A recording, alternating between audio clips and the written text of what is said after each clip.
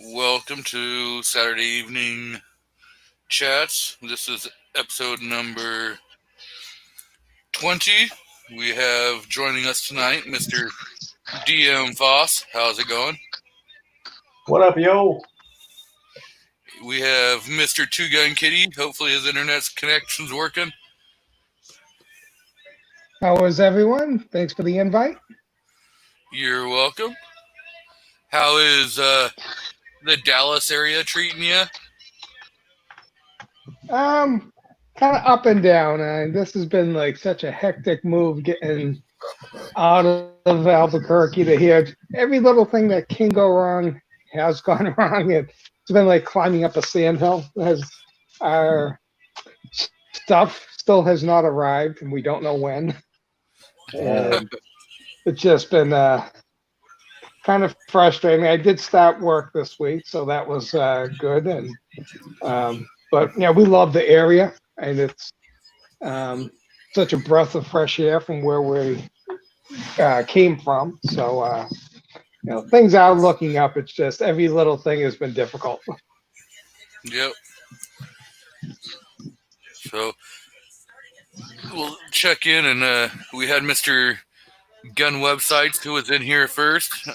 He might still be doing his Patch Bags telethon, which is a pretty good cause. If you haven't checked out that, there is an Indiegogo account that they're doing for like 12 different gun channels that's going on. So, and then we had Mr. Alan B. Pro that's in here. He's one half of like the foreign and domestic on Sunday nights with the Crazy Scotsman. So I know tomorrow night's supposed to be a pretty epic live stream. You've got Alan B. Pro challenging Bald and Curious to a drinking contest. And that is going to be going on live. So I hear they're going to be doing some like super chat ideas where you'll be able to buy shots that they'll have to drink during the live stream. And part of that money is going to be going to I think it's the Justin something Foundation.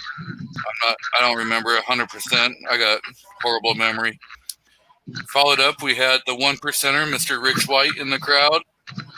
We've got C4 Defense out there, Mr. Gun Loving Grandpa, Chris Fulmer.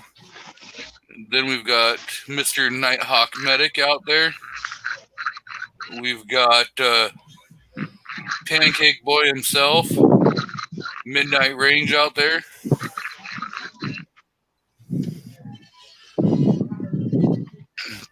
Yep, that's probably the wind out there on Mr. Two Gun Kitty's mic that you're hearing, Pancake Boy.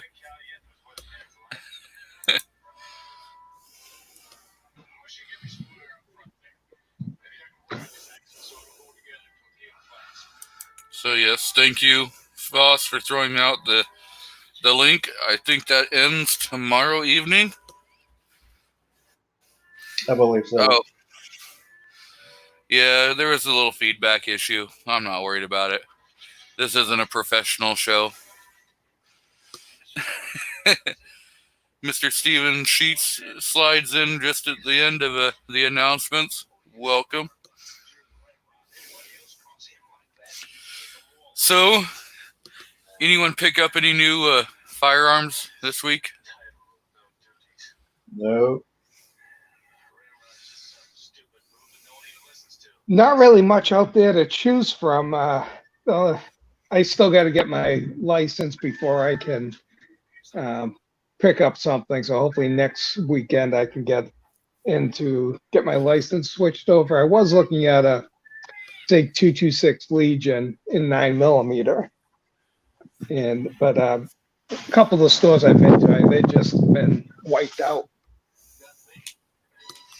I did get to a gun range though last week. Some friends came up from San Antonio, and I took him shooting, and he was looking to trade in his Walther Creed, which was the first gun he had bought, and he kind of fell in love with my Sig 229 Legion with the red dot on it. So I can see him trying to justify that purchase to his wife. It's part of the don't ask, don't tell policy. So it looks like Mr. Nighthawk Medic says he picked up 4 new ones. So congrats. We had Mr. Patriot in the Dark who says good evening and he's got to run, but hopes we all have a great show. Well, thank you for stopping in. And thank you, Rich White, for coming up with the name. It's Justin's Final Mission. So thank you again. So Nighthawk says he got the PPS 43C versus the MP 40P. Welcome, Mr. Carolina. What's going on? Not much. What y'all do up to? Just, BSing. Not wrong with that. So, thanks for having me on your show Thursday night. It was pretty fun. Yeah, it was. I think I heard Nighthawk Medic mention the other day that he has a monthly firearm budget. Who you talking about? New York Outcast? No, Nighthawk Medic. No. Who says he did or I did?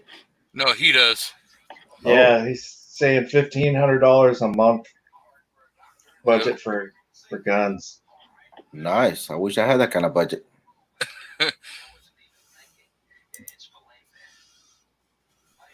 Question is, do you spread it out over several guns or just put it on one really good gun? I guess, I'd switch it up. So, there's a couple people out in the crowd that have links if they want to jump in. So, I know Chris says, anyone else tell their wife, oh, that gun? I've had that for years.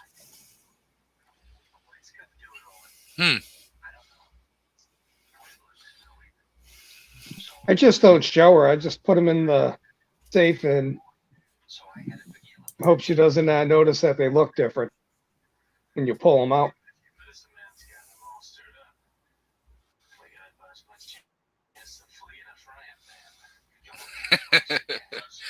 Yep, that's always a good one to say. It's always awkward when you have to tell her that they tend to mate once they're in the safe. Then they multiply like bunnies. And Mr. Well, that's what happens when you have a. Yeah, go when ahead. You get 22 long rifle when the 45 and 44 mate. or you get the 17 HMR. Welcome, Mr. Nighthawk Medic. How's it going? Hey, thank you, G23. I appreciate the invite. I've actually perfected my technical skills to the point where I can click buttons and accept things now. Thank you. Nighthawk, I want to know the secret. How do you do it? How do I do what, brother? Press buttons? Well, first, The $1,500 a month. That's what I want to know. I want to get into that. so there's a couple of ways you do that. First of all, marry someone who's smarter than you. And you'll actually never see my wife on camera, but every part of my channel that's any good at all is because of her. There's an old saying that behind every great man is a greater woman rolling her eyes, and she is the epitome of that saying. Exactly. But we live well below our means, is how I do that. And that's what they say women live longer, huh? Oh yeah, mine definitely is going to outlive me. I see we have Mr. Gizzard Gary in the crowd. Welcome. So we got a lot of good channels out there in the crowd and some great channels here on the panel. Never heard of them.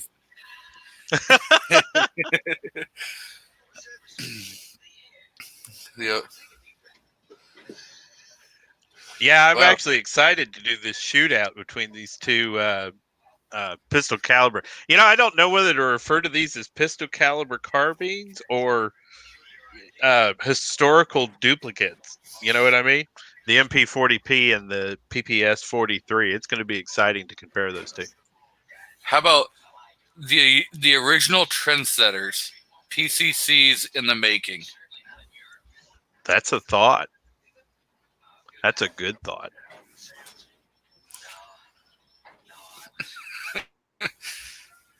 You're welcome. I'm You'll actually never- sitting you. I'm muting myself because I was formulating your plan, sir.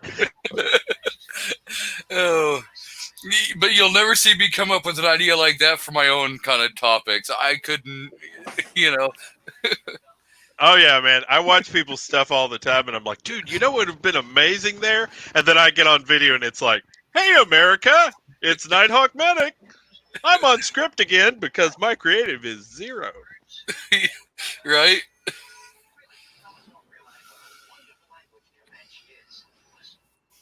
Yes, sometimes it is pretty awesome just to kick back in the crowd and watch other people flounder.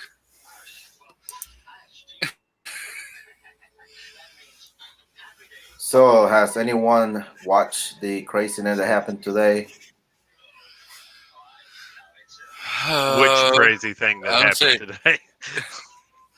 The Louisville, Kentucky NFAC, or whatever it's called. Oh yeah, No. I know that I heard a few different things going on about that. I'm not. I haven't paid any attention to it. Apparently, somebody had a discharge of their firearm in the crowd. One of them, and hit three of their own chest, leg, and hand. I think it was. How One do shot. you negligent discharge? Oh, one shot did it? I was like, negligent discharge on an Uzi? What? I don't understand. It must have been an AR. Well, I mean, if you look at some of their other photos that they've had, yeah, you know, you look at when they were marching, and one of them had a, what is it, M&P 1522, and you see the stovepipe, like, right in it. It's like, okay, if you're these excellent trained marksmen, how the hell do you not know how to clear that, you know, simple malfunction? I think What's he doing with a 22 to begin with? Yeah. Well, they're supposed to be all ex-military, trained well, and all that stuff. Man, you know, barrel awareness, muzzle awareness was a key thing when I was in the service. If you flag somebody, they'd put you down. Yeah. And then another guy pointed out the fact that whatever his name is, Grandmaster J or whatever his name is, you know, he claims he's, you know, ex-military, retired Army and stuff. And then you see him with his black, shiny, you know, glittery shirt and a Sergeant Major stripe sitting on it. I was not military, but I do know that in the military Uniform Code of Justice, you cannot wear any kind of military, you know, like bars and stripes or anything, insignias on anything but fatigues. Well, you know, so once you get out of the military, a lot of that goes away, though. So they kind of ran over the stolen valor laws, and they pushed back against people wearing their uniforms that kind of covered it under the First Amendment. A lot of that's kind of gone out to the wayside.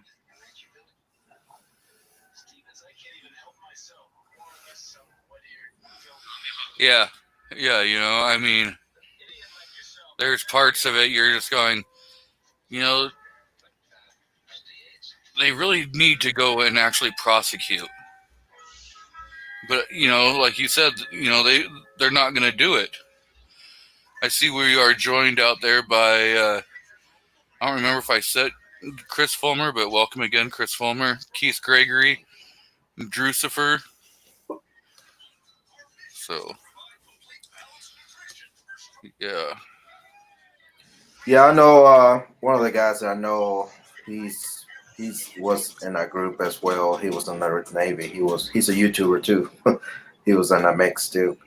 But yeah, apparently 3 people got hit by their own people, and 2 of them passed out of heat exhaustion. Got too hot and passed out. So, Well, even professional soldiers black out every so often if they don't wiggle their toes and drink water.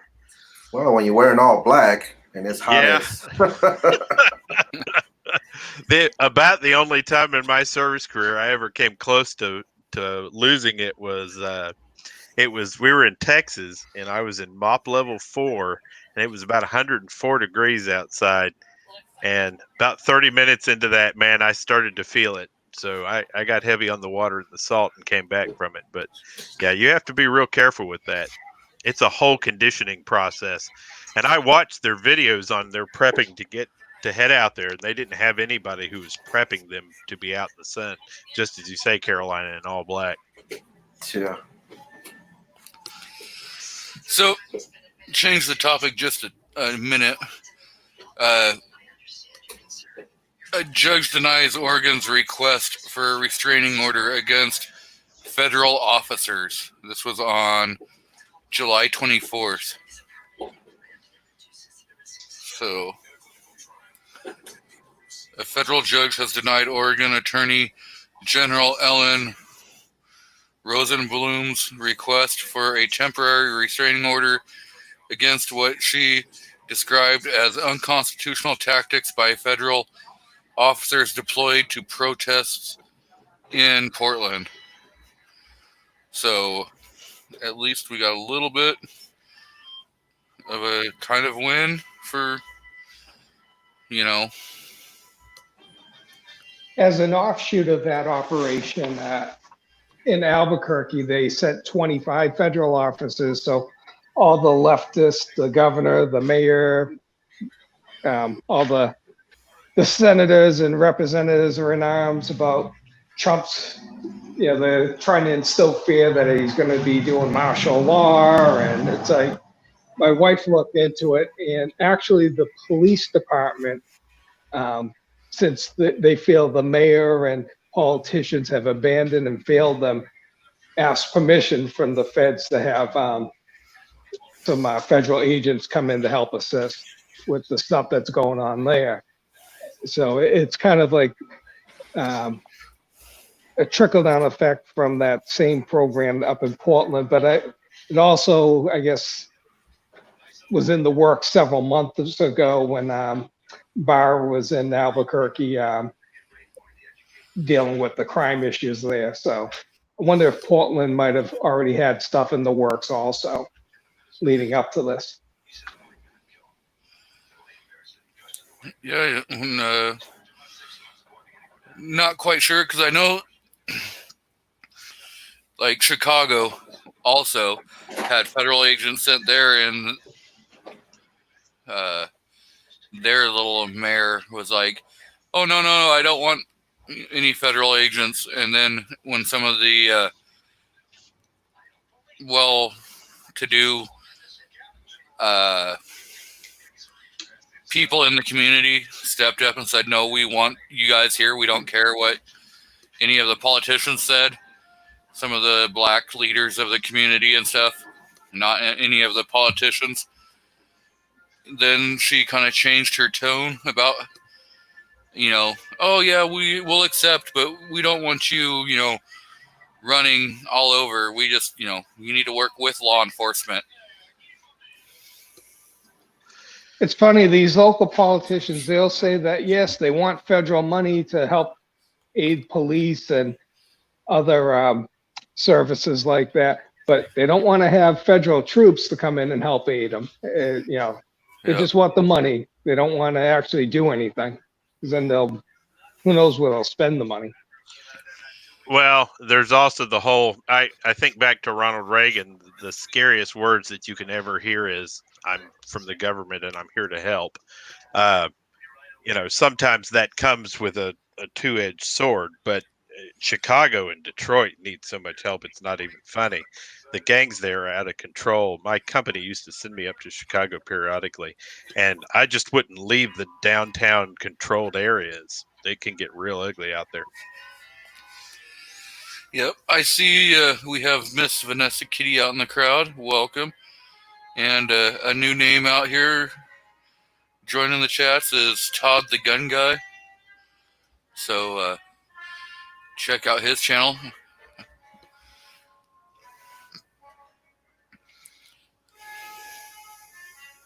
Yeah, Todd does pretty good reviews, lots of energy. Yeah, I've checked out a couple of his videos. I'm pretty new to his channel.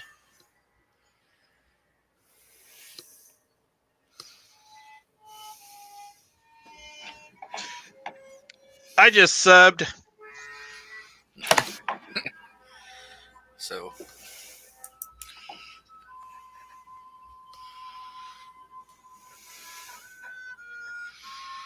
yep. That is kind of true.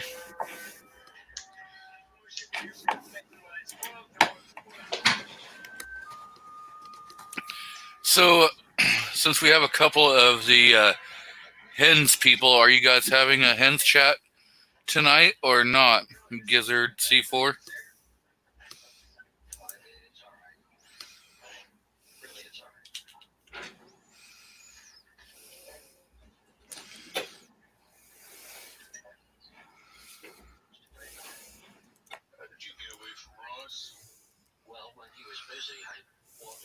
One of my friends keeps sending me a message on Facebook that's basically he's sending to everybody, and it says that the Democrats are going to have to manufacture some type of emergency before November.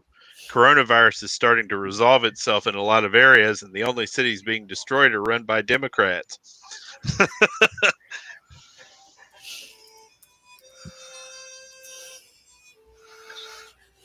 Yeah, pretty much. We've got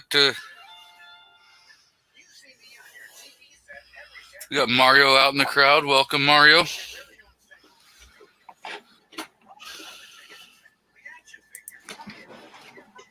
Mr. Drucifer says, I heard on a podcast that Trump has the power to call up militaries and could be his next move to help the DOJ instead of trying to put mill on our soil. Just theory I heard. Well,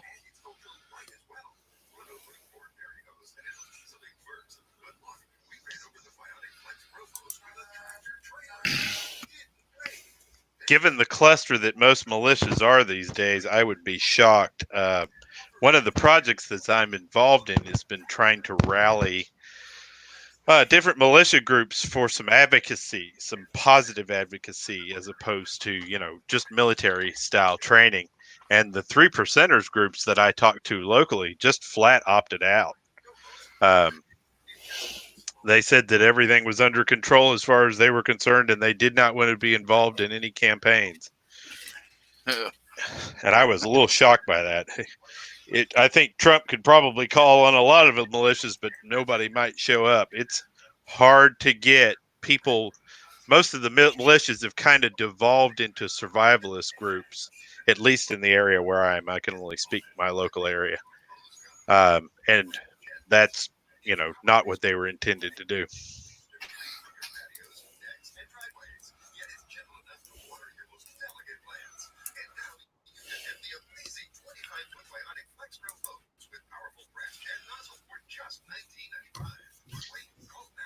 Yeah, I know. Like Portland's is a how can you put this kind of delicately? Portland's its own little well, it's its own little hellhole. There's no. So you have like the Proud Boys that used to go in there a lot, and they still kind of do. But almost every time, like when the Proud Boys go in and hold a rally in Portland or anything, a lot of them get thrown in jail, even though they're not, agitating any of it, and it's the backlash that happens because of like the Antifa people that show up. They still face the brunt of all of that.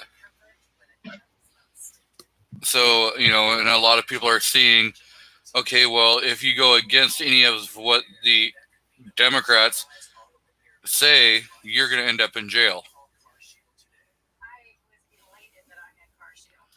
Even if you're following all the laws and everything, you're still going to be the one going to jail. There's this attitude by the politicians to demonize these militias and try and label them as white supremacists and promoting violence when they actually don't. They want to go to protect stuff and actually kind of help police things, but it happened in Albuquerque with that the shooting at the monument that was being torn down. The person that did the shooting wasn't a militia member, but of course they tried to paint him as one. You saw it up in Michigan when they were protesting COVID, and they just want to make it seem like these people are going to be violent when they're actually probably the least violent people. Vanessa there. Vanessa, we probably won't see law enforcement, any of these federal police, get anything significant moving for a while.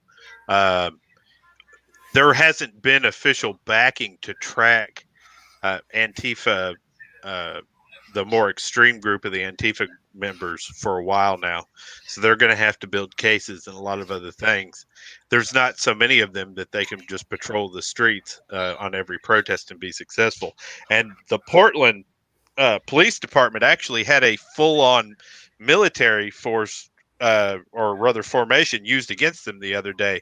When they attacked, those people had built a phalanx formation, old Roman style.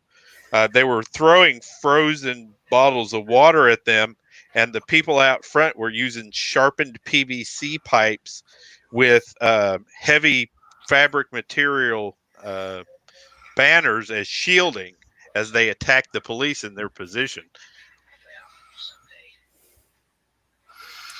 Yeah, well, that and like what's going on in Portland with the federal, their only orders that they have so far is to protect federal property.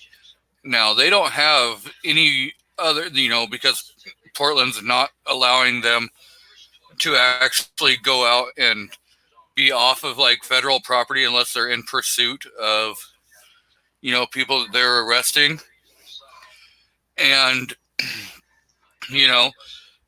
like the 3 officers that got pretty much permanently blinded, we're not 100% sure yet if it's going to be a permanent, because of the green lasers being shined into their eyes. That, and then all the, explosives that they've been throwing over. And, they're truly trying to, like, kill these officers. They have no problems trying. In comparison, you see Antifa using these tactics, these improvised weapons that may not look visually like weapons when they're being filmed by the media, and then they'll show on the other side the militias, who are carrying AR-15s but not using them. They're more with the militias. It's more of an optic where Antifa is trying to disguise their stuff and actually using stuff as weapons, and the media just paints such a awful picture where they won't portray the truth. It goes to guerrilla warfare. They're doing the guerrilla style tactics of using IEDs, improvised explosive devices, all these kinds of different things that they can do that won't look like weapons but are weapons, so that they can kind of gain an upper hand, so that people aren't really on edge. But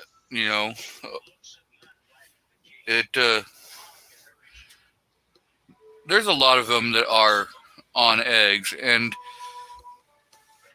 like, if you look back a few nights ago, there was a retired gentleman who heard like 85 different explosions, and finally he decided, I'm done, not being able to sleep, because he lived close to downtown, close to the federal building.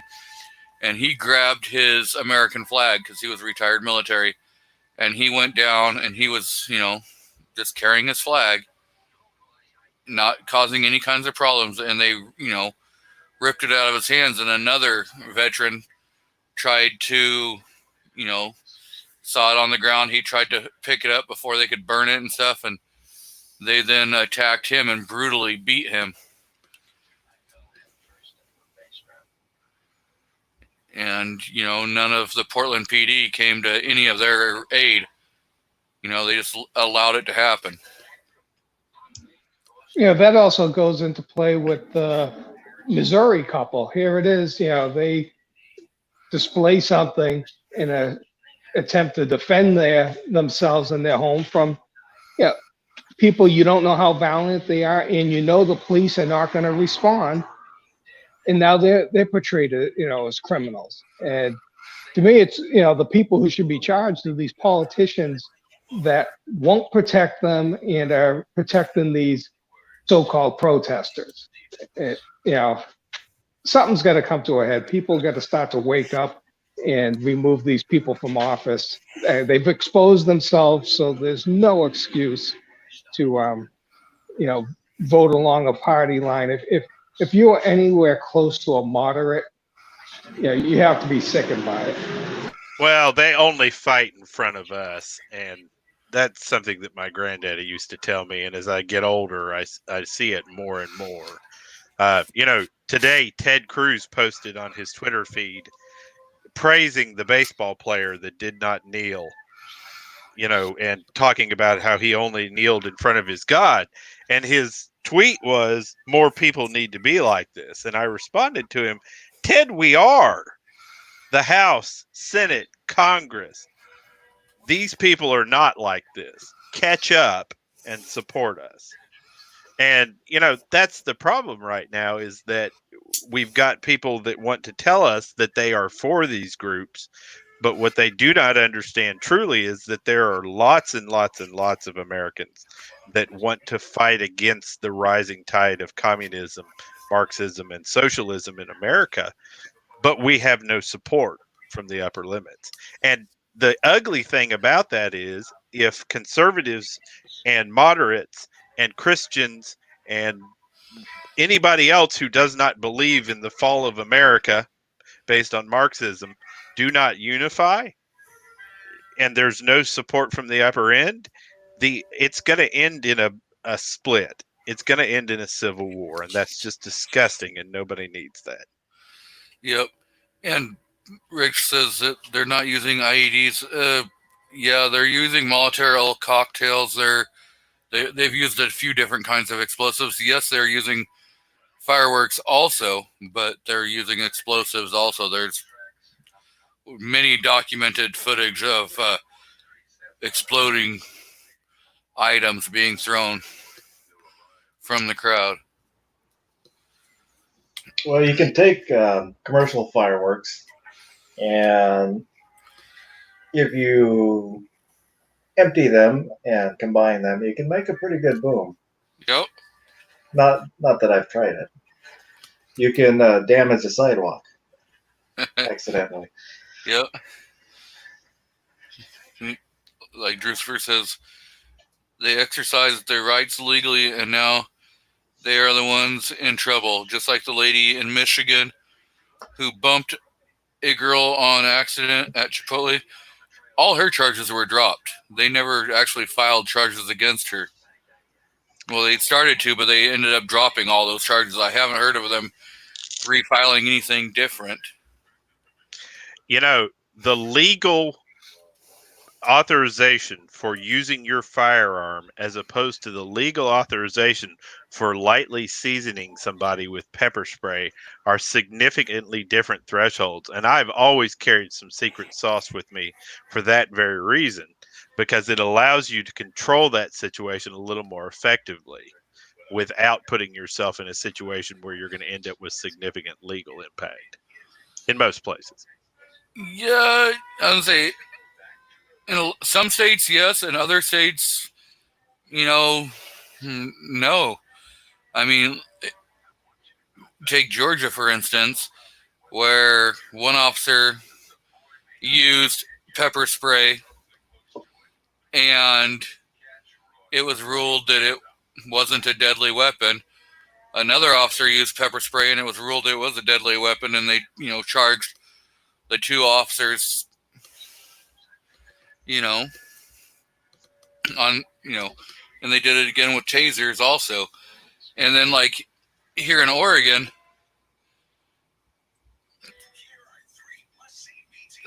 pepper spray is treated like a firearm. So if you're a felon, you can't possess pepper spray.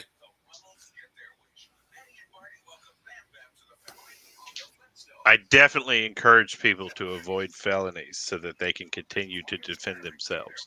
I think that you're right. The disparity in the legal systems and the authorization for self-defense stuff is very wide and varied. I left a communist state to move to Tennessee for that very reason. I woke up one day and realized that I was contributing significant tax dollars into a state that was then being turned around and used directly against me to take away my freedoms. And I just wasn't going to do that anymore. Isn't Tennessee one of the states that's going to be giving out reparations along with North Carolina? Nah, that got hung up.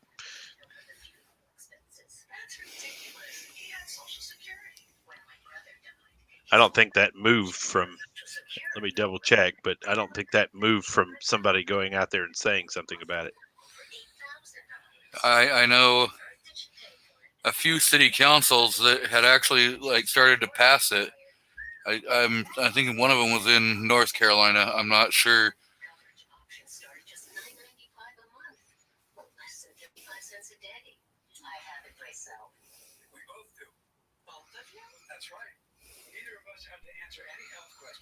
And in addition to the pepper spray, you also get the tasers in some states are considered, a restricted item. So, that could also be considered deadly force, I'm sure, by someone if they want to try and push it. Yeah. My honest opinion, which sometimes is not very popular opinion on it, is when it comes to this felony situation or any criminal situation, if you're not trusted to be able to own a firearm, then why the hell are you trusted to be on the street? We need to redo our justice system, as in it is there to do what it was supposed to do, reform people, and not just be a vacation spot. I've rarely encountered a privately run prison system that resembled a vacation spot. The modern ones are leading to more mental health disorders in people. Uh, People are a lot of times already criminally, mentally disordered when they hit the prison systems, and a lot of the private prison systems actually make that worse. I can't speak for all prison systems, but what I've seen is people go in with very minor issues and emerge with significant issues. Not saying that every instance is somebody who has a mental health issue and should all be treated that way, but rather I think you're right. Nobody's reforming anybody. And a lot of it has to do with those privately run prison systems that spend so much time keeping people in solitary confinement that makes people really, really unstable. Yep. So, yeah, there's, you know, and if it was redone, you know, and stuff, even if they're private, if they're, you know, government owned, whatever, if they were forced to actually go for reforming, and so instead of you having a set time that you're going to be getting out, like you do a crime and you're going to do 5 to 10 years, if you get told you're going to do a minimum amount of time with a zero maximum, which means, okay, you're going to do, depending on your crime, you're going to do no less than 1 year in prison, a maximum of the rest of your damn life on any kind of crime, unless you decide you're going to start doing some of these programs to help, you know, with mental issues, with drug issues, with, you know, education, stuff like that, you know, that can help. And teaching people how to hold a job. And part of that would be while they're in prison, they're working to help pay for the fee, you know, to house them.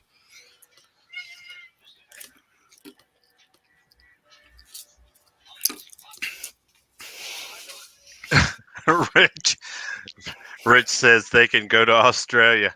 Now that's how Australia got started, Rich. Yeah, exactly.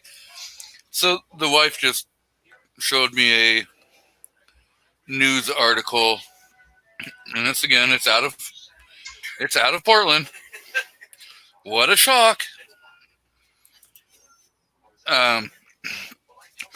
Rioters used metal spikes to target Fed vehicles. What did they throw caltrops at him or what? Feds clash with Portland protesters again hours after judge denied request to restrict agents. Portland officials send federal government cease and desist letter.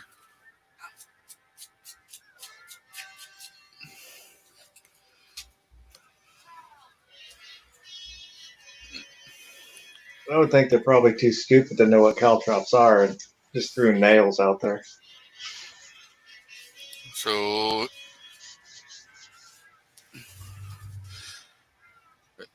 a persistent crowd of protesters remained outside the federal courthouse in Portland, Oregon, into the early hours of Saturday as fireworks were shot at the building and plumes of tear gas dispensed by U.S. agents lingered above. Thousands of people gathered in Portland streets after a U.S. judge denied Oregon's request to restrict federal agents' actions when they arrest people during protests that have ruled the city and pitted local officials against the Trump administration.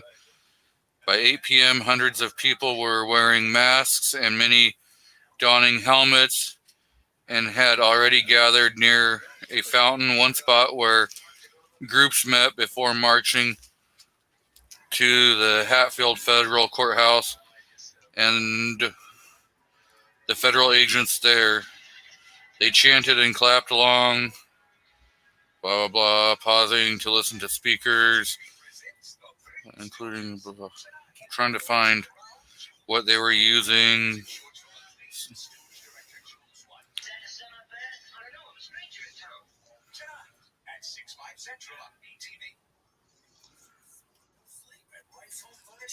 There's a nice shook fence surrounding building through glass bottles. Many times those actions were met by federal agents using tear gas and flashbangs. Some becoming sick. Hell yeah. You gotta love the dads. You remember they had the wall of moms. Then a wall of dads with leaf blowers to help direct the gas back towards the courthouse. Did they say that people got sick when they inhaled riot gas? I can't imagine that CS gas would make anybody sick. I know, right?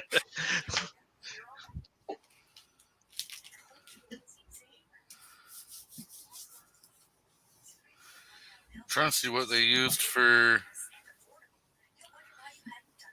And if you've ever been flashbanged before, that's not particularly good for your inner ear either. Oh, no. You'll receive a package of 5 screenings that go with checkup. Ultrasound technology looks inside your arteries for plaque that builds up as you age and increases your risk of stroke and heart disease. Yes. I'm kind of quickly glancing over this, and I'm not seeing exactly what they're saying they used, but I'm not going to spend a whole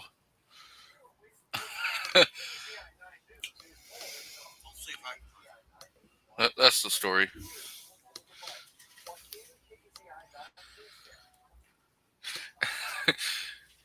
Hey, this was Friday night into Saturday morning, so yeah, it sounds like we're going to have a party.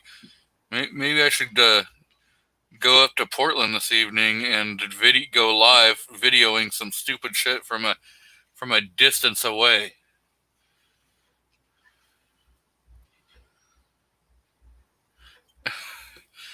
Some of them do have like hearing protection on and earplugs in, but I've just seen some videos from other YouTubers out there and everything. I know Mr. Rob D, the New York Outcast Glockator, has a link if he wants to jump in. And I see we're joined out there by the one and only Gun Snob.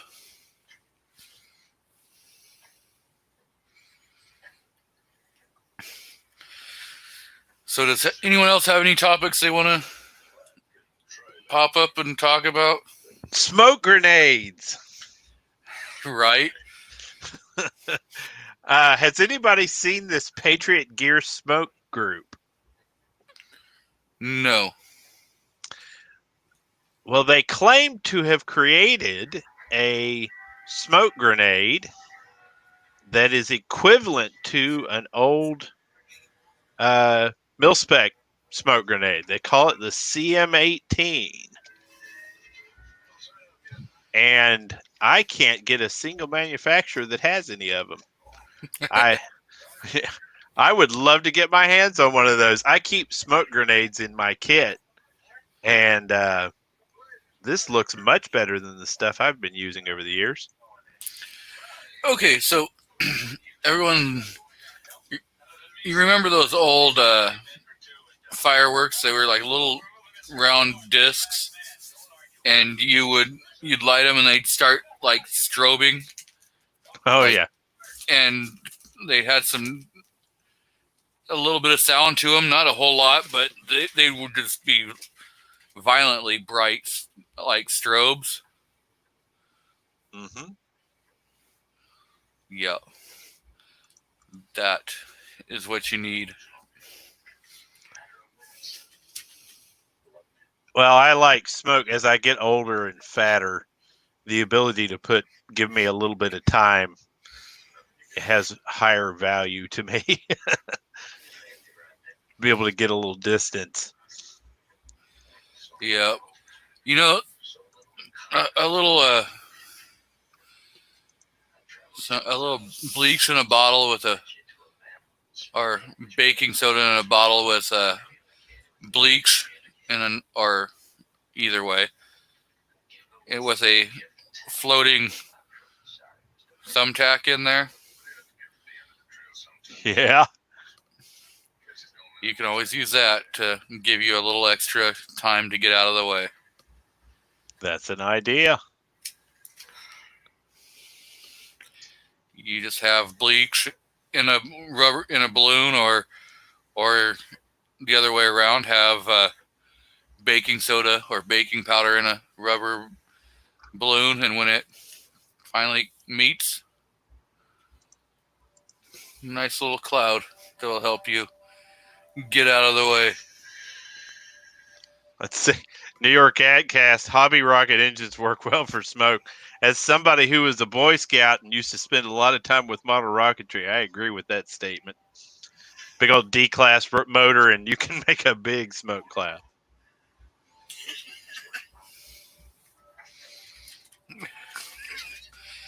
So, gun website says you can't sell smoke grenades that trigger with anything but a wick anymore.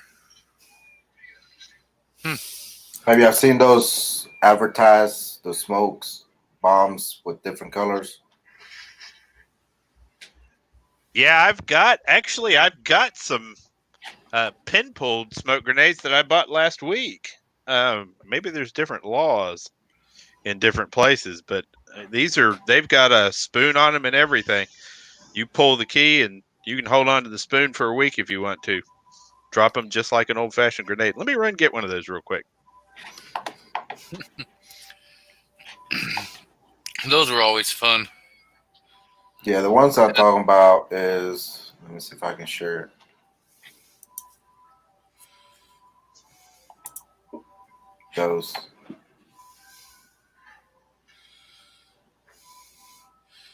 So yeah, Yeah, Mil-X makes a high-powered smoke grenade. are you seeing the ones that are on the screen? Yeah.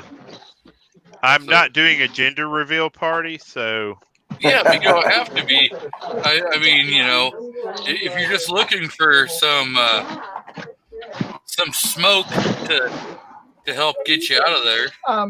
Right now, I just started with a company doing delivery driving. They do general installation, so they deliver installation to job site, all different big like plumbing and HVAC stuff. Yeah. He says the firework places told me they can't sell Yeah, spoon or pull types anymore. Yeah, I just want to. Huh. I'll have to check out that law. But that might be over in the Arizona area. Well, I'm looking at the Mil-X smoke grenades. This product cannot be purchased online. Training and field use only. Please contact us for more information. Looks like maybe the ones I have is the last ones I'm able to have. He says Patriot Gear make the pin pull CM18 white smoke grenades. Yeah. Ohio 45 ACP. Yeah, Ohio, have you ever actually seen one of those? Because, man, I can't get a hold of those to save my life. And I'd love 30 or 40 of those. They're only about $30 a piece. Remember, he got a budget of $1,500. So Hey, I'm not making that up. That's for real. hey, I'm just trying to help you spend it. That's all. Yeah, I appreciate that. Yeah, there's all sorts of people who try to help me spend that. Trust me. So the question was earlier. Now, do you spend the whole $1,500 on a single gun, or do you spread it out between, 2 or 3 different guns? So it kind of varies. So I take reasonable. I heard you the other day, Carolina. I take reasonable requests for different weapons on my channel. In addition, I do training there's an incredible lack of introductory firearm training in the area of the country I'm in. So people will go take a CCW permit and they've never fired a gun in their life. So they'll go take that class, discover that they're completely incapable of qualifying, and then go practice. And so what I'll do is I also spend some of that money on ammunition and things of that nature for getting people from I've never fired a gun in my life to I can now qualify and take the CCW class. So it's not all spent on guns typically, but like this month so far, I've bought 4 guns. I've got about $700 some odd left in the budget that I'm sitting on. I can't decide what I'm going to do with it yet, but I've got a student tomorrow morning. You do realize the month's almost over. Yeah, and the 31st will be here soon, and it'll be reset time. But nobody's selling the dang guns that I want. Hey, good night, Defense Dad. Have a great night at work, sir. I want that PSA, or is it PS or PSA 19 or the Glock 19 thing from them, the dagger. I want that thing so bad I can taste it. Yeah, it's a good price too. If they ever release the darn things. Yep. So, Mr. Defense Dad has joined us, and he will be listening while he drives home from work. So he just got off work. I think he works the second shift or something. Nice. So, yeah. And then to go back to what G-Webs was saying, the kind from fireworks stores that had a wire pull ring were great for setting up perimeter alarms, etc. Yes. Those panic things? Anything you can use so you can have a tripwire, it gives you, 2 minutes head start. Oh, yeah. Those handheld panic noisemakers? If you can use those things too, and they're great because they're reusable. When you pull the key on it, it goes. Brrr! Those things are amazing for perimeter trip alarms. I don't know how many times I've gotten one of my neighbors. Yep.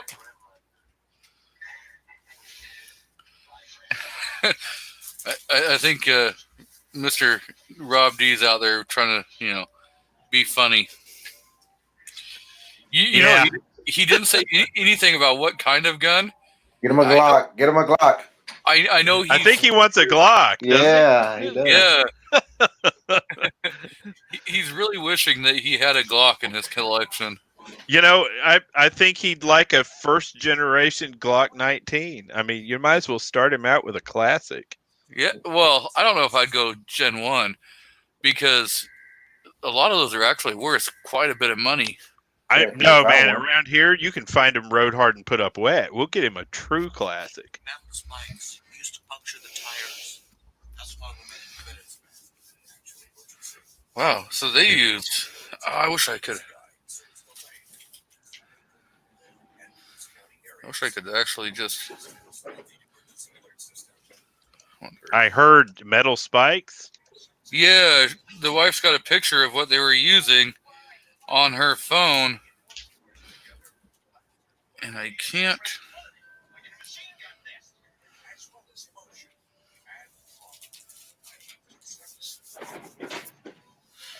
It's from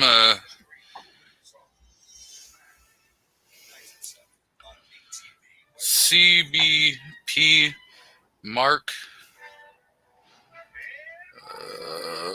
What's his name? It's off Twitter. Mark Morgan.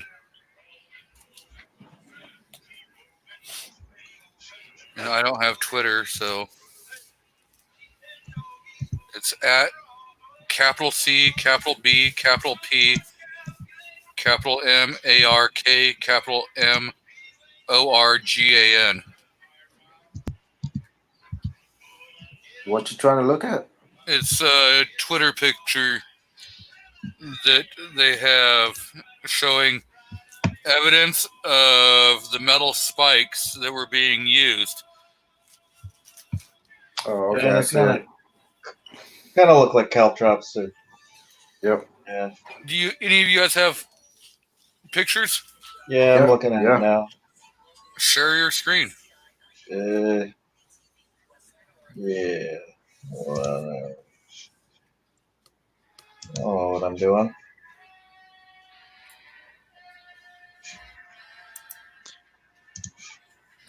Drucifer says, I'm looking for a Glock 23 in the gray frame if possible. Glock store, glockstore.com. Drucifer, I'll also keep an eye out here locally. Sometimes that stuff shows up. Maybe you can avoid being violated by the Glock store. You know, I was just thinking, Outcast has probably never had his hands on a Glock 43. Just send you an email with a picture, G23. Okay.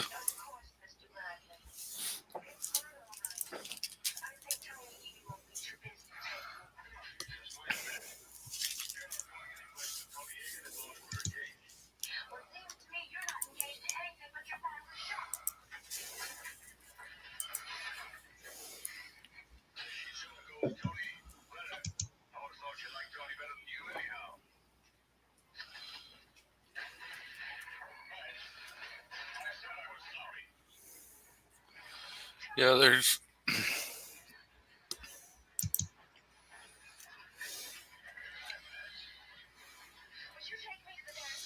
Wow, you can get one of their nice custom race guns. It's only $2,700.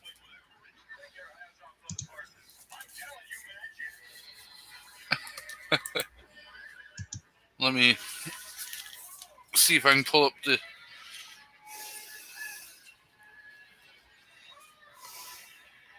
I'm your huckleberry. Yeah, you can look at tweets on Twitter and even without an account, if you know what you're looking for.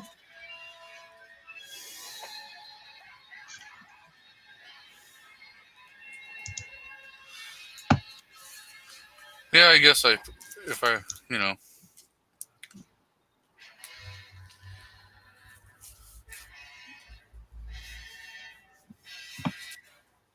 I'll forward that to my other email address.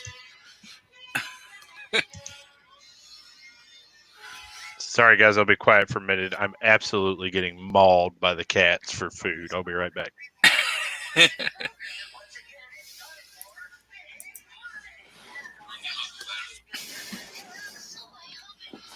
So yeah.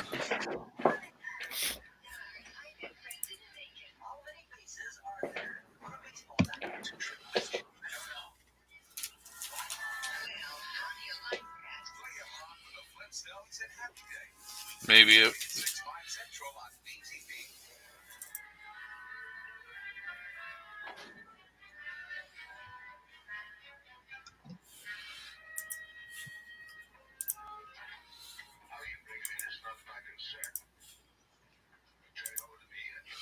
So yeah, this is what they were using.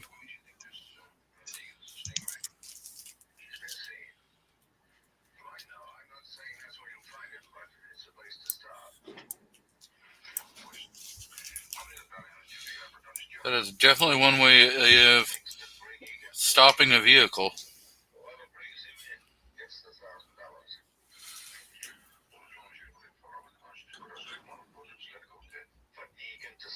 So what's the deal with them riding for the last 58 days? I mean, are they still with the same deal? Yeah, they're just rioting to be rioting.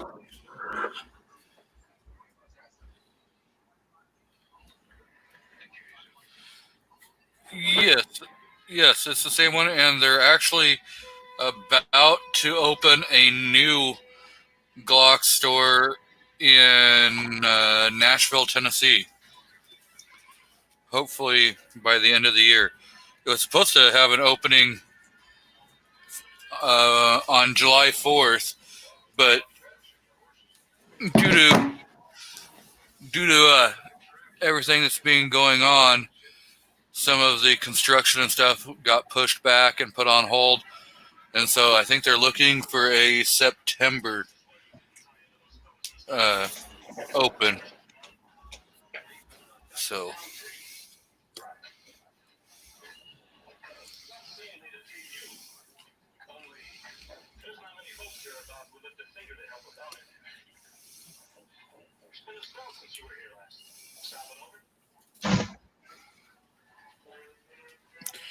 I think pretty much the only difference between the 40 and the 10 is case length, because you can get the grain weight pretty much the same Yeah, in 40 and in 10. It's just the case length that's the difference. the bullets are the same. It's a projectile.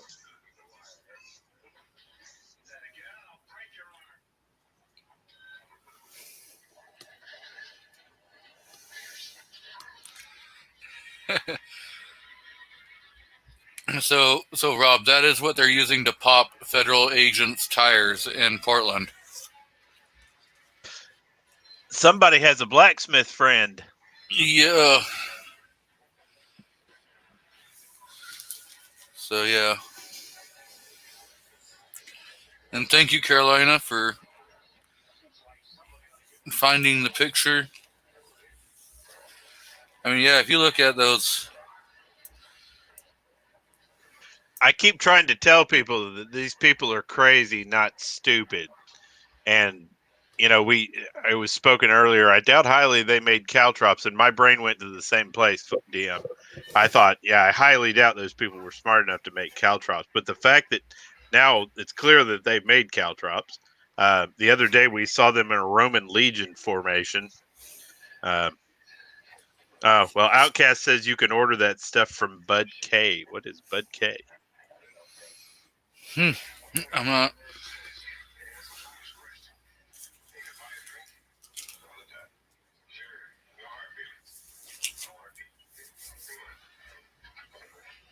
Because I'm the same guy. I've thought for a long time that they were too dumb to come up with some of the stuff they've come up with. They sell the finest China knives. Yep. You notice that all this rioting and stuff that's happening, none of them are over rioting near benchmark.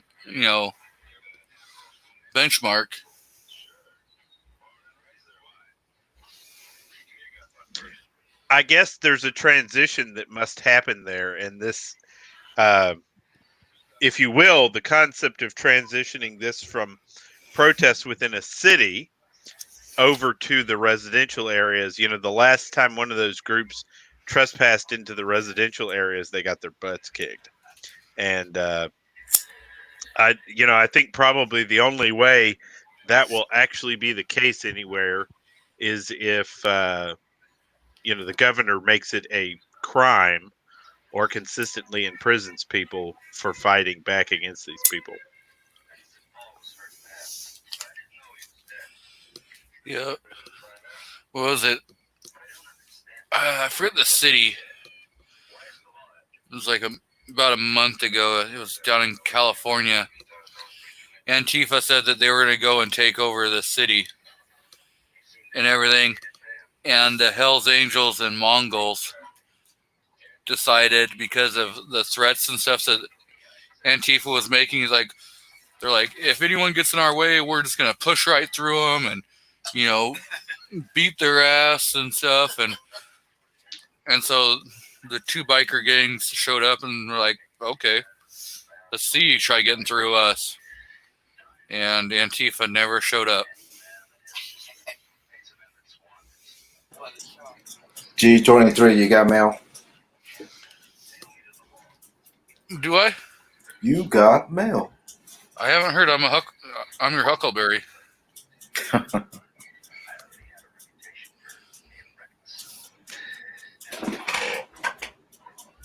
So Rich says the Bud K is a catalog order company with only the finest in Chinesium.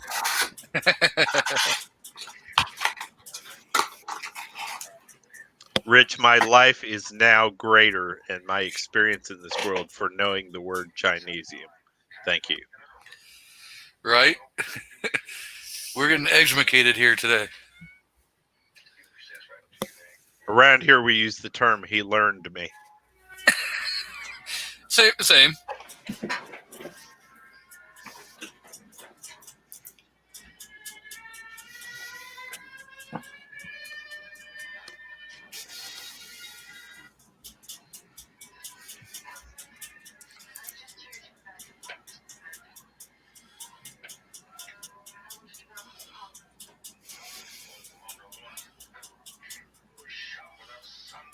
Got to.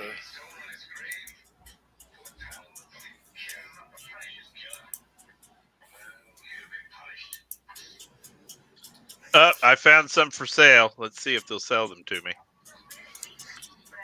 Firestorm Defense self-defense products. What kind of products? They have the Millex smoke grenades, at least. So They've got pepper spray guns, base pepper ball guns. I like those pepper ball guns. Has anybody else ever used one of those? No, I I haven't. haven't. They're pretty neat. They fire a ball of about an ounce of pepper at a target, pepper chemical, capsaicin chemical. And if you're good, you hit them in the chest. It does a pretty good job. It's not as good as unloading an entire container of secret sauce directly in somebody's face, but it's a pretty good trick. Secret sauce. So you've got here's the 40 with the copper and the 10. So that's your difference. Is just a little bit of case length. You know what's crazy? When you put that up there, I thought we were looking at the difference between a 9mm and a 9mm Largo, because the difference is almost identical there.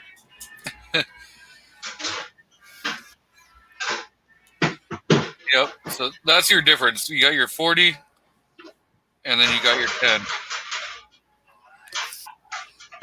So, Mr. New York Outcast, what's going on? Not too much. How's it going? It's Saturday, and we're talking crazy stuff going on. So I see we have Guy That Comments jumped out in the crowd. Welcome. Have I missed anyone else?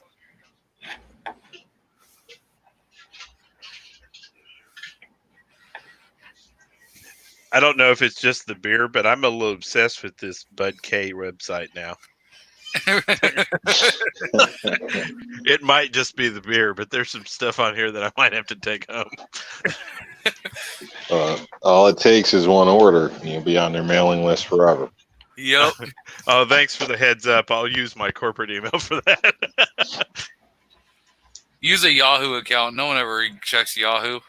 No, my corporate stuff auto blocks anything stupid that comes through, so it's magic for ordering dumb stuff. It keeps Amazon at bay. Thanks for the heads up, New York. No problem. If you're really looking for cheap, I recommend whatever product you find in there, do a search for that, because usually you can find it somewhere else $1 or $2 cheaper. So. Yeah, roger that. There's Foss. Yeah, here's a 10, 40, and a teeny tiny little 9. Wait, just a sec. You can put. There we go. Now you're the Look solo. at that 9. That thing's huge. Teeny tiny little 9. Fat fingers. Jesus. Now all you need is a little 45 Colt action going on. Oh, I don't have any of those. I've just got 9, 40, 10, 380, 38, 357. And then all the rifle stuff is downstairs. And you got Ichiro on the wall. So Nice. I think the most shocking round I have here is a 2-bore.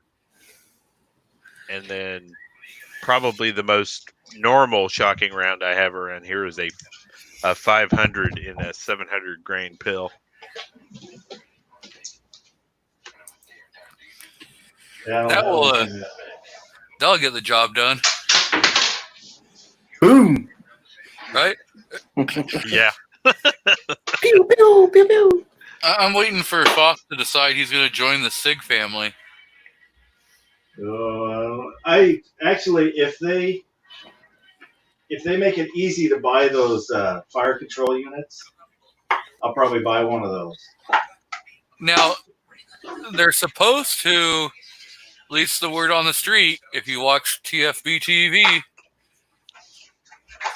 in September, they're supposed to be sending them out, just the fire control units out to local FFLs, where you'll be able to go in and just buy the fire control group, or you'll be able to order it off their website and then order all, your grip frame, your slide, your barrel, all that stuff.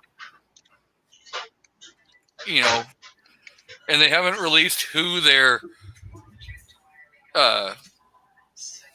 partner companies are going to be. I mean, I can almost guarantee it's going to be like Wilson Combat, Polymer 80.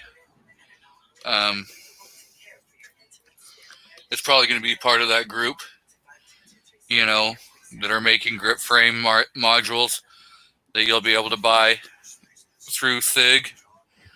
I would hope that they would put Icarus Precision in there, because if they could start getting Icarus Precision, out there, and more people start hearing about them, and you have that metal option,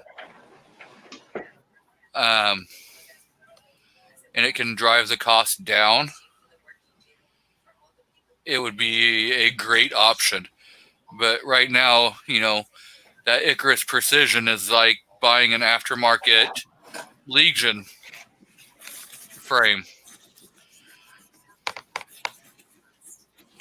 You're talking, it's like $300 price range.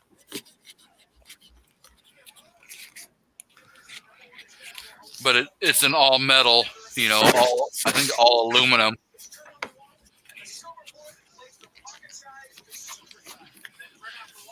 But like the one thing I like about the Wilson Combat and your Polymer 80 grip modules is you can buy whatever grip module you want, compact, carry, full size, and for $20 you can get the tungsten weights that go into the frame.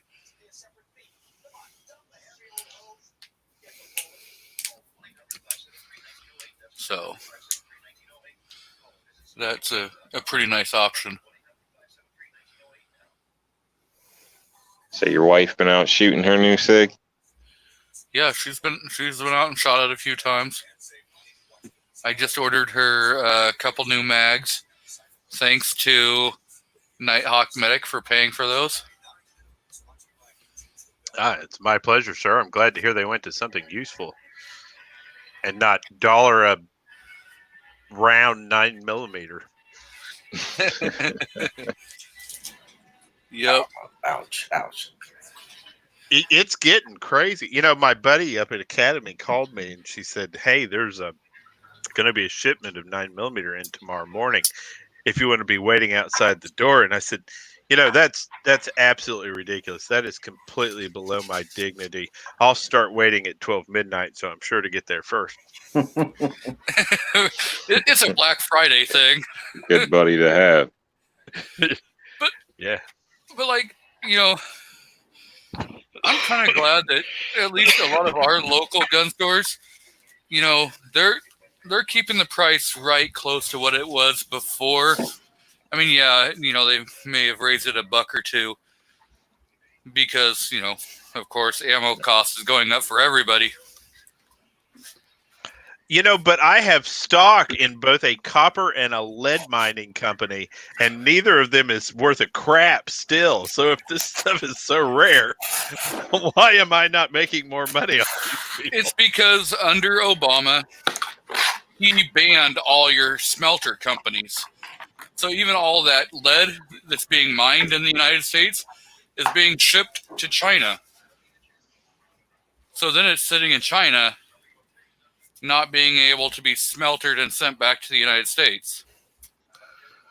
Yeah, I'm probably going to have to make my own smelter and start pouring lead. I ordered 1,000 lead powder-coated bullets in 115 grain to reload the other day.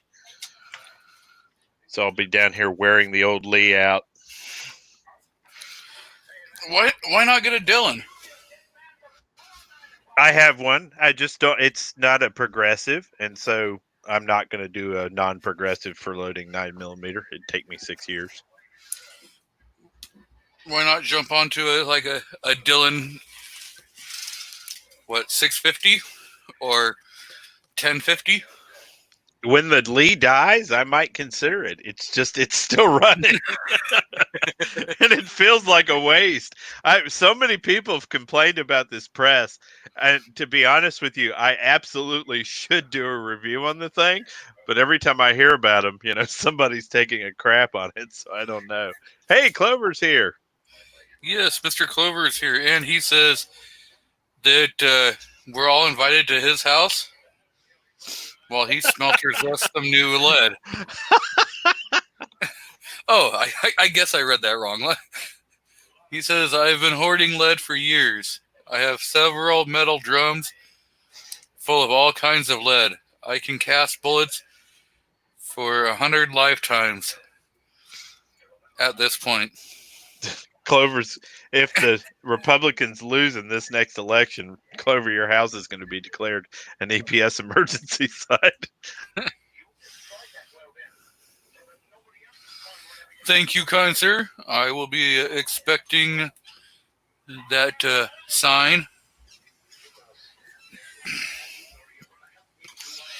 And as soon as I get that sign, I will attempt to do an unboxing video and link it back to your channel. So, right? Hey, this isn't fair because you notice that somebody dropped out of the chat and is a new Texas resident.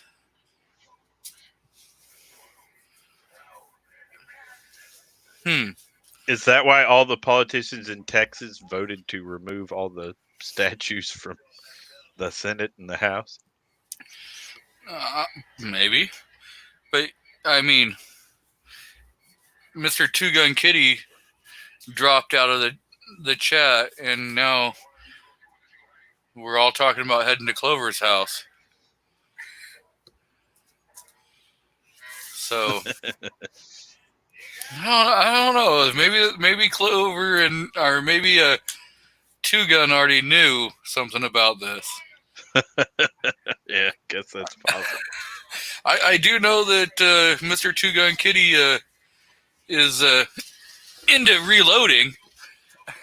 No, I'm just joking around, guys. Warsaw Patriot there's commenting on that Chicago mayor again. Yeah, she is useless as tits on a hog. She's just terrible. Yep.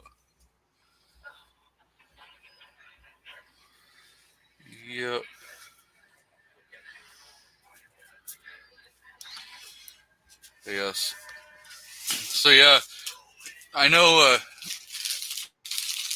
as soon as the wife picks out a new grip module, that'll be another present from you, Nighthawk. Oh, that'll be fun. That will be way fun. I just picked it. Oh, go ahead. Sorry. Oh, she just wants one of the small frames, because they come small, medium, and large. And so she wants to try what a small feels like over the factory medium. Yeah, that makes sense. I So- just picked up a modifier for my Glock 17. I got a flared magwell accessory. You could literally install a flare magwell on them. I didn't realize they had those. It's pretty nifty. Sorry, Oh, yeah. Carolina. No, I was gonna say that you are G23's wife, sugar daddy, huh? I was thinking that myself. But Well, you know- couldn't she just try one of the smaller guns first to see if she even likes it? Damn, man. She got all bougie now that there's a little funding, did she? You better watch what you're starting, buddy. So You're gonna need a new car soon. my wife and I were so poor when we met. We couldn't afford the R on the end of the word. We were po. And we were both in school, and I met her when I was stationed at Fort Gordon. And she graduated nursing school. I went on to get out of the Army, get a college degree, get a decent job, and so we started making money. Well, for years, I carried a FEG high power. I don't know if you guys remember those generic Browning high powers. It was a great pistol. Well, I started to upgrade my carry stuff, and my wife decided that she wanted to carry too. And the first pistol she picks out is the PT-111, the old Taurus PT-111. And she shot the wings off of that thing, 7,000 rounds through that thing. And they were so cheap that I bought two more. Just, when she'd wear this one out, I'd go switch her to the other one. Well, one day we were at the range, and I noticed her eyeballing somebody else's weapon. And I was like, "So, babe, do you want to maybe go look at a different weapon?" And she said, "Yeah, that'd be nice." And so we walked back into the gun store, and so she's looking at $1,600 and $1,700 pistols, and I was like, "Oh God, what have I done?" But she settled on a $700 some odd dollars CZ75B. But I was about to drop dead. She was looking at $1,500 Glocks or 1911s. Yeah. My lady's choice, she always tends to go towards the $1,500 1911 or whatever it is. Doesn't matter, magazine or whatever. She's like, "Oh, I like that one," and it's like, "Oh, like wow, of course." It's always that, off the wall one. So it's amazing. I think that just might be a lady thing. So yeah, I bought her a new Volkswagen last year, or the beginning of this year. I guess it's still a 2020.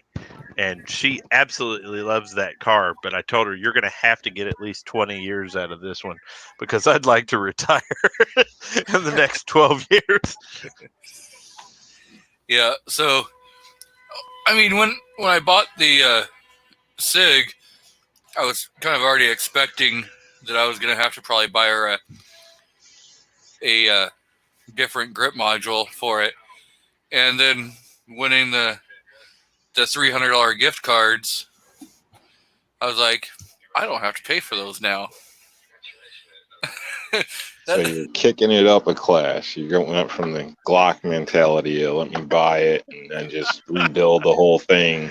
So, well, let's kick it up a notch and add a few extra $100 on it, and then we'll do another Lego gun where we can just buy, and maybe we'll like this and maybe we like that. Oh, we like the gun, but sometimes you Crazy, you're paying that money and now you already want to change it. Like, damn. see, the thing is when you Glock people. when you buy that 320, the whole intent of the 320 is to customize it, and that's why here Sig marketed the hell out of it. They got you, buddy. Here pretty soon they're going to just sell the FCU so that you'll be able to then design it however you want. Well, okay, maybe not you and California people, but everybody else in the free world. I still can't believe they chose that ugly ass SIG pistol over the 92X. That is such a better pistol in every way.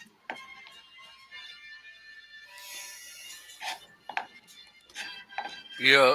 Well, they wanted the modularity. They will never modularity that pistol. I bet they did repairs on the entire fleet of 92 SFs twice in the entire time I was in the service.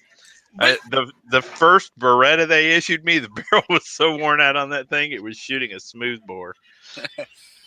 But so I know I've heard some rumblings that they might be coming out with a PCC grip frame that will accept the 320 FCU. That would be interesting. So then you could just take that FCU and go from having a pistol to having a rifle, and then right back to having a pistol. Well, I think I seen something like that on SHOT Show this year. I think Yeah. I already. I don't know why they wouldn't go with a company like CAA USA and just integrate one of those sets into it, because I've got one of those and they work great. The Micronis. Uh-huh.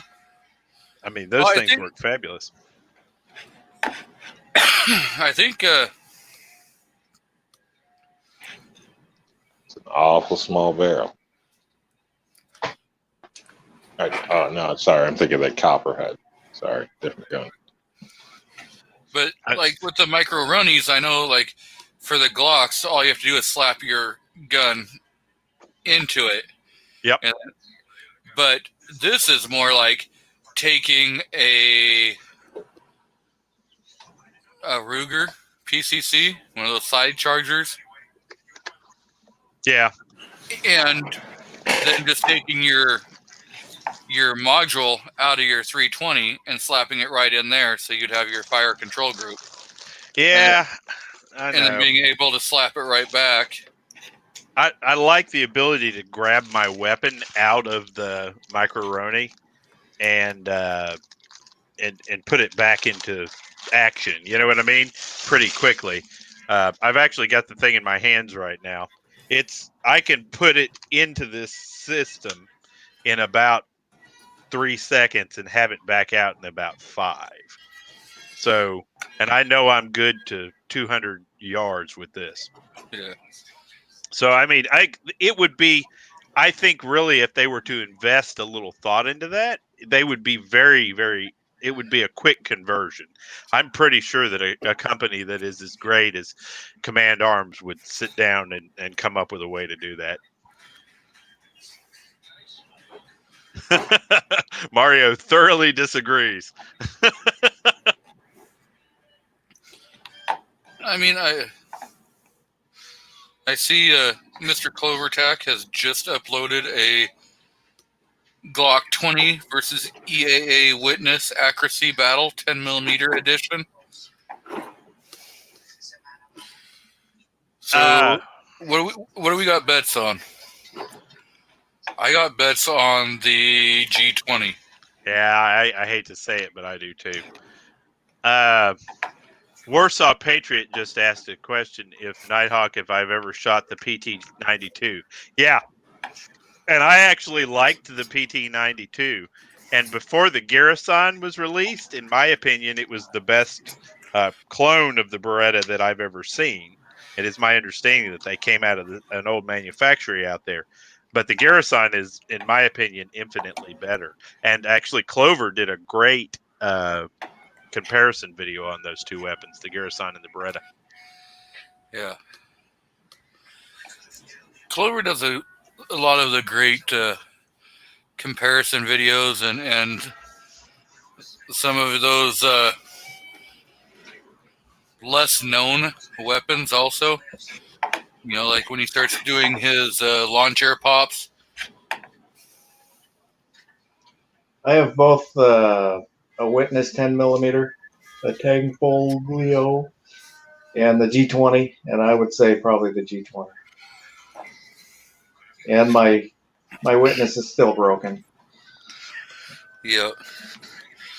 So, Happy Bacon, we do a lot of 2A talk here, which I'm pretty sure this is probably just a Pancake Boy sub account.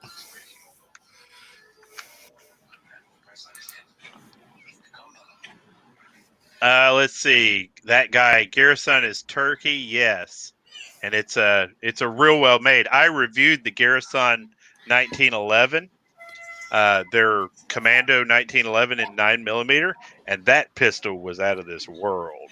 That was a really, really great pistol. The optic that they send with it is wholesale garbage, but the pistol was fabulous. So I guess it's not Pancake Boy. Might be a bot. Probably. 'Cause I've been seeing lately the same "what's going on here" comment with other names and other chats.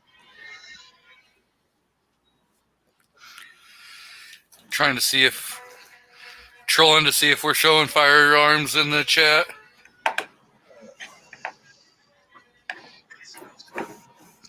Made the big time now.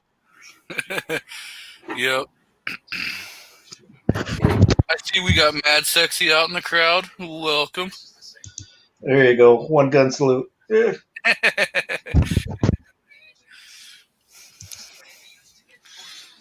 And Mr. Warsaw says the Garrison is pricey right now. You know, I haven't even looked at them. Yeah, they're not cheap.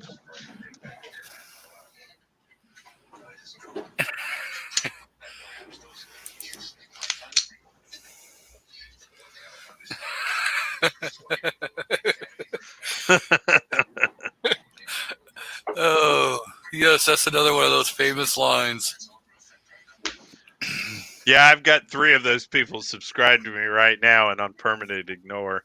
They took me over my 100 mark the other day. Oh, well, congratulations on the 100. Yeah, I'm actually going to give out a Nighthawk Medics t-shirt, a Nighthawk Medics Shoops t-shirt now that we're at 100. Well, I say pick somebody else this time. I just draw a name out of the bucket. Oh, I literally spent 35 minutes writing down people's names and dropping them into a bag for that. I'm going to come up with a more intelligent way of doing it this time. you know, if you go in on your computer and you look at who's subscribed to you in your studio, maybe not the whole 100 names will show up, but you can copy and paste those over to a spreadsheet and then do a number random generator. I literally went through my email for all 100 names. Or you can set up to do a live stream and have like Nightbot in your comments and let the Nightbot pick your winner from people commenting in your live stream, so they'd have to be present to win. Nah, I don't want to do that to people. I'm not that interesting to listen to for long periods of time. I'd rather the fact that they were brave enough to sign out be their reward. Right? That's why I do I have all the names on a spreadsheet, and then just hit number generator. I just ask people in the crowd, pick a number, how many times we're going to hit the regenerate. So Yeah, I can only see like maybe 40 subs out of all the subs that I have. Nobody wants anyone to know they're subbed to my channel. Yeah, like I said, I had to go through the email list. So and so is subbed. So and so is subbed. But and I did that and the full 30 subs also. on that list. But the reality of it is that was fun, and it's fun to do 100 giveaway. This T-shirt that I designed is actually pretty cool. I don't know if I can show it. Yeah, all you have to do is, and I can put it up on, Email it to you. or you can just turn your cam on, and it'll go full screen where you're the only one. Yeah, I don't have a webcam. Remember, technical idiot. I'll email it to you real quick if you don't mind. Yep, you can do it to that, and I can. Thank you. I can definitely put it up on screen.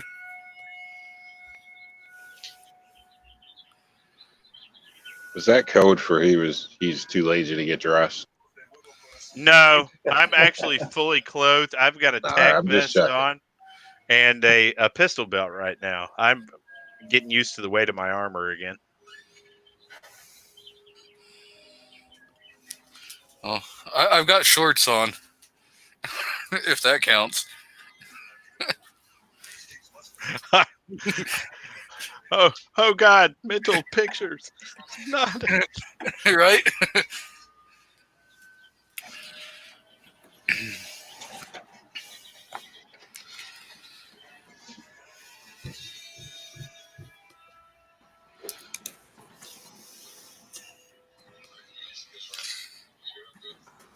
No, at least I have shorts on, and I am not turning my cam on just so you can see my nutsack. I don't care how much you beg. Jesus, I hope you're off live. No. Actually, I'm not. That was live.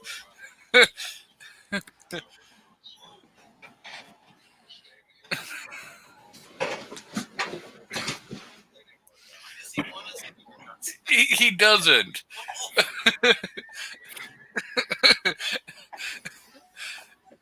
Yep. I've definitely got a couple of the hell no ones out there, so.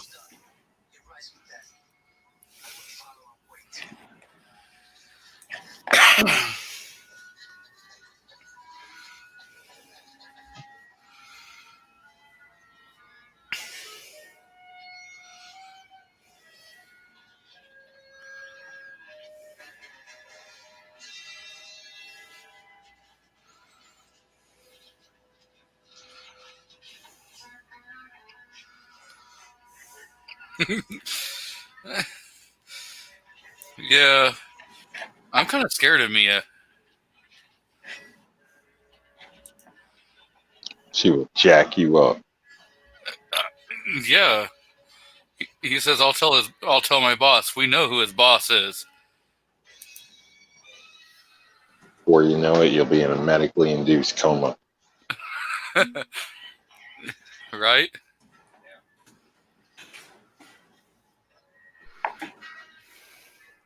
You don't mess with nurses and you don't mess with cooks. Oh, you mess with cooks all the time. What are you talking about? Better hope they never have to feed you.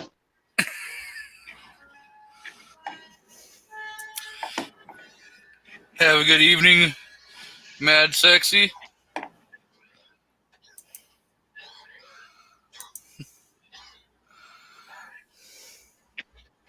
Cook's got a special network too. Yeah, if you're bad enough at one place, word gets around.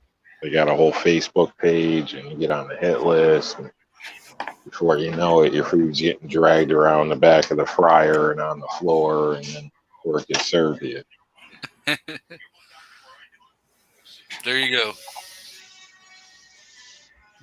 That one's probably there for you.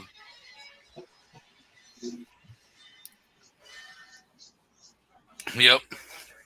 The other way to look at it, you go in for a simple checkup, and the nurse just puts something a little different on your chart. You never know what's going to happen when they come back for you.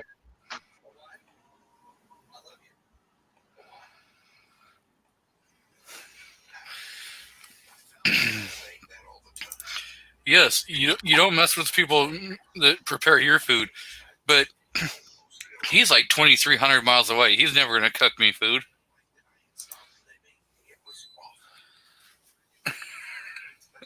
Don't forget about the network.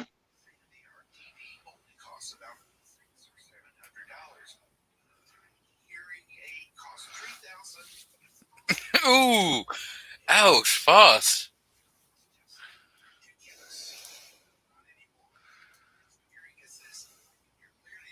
Just follow the 30-day rule. I think he's going 6-month rule.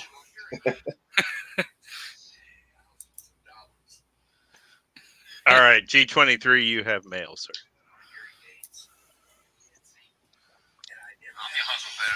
You're right. It just yelled, "I'm your Huckleberry." Mario says, there were 3 people in the Army you never screwed with: the supply sergeant, the mess sergeant, and the medics. You just did not mess with those people. They feed you, they make sure that your bullets have powder in them, and they keep you alive when you do something stupid.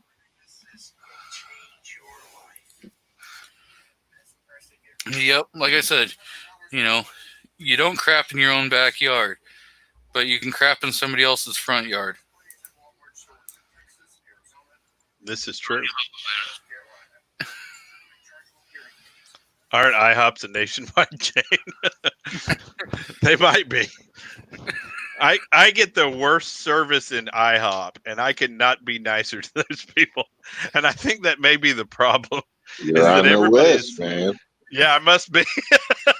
And it's not that they're mean or nasty or anything. It's just that I'll sit there waiting for a refill of my coffee for 30 minutes.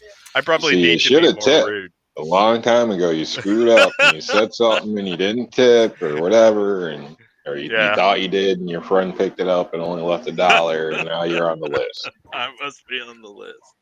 So, of course, I do my own body modeling for my T-shirts.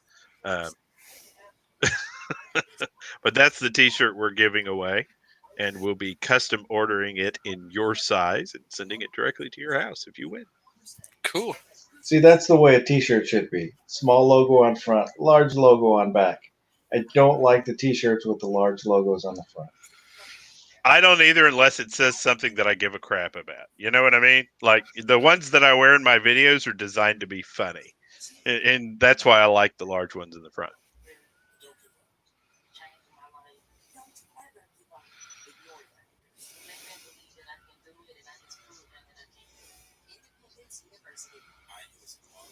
Gary, I would like to point out, says that all IHOPs have horrible customer service. Therefore, I do not feel like I mistipped somebody, despite Outcast's assertion that I'm a horrible tipper. See, the thing is I have never been to an IHOP in my entire life. I love their food. Now, I have been to many Waffle Houses. Yep. When I lived in South Carolina, I had a Waffle House that was literally 400 or 500 yards away. That's good.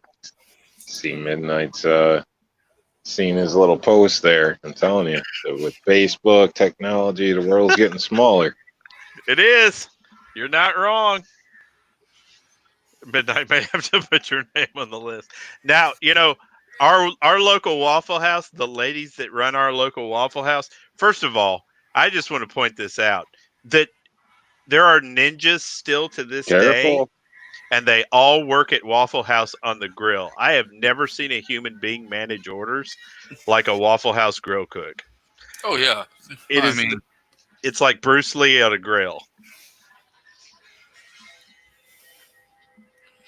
And isn't it fact, I'll have to Google it, but isn't it fact that if a Waffle House can't open, it changes the level of a disaster indication?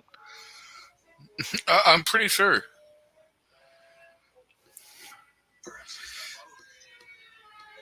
Guy in the comment says, just stick to Denny's. Yeah, all the Denny's here locally went out of order. They all went out of business. Denny's.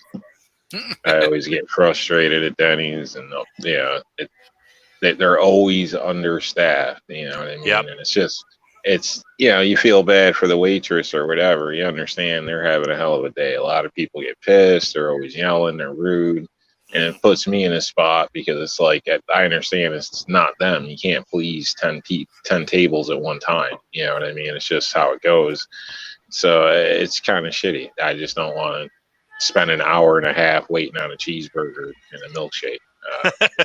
You know, I'm just there for a quick meal. You know what I mean? I don't need to be a part of the problem, and then feel obligated to tip because I know the lady's having a bad day. But honestly, I had shit service. You know, Right. and it's really not on her. Like, and that's the problem. So I just try to avoid them. But I think people forget, man, when you got to deal with the public. You know, anything. You know, the public are assholes. I think everybody should make more money that deals with the public. So just in a general rule of thumb. I mean, it's not hot enough. It's not cold enough. It's not how my grandma made it. You know, this is funny. I want that for free. Everybody's a damn shyster when you're dealing with the public. So I don't know. I feel bad for those people and those young kids that got to deal with that. Like I worked at McDonald's for I think 2 weeks before I was like, hell with that. And I went to carry shingles and was happy. So, like, no way, man, no way. I was a grill cook at Sonic, and I got accosted by a guy in the parking lot because the shift that was on when I was coming to work put a single square of onion on his cheeseburger and accused me openly of being the reason why he was going to die of an allergic reaction. Now, young Nighthawk Medic was this hot-headed little fella. And so he got up in my face with the hamburger, and I planted him on the sidewalk and quit. And I didn't carry singles, but I laid floor. Laid flooring and carpet. Yep. It's just it's not for everybody. We'll put it that way. Nope. So, welcome, Mr. Walter Davis. Good to see you. Mario was the lead chef at Longhorn Steakhouse. That's one of the 3 steakhouses in this state that I can stand to eat at. Bravo, Mario. After you leave Texas, where you can stop at a roadside grill and they kill the cow in the backyard and put it on the grill and serve it to you, no steak is ever good again. Nice. Real meat. That's rare and rare to find, especially a lot of these chain places. Oh yeah. My baby brother is he works in New York City for a local economic group, and he took me to a steakhouse. He's a good conservative kid. They took him to a steakhouse. He took me to a steakhouse when I was up there. I marched in the Veterans Day Parade in November of last year, and it was probably one of the 3 best steaks I've ever had in my life. They did a great job. Gizzard says, I also did the fry cook thing at Sonic. Outstanding, Gizzard. Yeah, I ran the grill, and I can still make an extra log cheese coney by leaving a hot dog in a boiler for 72 and a half hours. Sometimes I drive by there and stick my head out the window and smell to have flashbacks.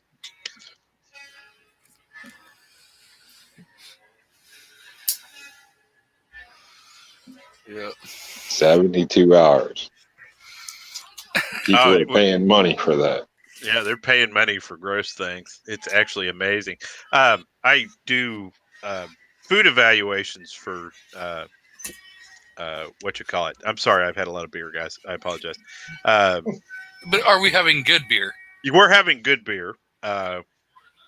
We're actually having a couple of different beers tonight because we're at the end of our beer. And so we're kind of browsing between different beers. We're doing a Modelo right now. And we just finished the last of the Guinness. No, and I've got 2 German beers left, but I'm probably going to shut myself down here. Is it the Negro? No, it is the blonde beer because it's summertime here and it's 182 degrees. Yeah. Oh, Outcast, you dirty, dirty man. That's a New York pizza. Yes. I don't see any pineapple on there. Doesn't have to be ruined, G23. He doesn't have... Oh, there you go. Oh, how I love New York pizza. Mario, I like to drink beer that when I'm done with it, I have to go spend an hour and a half on the treadmill because I've basically had a loaf of bread. Blue Moon is too low calorie for my taste. Now, That's a slice. I will. Yes. I should send you some Deschutes Brewery and let you sample some of their stuff. Deschutes, I've heard of that. I've never tried it. I got into German's beer a couple of years ago. I've got Celebrator here, and it's amazing stuff. Yeah, some like Inversion IPA is a really good one. It's real hoppy, and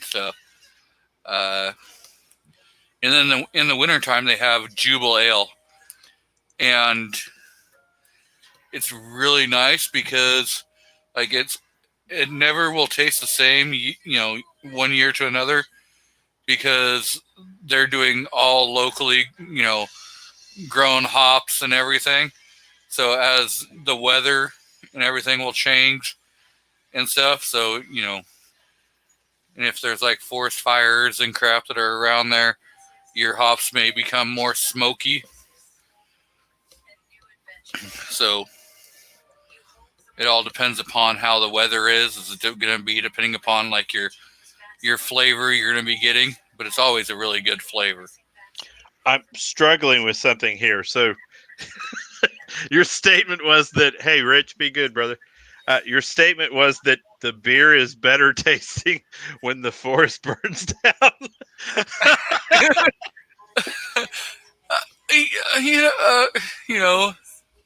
You got to burn the undergrowth to keep from having raging fires. That explains some of the fires. You're right. There's nothing like a great beer after you've clubbed a seal. It just really adds that flavor.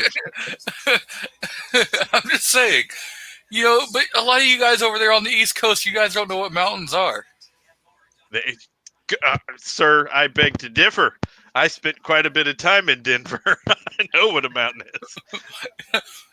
When I was back in South Carolina, everyone would be talking about, oh yeah, we're gonna go to the mountains. And I'm like, you mean the molehills that you got around here? Oh no, man! Like we have this mountain over here, and its peak is like 3,000 feet. I'm like, yeah, where I'm from, the mountain passes are like 4,000 feet. So one of the proudest moments of my service career was getting to go participate in the German Armed Forces sport fitness test. And by the way, there's nothing quite like getting orders for Fort Leavenworth as a soldier. But one of the things that we went to was was up in Colorado, and it takes your breath away.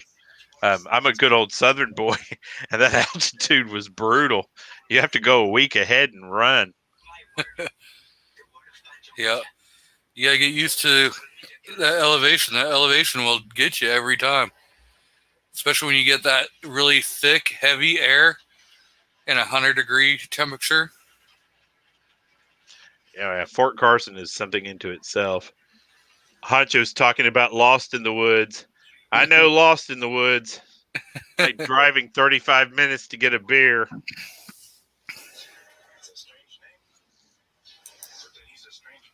I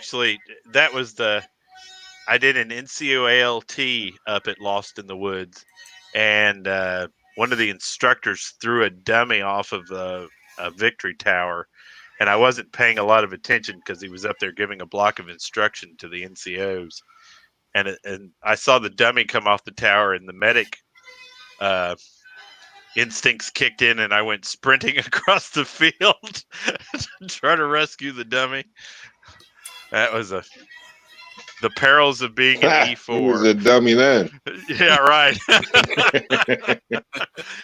35 NCOs laughing at the E4 medic. I was like, yeah, one of you motherfuckers is going to choke, and I'm just going to let you go. I'm going to give you the reverse Heimlich. Yeah, Hancha, that's exactly right. There has never been an army base built anywhere that anybody else wanted to live. That is exactly. Drum is it can snow 4 feet in Drum in 30 seconds. Yeah, you get into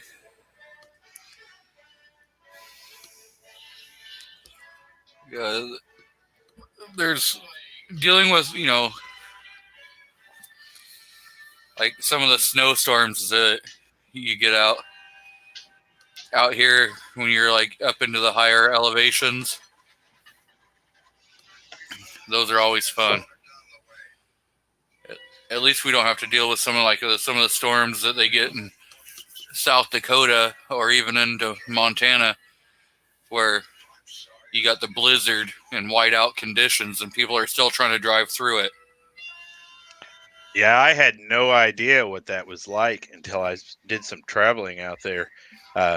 People following a snowplow for miles at 3 miles an hour to get places. That's inhumane what they deal with. Although Tennessee has become a tornado state here recently, and it wasn't that way for a long time. I was so happy when I got to leave Oklahoma, got to leave Fort Sill because no more tornadoes, but we've had a lot of bad tornadoes recently. The one that came through here a while back narrowly missed my house. It ripped every power pole for about 3 blocks, just topped them off like somebody come along with the chainsaw, the straight level winds. It's been ugly out here recently. When I was in South Carolina, everyone was talking about, oh, you're going to hate it when it starts to get to like late July, early August, and we start really getting those humid days. Those hot, humid days. And I'm like, I'll deal with it. And then when I was there, it was like a dry desert heat. We didn't get that much humidity that year. And everyone's like, oh, this is abnormal. This is so abnormal, blah, blah, blah. And then when I moved back to the West Coast and I moved down here to Southern Oregon, like the first winter that I was here, we got Snowmageddon, what they called around here. And there was like 18 inches of snow. Ooh, man. That'll pucker your butt. Well, no one around here is used to, like they don't have any of the equipment or anything like that. And I'm like, this isn't that bad. I'm used to having more than that from where I came from in Washington. And so I was just cruising along, no problem, whatever. I'm watching cars and 4-wheel drives end up in the ditch and everything, and there's no power for like 3 days. Yeah, we've got enough emergency backups. We've got 2 generators and enough fuel to keep us going for about a week at any point in time. And if we can get to the gas station, of course, that time extends. But we really around here, if it gets icy, that's what happens here. And Mario, I'm in Chattanooga, Tennessee. I have been to Chattanooga. It is a giant tourist trap. Don't believe anything the signs say. There is nothing amazing down here about any of the natural features. There's a lot of waterfalls, though. It's very beautiful. When I moved from Washington to South Carolina, I drove a U-Haul and towed a 300ZX Turbo on a trailer behind me. And I circled Memphis probably, 4 to 20 times, trying to find this highway that would take us down so we could go into South Carolina. And finally, when we found it, it was closed because they were having a block party, dance party on the road. So we started heading towards Knoxville to be able to cut down And yep. Yeah. Uh, Sometimes our inability to repair a road here has become legendary. I think we were on Letterman one time because of the construction on I-75.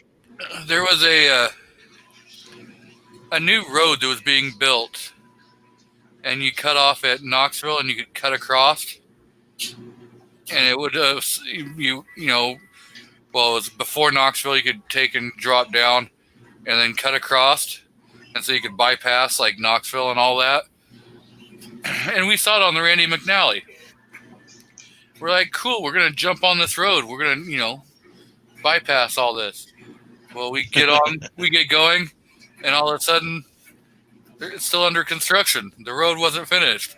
Well, when you got to really, really looking in the staples of the Randy McNally book, you can see tiny little dots. It says not finished until late summer of 2012.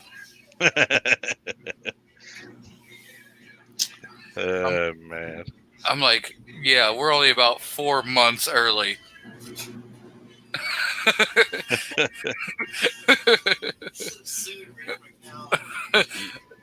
Yeah, that's about right. That is about right. There's a lot of places that just lack the infrastructure. Gun Loving Grandpa just commented that a dusting of snow shuts down Little Rock. That's true for Chattanooga, too. Well, yeah, like when I was in Simpsonville, South Carolina, they got a dusting. I mean, a dusting of snow. And everything was shut down. And here I am. I'm like, this isn't anything. I got out in my 300 Turbo and went for, a cruise. And I swear, everybody was looking at me like I was psychotic. Yeah, I'm sitting here slobbering over Ohio's comment. A trip up to the Swiss Alps would be fun. That would be a lot of fun. Yep. I guess Foss ran off.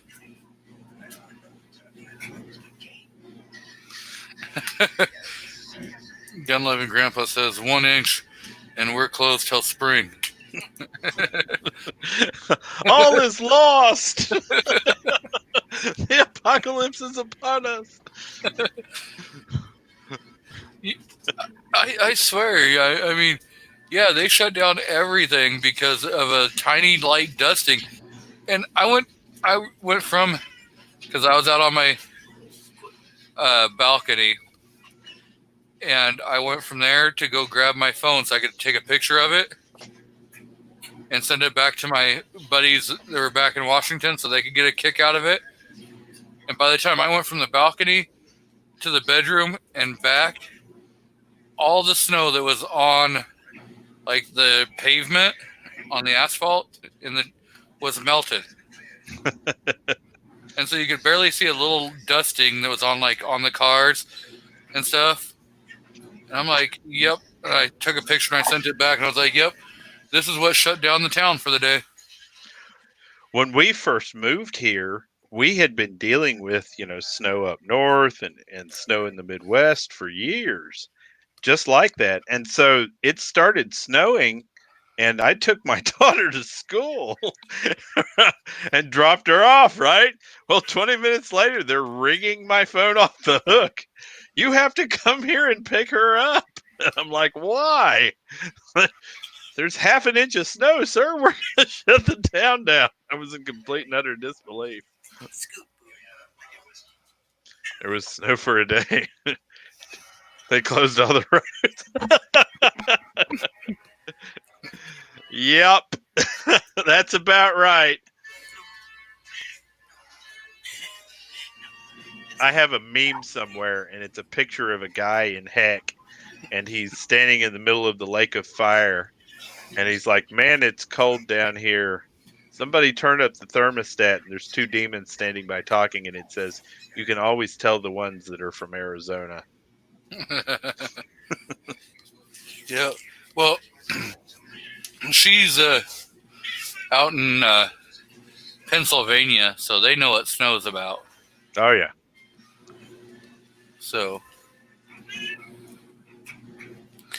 yeah, her and Pancake Boy are out in Pennsylvania. Mia is Midnight Range's wife. Gotcha.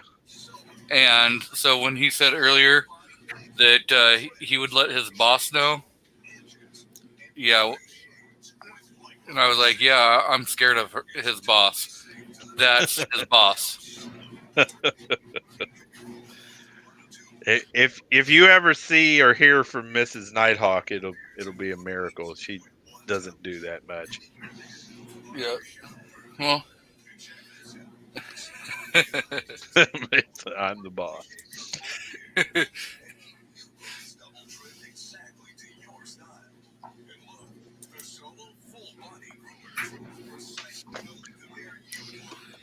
yeah. Any married guy knows that his wife is truly the boss of the house. You may pretend that you are to all your buddies and stuff, but at the end of the day, it's the wife that takes care of the house. We have a cooperative effort going. We kind of squared that away about 10 years ago. There was no reason for either of us to have a territory. And so what we elected to do was to kind of divvy everything up equally as far as responsibilities and work from there. Actually, it's been the smartest thing I've ever done because I was doing way more than I should have been doing. But whose idea was it that you guys do that? It was hers, actually. My wife doesn't work much anymore, so she was starting to get bored. And I offered to give her a 25-year-old, and she said she didn't have the energy for that. So we started to go to the gym more often and kind of split up some of the work. And it's been more interesting for her. She actually took a job as a nurse, a school nurse, last year, just because she was bored. It was fun to see her back at work and not in the house bothering me. Wish I could say the same. Mine's working from home. I've been working at home for 4 years, and then everybody else is now working at home, and people keep asking me, "How does working at home go?" That's pretty good. See, Trying to say EDC, you got a problem with your wife? I'm kind of jealous of you guys getting to work at home during this shutdown and stuff like that, or people that got to go on unemployment and make more money than they were making working. It's like, I'm that poor sucker that has to go to work every day. My worst one was everybody else got $1,200, and I'm still going to have to pay for it. Yep. You know, I'm that poor sucker that has to drive a half hour every day to and from, a half hour each way to and from work, and go punch the clock because they say I'm essential. Mario says he's essential too. Yeah. I even had the papers, the get out of free Auschwitz papers.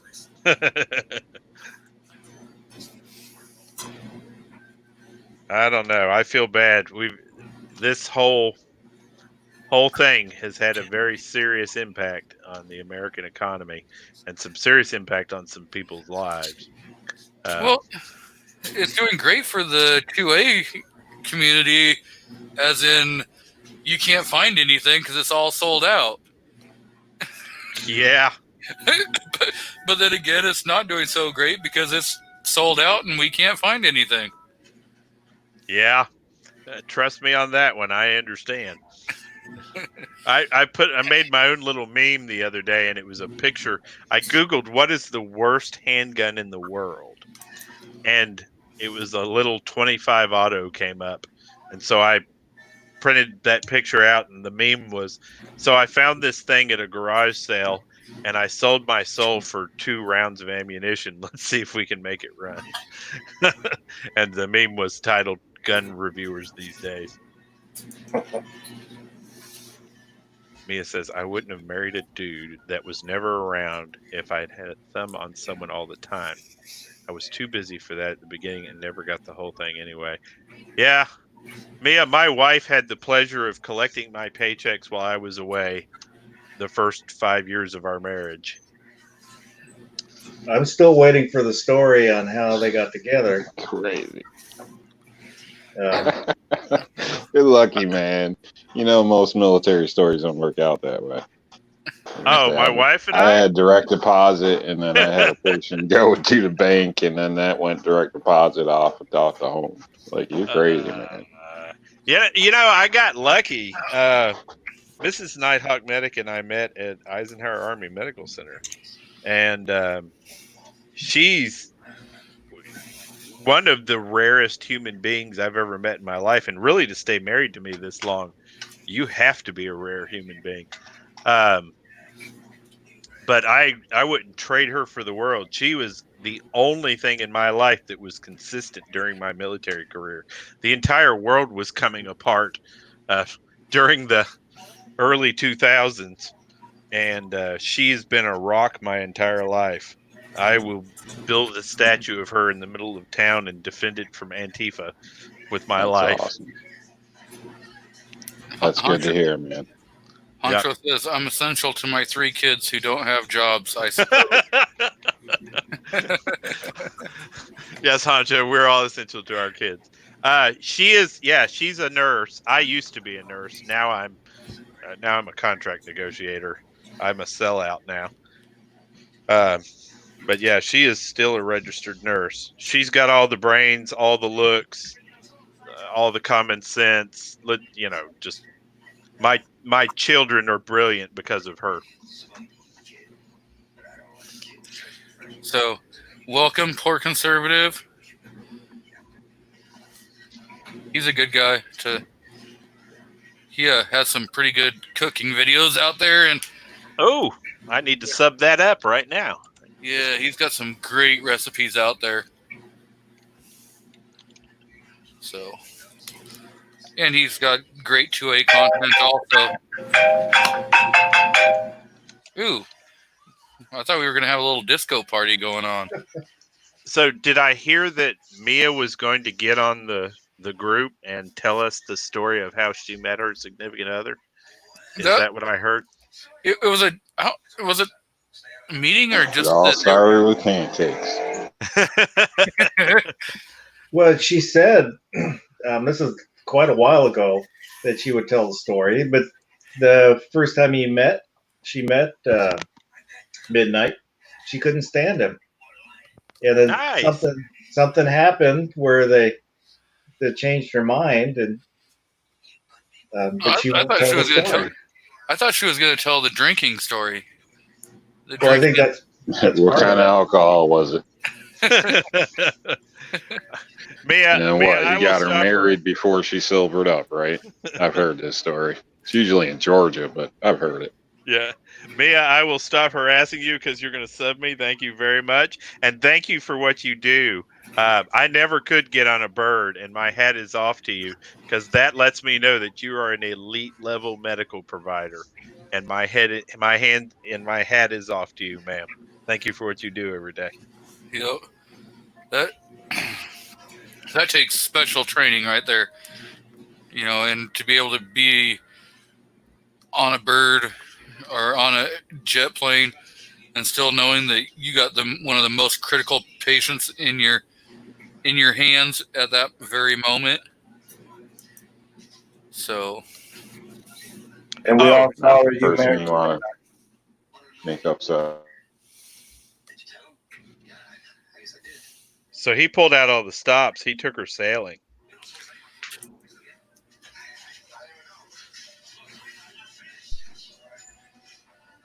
Everybody in the room. Yes, they ran out of gas. And then, I was going to say.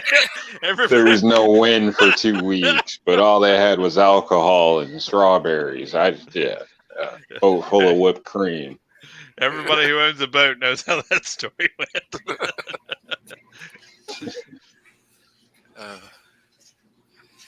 But yes. So Mia was at least smart enough to stay sober. Oh man.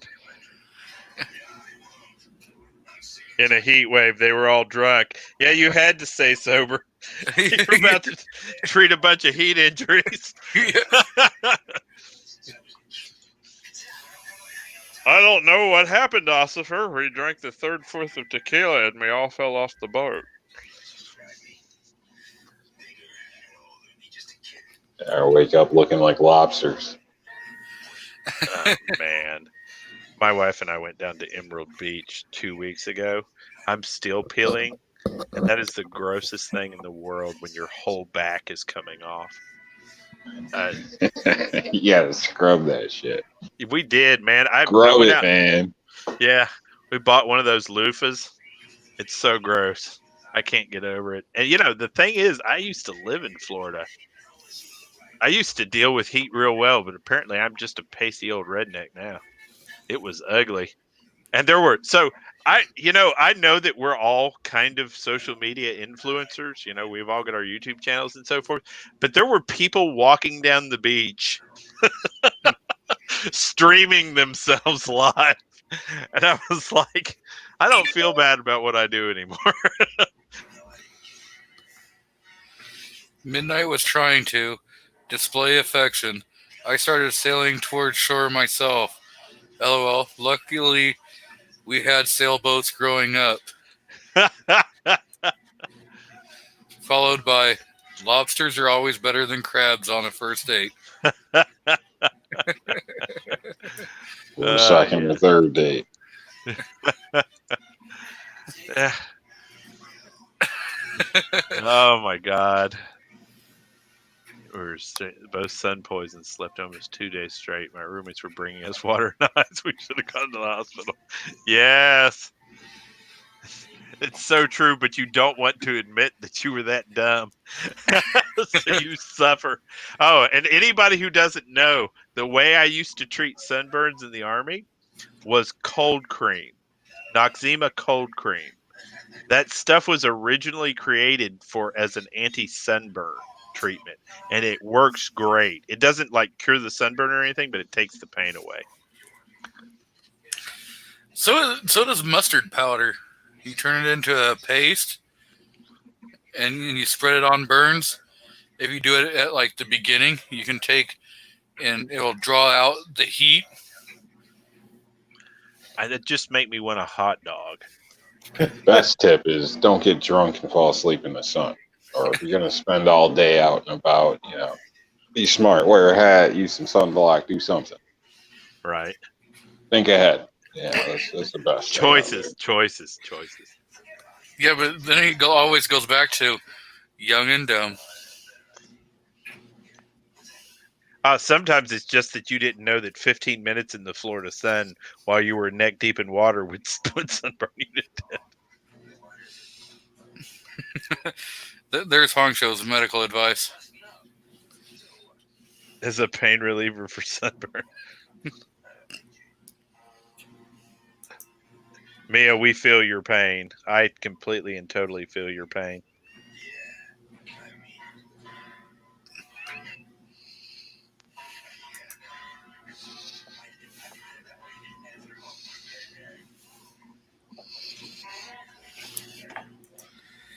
But in Midnight's defense, he is a giant white guy.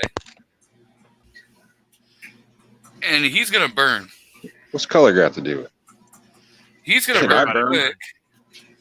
He's going to burn quick. Everybody burns. Yeah, I burn. People are shocked, but I'll burn I'll burn. Well, everybody will. You have to get a lot of melanin in your skin before you have any level of immunity. And even then, it doesn't exist. I'm half and half, but let me tell you that the white half gets toasted every summer. So Barbecue. Yep. You can tell, even from the arm that's near the window in the vehicle, it gets darker than the other arm. But you work on roofs and out in the, outside in the sun a lot. And, people joked, especially my lady, like if I ever got chopped up, they'd have a hell of a time identifying me because, my inner thigh is like 4 shades lighter than anything else on my body. The back of my neck, she's like, that's almost Lego black. And then she's going on, and I'm like, they wouldn't know where the hell you came from. Like, yeah. Thank God for DNA testing. Oh, let's just hope I don't get chopped up, huh? Like, what the hell are you trying to say? I need to be recording this conversation. Yeah, So you all heard this, right? No. We heard what you say. We've never heard it from her.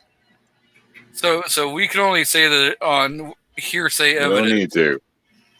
We have a standing joke in my family that if somebody is ever found dead in any part of the house due to a gunshot wound, it was probably not actually murder by somebody in the house, because nobody in the house would be dumb enough to actually shoot somebody. There are so many guns in this house that you could never get away with it. So exactly what poor conservative says. There's nothing wrong with big white dudes. I can say this. I am a big white dude. I don't think there's anything wrong with any kind of dude.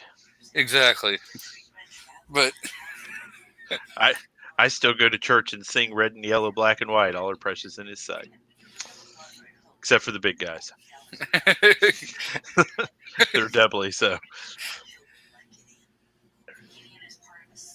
Yeah, I'm cool with mostly everybody. I just don't like pricks. Pricks come in all different colors and shapes and sizes. Everyone. Everyone. I haven't sunburned in 20 years. Mario, is that the last time you were in the sun?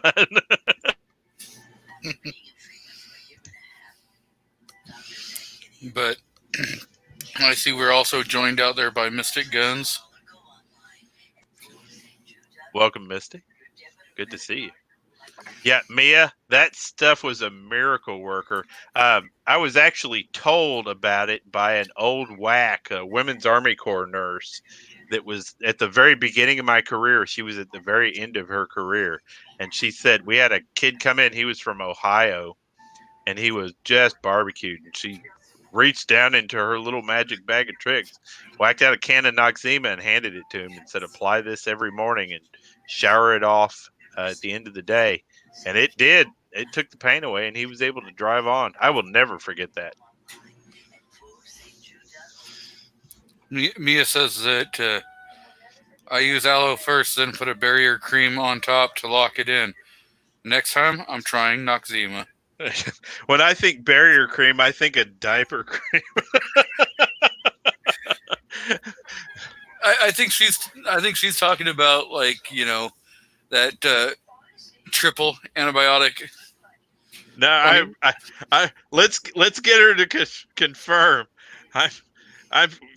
I'm betting that she's old school enough that she probably powdered some butts in her years. I think we all did. A good Vaseline's a terrible barrier cream. It produces heat. There are much better ones. It's the bald guys you have to watch out for. Well, okay, I'm bald also. And I'm not 40 yet. Destin, there you go. Destin is a splendid barrier cream.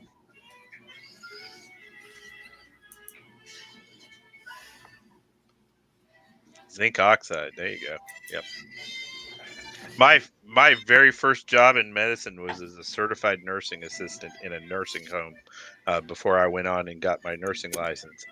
And that was eye-opening work about end of life. Very eye-opening work. And I came to know zinc oxide very well.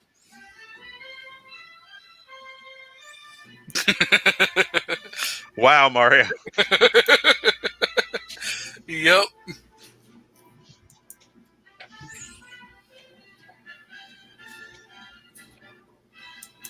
So dermoplast, yeah. Yeah, if you don't actually have a partial thickness burn, I'm telling you, Noxzema is amazing. I don't know, Nutella may work. Never tried it. So hey, real quick change of subject. Does everybody watch Active Self Protection? No. I watched some of it. Not. Well, does anybody else feel like you will never ever go to Brazil after watching Active Self Protection for a few Yes. years? Yes. I have zero plans on going to Brazil. Not even to Sao Paulo. Yeah. Well, I've seen videos where you be on your phone, they just snatch it out of your hand walking, and Yep. they even reach in the car and grab it. Yep. Yep. Ooh, I guess we lost NY Outcast.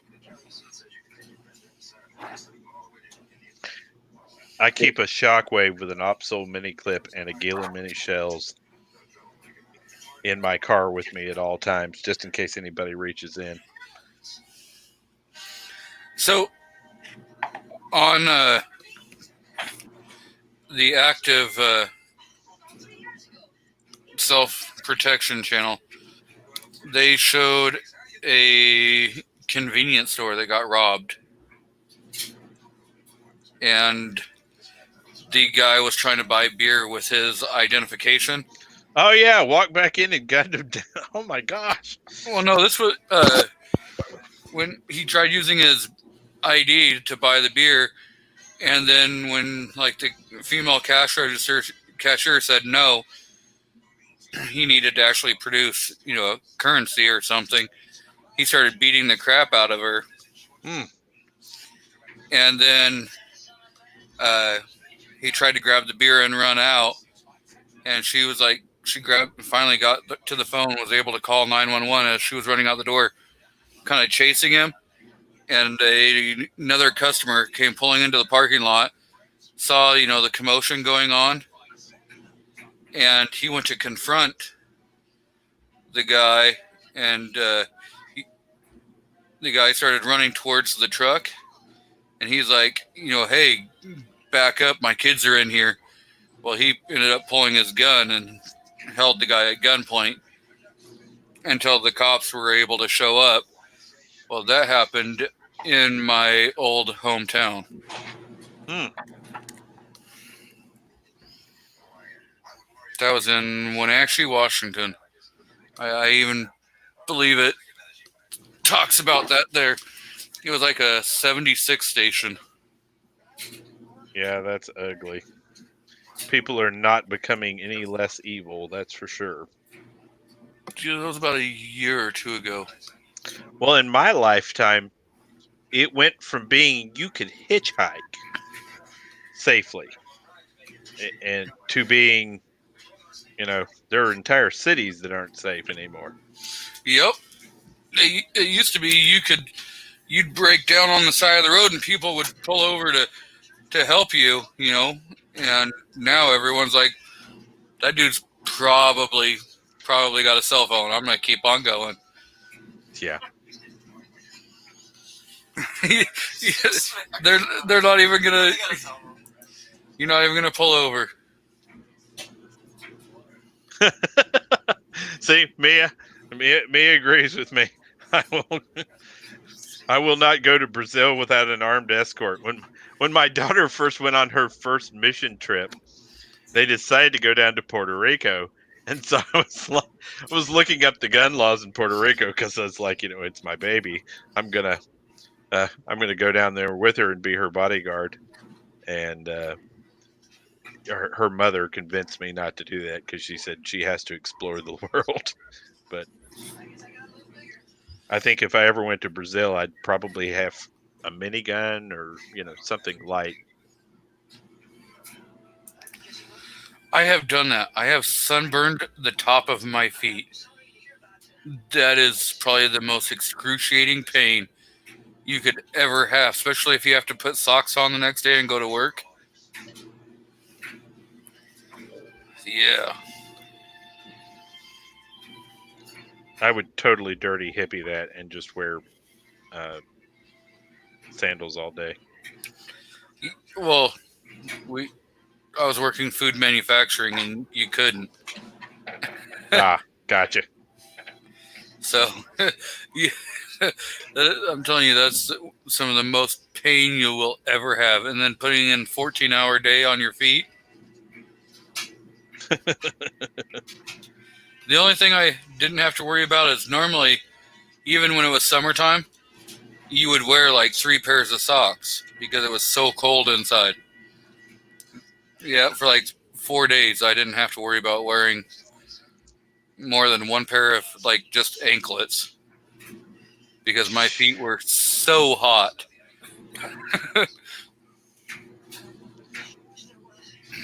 Yeah, I can believe it. We had a guy stop to help someone. Huh. Yeah, there's just the human knows no evil. Yep. That's anymore, I would love to stop and help people and stuff, but you still have to think, so depending on the situation is if I'm going to stop and, sad to say, if I don't have my gun on my hip, I'm not stopping. Absolutely not.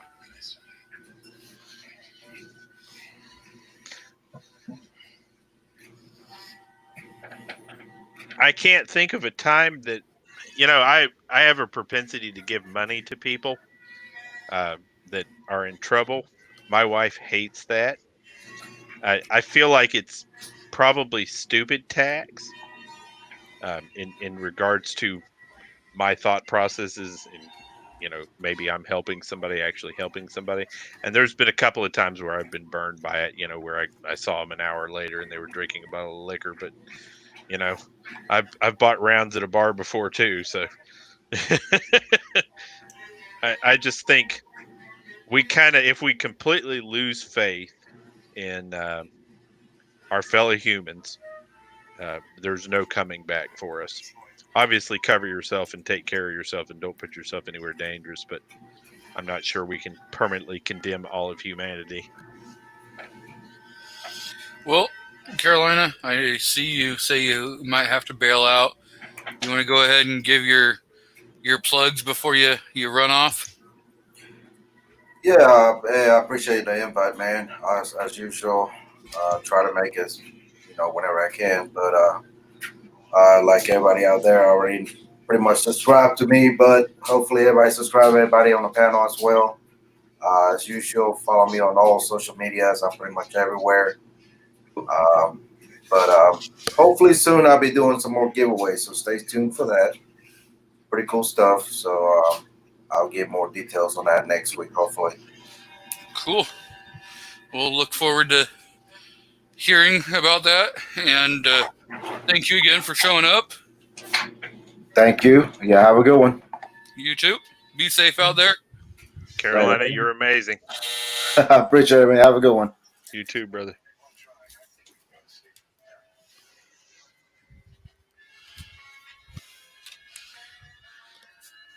So I have to plug the laptop in before it dies.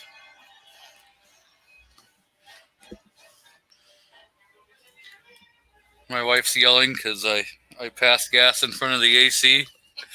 Yeah, your wife ain't laughing. No, but everybody else is.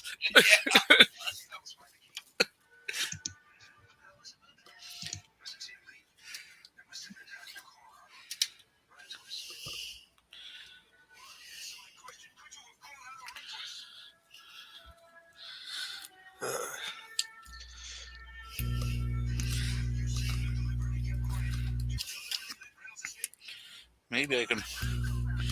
There we go.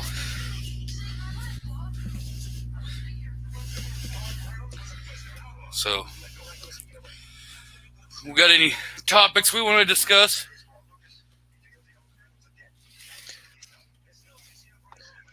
I was thinking the other day, with everybody kind of going out and getting guns and so forth, whatever's everybody's thoughts about the future here. Do we think people are going to hang on to them, or do we think they're going to liquidate them? Are you going to be able to walk into a pawn shop in 4 months and walk away with whatever you want for a $280, $300 discount for an unfired gun?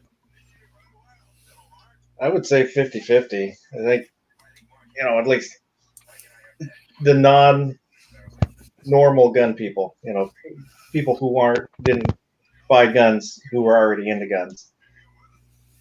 Maybe half of them will keep them and just throw them in a drawer or closet, and then maybe the other half will pawn them or sell them. Yeah, I know I was the beneficiary of about 6 Hillary Clinton AR-15s. See, I'm kind of torn on that. I think it's going to be about a 70-30. Yeah, I'm thinking there's probably going to be about 70% of them, especially the ones that are in those commie-controlled states that realized how hard it was to get it this time. And if something ever would to happen again, they don't want to have to go through that same problem again. So they'll probably, keep it in a safe or in the dresser drawer, closet, someplace. And they may never use it, but they're not going to get rid of it because they don't want to have to go through that process again. And if nothing else, even if they do get rid of it, I feel that some of them are going to realize that what they've been being told all these years is such BS because they had to experience what we experience on a daily basis. Boy, that would be the ideal outcome, wouldn't it? I'm not going to say that they're going to, vote to overturn, but they may think twice about voting for that next gun law. Thoughts on that? Is it so easy for a leopard to change its spots? Sometimes when you hit somebody in their pocketbook hard enough, it may not be, sometimes it's those hard lessons you learn compared to, learning stuff the easy way.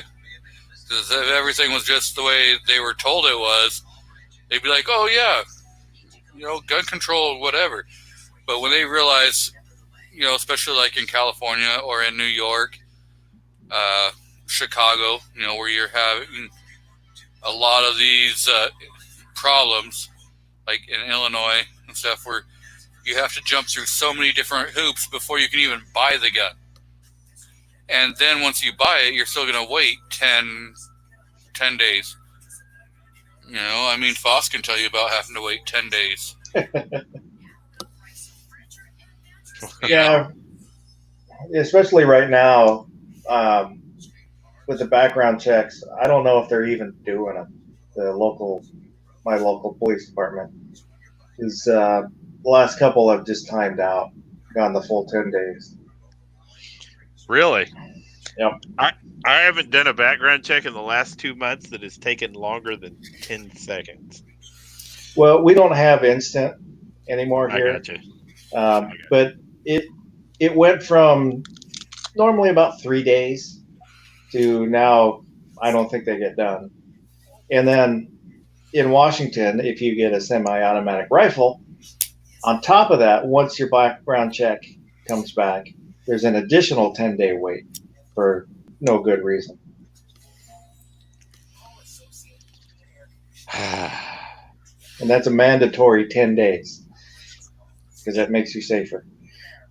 That's why I left the communist states. Well, I mean, with all that, Washington is still isn't that bad because we have open carry. We're a shall issue state.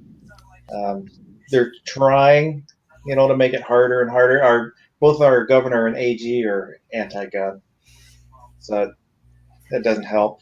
But over in the grand scheme of things, we're a lot better off than New York, New Jersey, California. It just went from being really good to not as good. Not as good, yeah.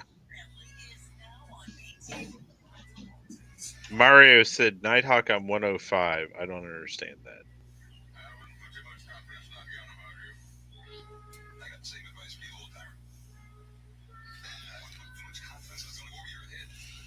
Are they? Hey, Midnight, if you want a link, I can email you a link and you can jump on. Mario, thank you for your sub. Yeah, I caught it because I knew I was at 123.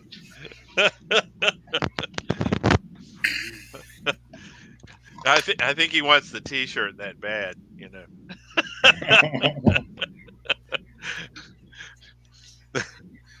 Boy, yeah. So that guy's true. 50% of the people were gun owners, or at least one person in the household. 33% both times. 1/5 of the household probably FUDs or redcoats. Yeah. Gun ownership is phenomenally high right now. So one of my favorite local gun stores. I don't know if you guys remember, but they lost for a while. You couldn't do a background check. It was almost for a week. Nobody could do a background check, at least here locally. And when all of this happened, that gun store was like on the red line for its profits. They always kind of hung out on the edge anyway. They sold $278,000 in firearms in 2 weeks. They made their year's typical profit margin in 2 weeks. It was crazy. So, when my wife got her SIG as the anniversary present, it got in. I was worried more about the shipping, on if it would get to the FFL before the anniversary. I never even thought about the background. And so it got there like on a Tuesday before the anniversary. And so we went in, she did the 4473, and they're like, oh yeah, you had like 4,600 people ahead of you. We'll see you in a week. I mean, 4,600 people, if they send you with the gun, you can narrow that down real quick. I mean, the time before, it was only like 15, 20 minutes. And, walked out the door with the gun.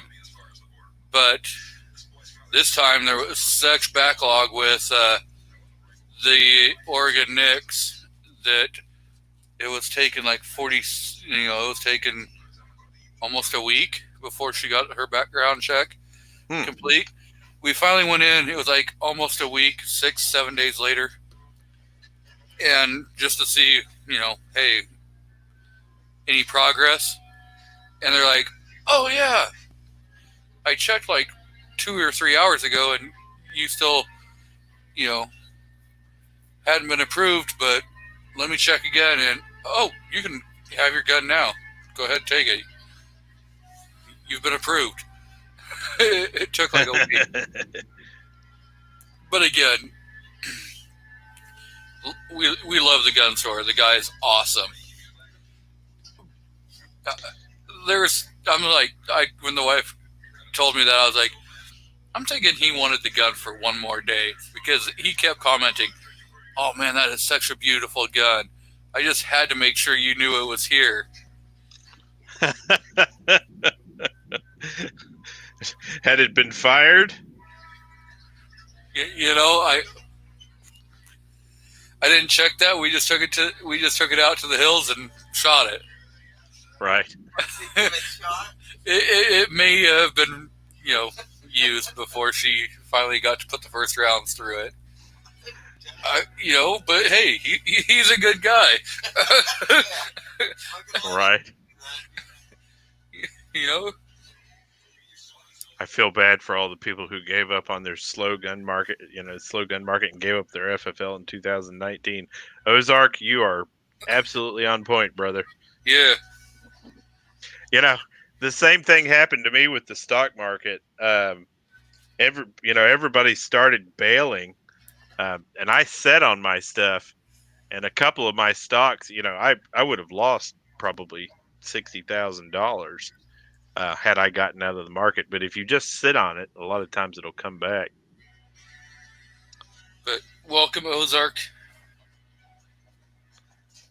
He's a good guy. He puts out some really good videos. Makes you think about what's going on. Yes, he does. And his protein video that he put out for what his range day protein, that bowl of chicken and beans and rice and stuff like that. Oh man, that thing, it looked pretty good. He had me all the way up to the point where he said I put salt in it.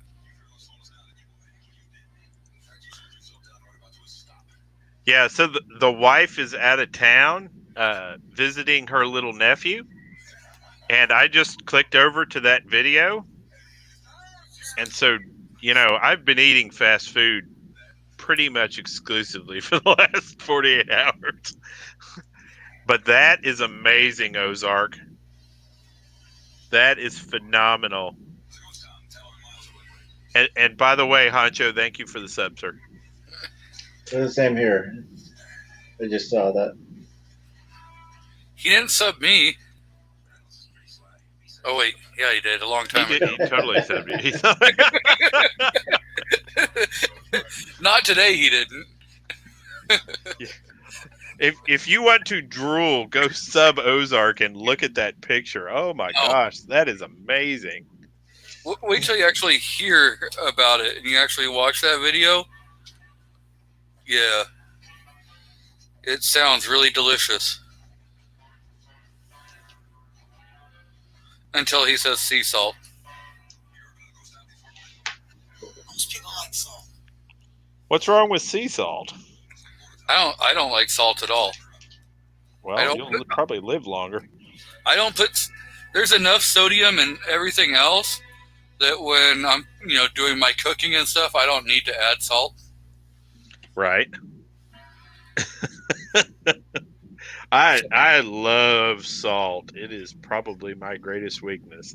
It has been the source of many conversations with my cardiologist.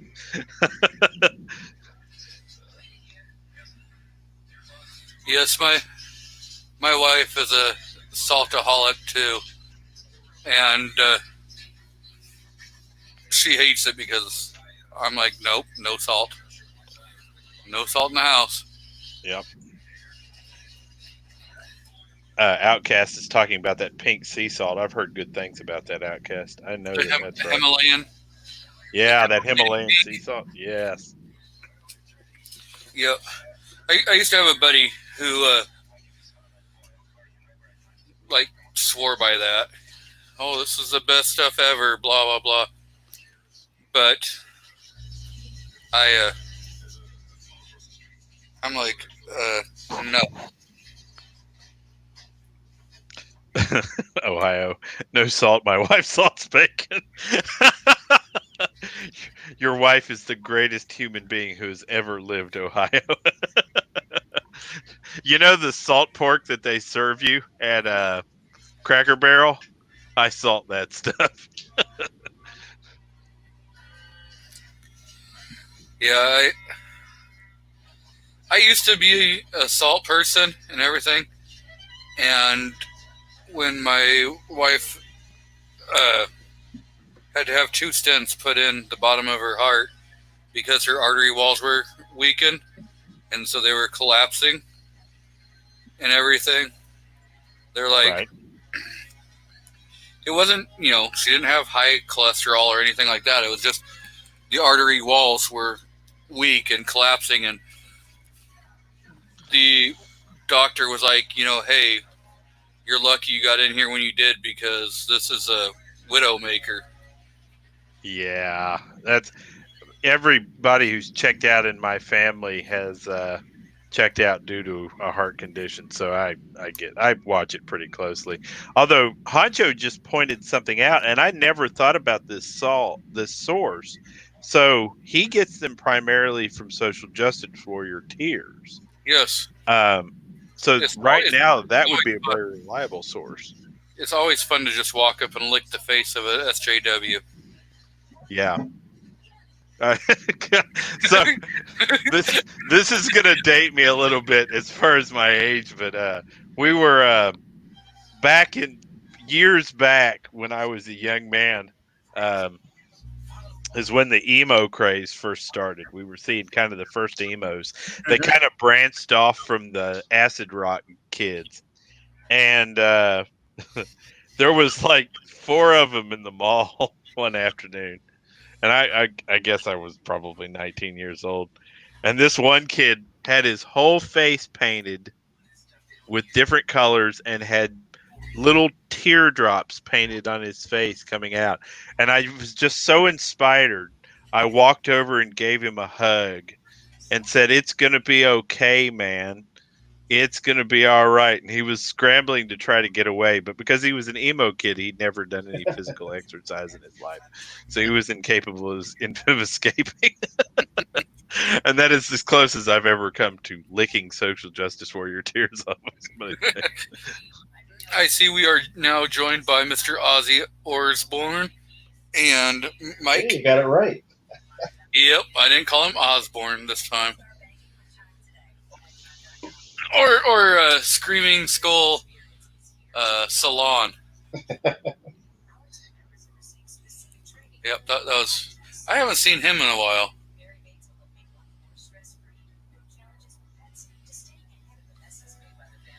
So. Ah, yes, the Tickle Me emos. Does anybody else remember the Tickle Me Elmo dolls?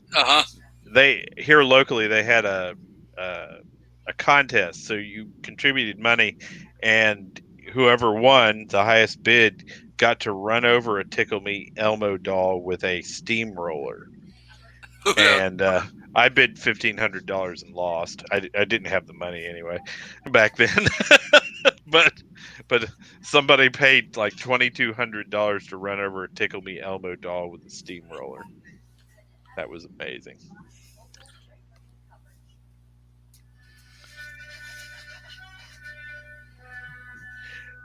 Ozark, dude, let me tell you something before you check that video out. The shot group that thing fired surprised me every single time I shot it. I am not half the marksman that pistol produced. And if you were going to choose a 9mm backup pistol, I'm going to tell you right now, in a revolver, that would be the one. That was actually a pretty great video. Yeah, that thing is capable of making some amazing groups. I was completely shocked by that pistol. The next one I have on my backup video stream is actually, I'm going to try to start having some fun in my videos. I've been pretty dry up until pretty recently, but it's actually, I'm excited about that one too, because it's really super accurate. I always feel... Start dancing? No, I'm not going to dance. I way white boy it when I dance. I'm a horrible dancer. But I've got great facial expressions. Yeah, Ozark, you're exactly right. They've got nice grips, and that pistol's little bitty. It'll fit in the palm of my hand. So, having that good grip on it's really super important.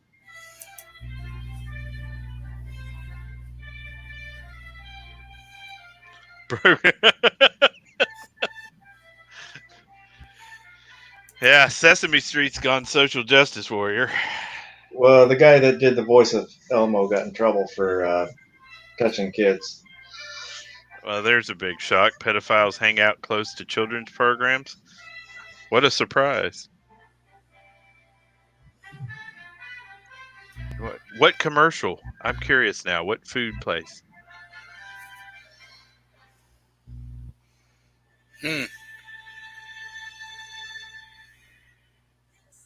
Oh, Cracker Barrel. Okay, I got Oh you. yeah.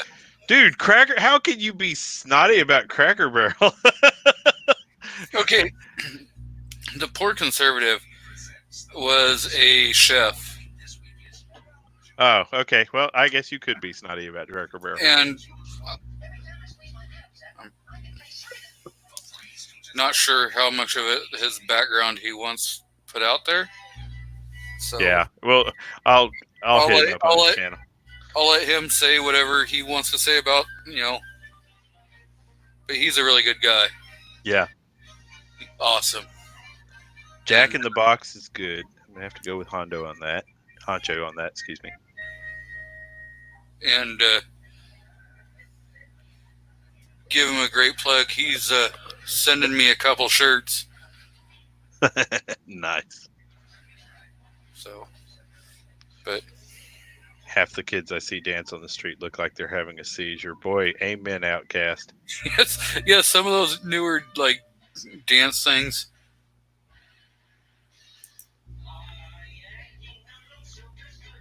Good snob. I swore when I left the Army I would never eat bad food again. And I do it every day voluntarily. A lot of us. I'm a really good cook, but then I hate cooking. I don't mind cooking, and my garden produces so many fresh vegetables. Although I planted a bean this year that's just been awful. I like pole beans, and I usually grow good pole beans, but these have just been bad. They're so fibrous. I've got to look at the soil mixture on them. I've got something wrong, and my watermelons are huge, so it's not like things aren't getting good fertilizer. Yeah. But like, I'll cook and stuff, but like, I'm one of those guys that I can follow a recipe, but I don't. I choose not to. And I do a lot of cook by taste, cook by feelings. Right. And so there's times where people are like, oh man, that's so awesome. What's the recipe? Yeah, I don't know. You try to tell people, but it's not like you measure because you're just going by feeling. Right. Cooking is an art form. Baking is a science. Ah, my gosh. No, truer words have never been spoken. So Vanessa says, why were you eating bad food in the Army? Vanessa, outside of Fort Sill, I never ate in a mess hall that had respectable food. Yeah, Honcho and I are in the right place. Honcho says he was very picky after the Army. Give me a good plate of SOS and Green Army eggs. The first meal I actually cooked for my wife, Honcho, was shit on a shingle. That was the first meal I ever cooked for her. And then I made her victory punch the first time we ever went to the gym together. But yeah, I made a really awesome like chicken noodle soup. And the only reason I thought it needed some more flavoring, but like everybody else that tried it was going, hey, this is really good. I'm like, I don't know, it's kind of blah, and I wanted to put more heat in it, but I know that a couple people that were there couldn't handle the heat, so I couldn't, throw in some jalapenos and stuff like that. Right. So Vanessa just said she was a food inspector for the United States Air Force. Vanessa, our mess halls did not serve lobster, filet mignon, Tri-tip. tri-tip. we were in the Army.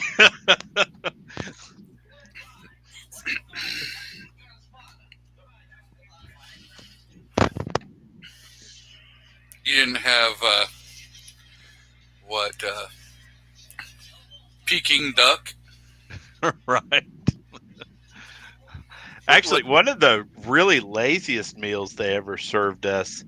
God, what was the name of that stuff? It was literally beef, noodles, cheese, and tomato sauce.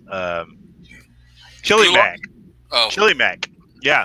Chili mac. I still eat chili mac. I like chili mac. It's good. so like if I do chili mac, I'm doing like actual chili. Mm. Like chili, mac and cheese, and there maybe I might put some hot dogs in it or some hamburger, something like that. But you already got Yeah. I got to be careful because if I eat too much beans, Oh yeah. I'm sleeping in the doghouse that I don't have a doghouse. Right. Force issuing many seafoods into the dining halls that made the cost under half the price for everyone. You and I had a very different experience in the military, Vanessa. I used large quantities of alcohol to kill whatever was in the food. For Keith Gregory, I can say that I ate in the Chief's mess on the Nimitz. Ooh, really good, really good. Best roast beef I've ever had. Nice. But they'd have. I rode on the Nimitz back from Hawaii. King crab, roast beef, really good food. Oh, I bet that was amazing.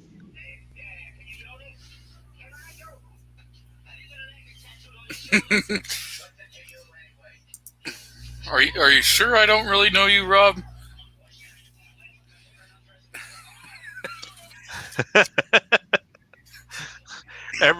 Every time this subject comes up, I remember the movie Blazing Saddles and the scene where they're sitting next to the campfire. It doesn't matter how old you are, you're still 12.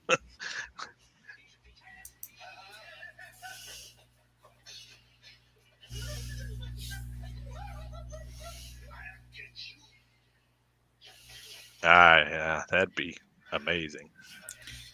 Keith Gregory is a pretty good guy. Welcome, Keith. Does Keith have a channel? Yes. Let's like that channel up. Let's see here.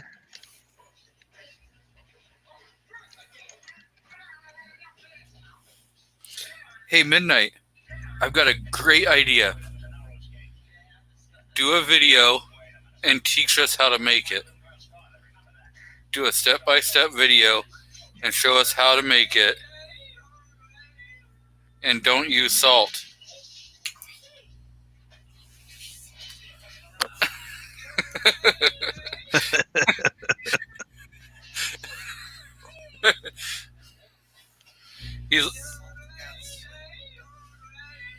Salt adds like less time to your life. Yeah, the salt is what's going to do it for me. Yeah, that's the thing that's going to get me. Oh, Midnight Range, do you have a video? This is my night tonight, is making sure that I get everybody sub who has a video out there on YouTube. Every time I get on one of these, I find 20 people that I've never seen their stuff before. It takes me 6 hours to watch all the good content out there. Yeah, Midnight does a live stream on Sunday nights called The Closer. Oh. He does a few videos. Once in a blue moon. If you're lucky.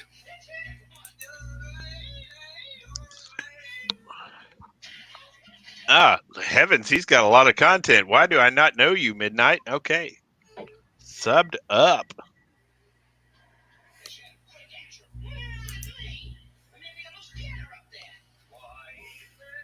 The small 15 missiles. Boy, that's the truth.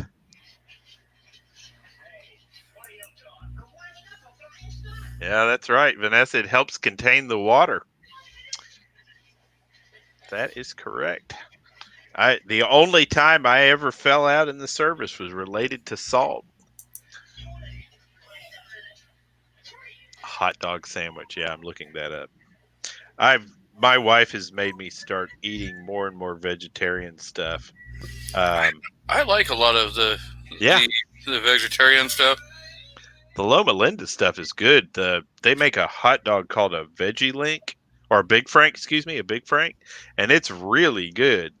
But I think it's Fields. They have some hot dog. They're like brats, and they're pretty darn good. They're like tofu kind of meat substitute.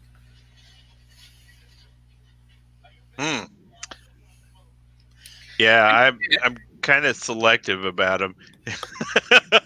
Yeah, and they have ones that are called like loaves, where you can either leave it as and turn it into a meatloaf, or you can, kind of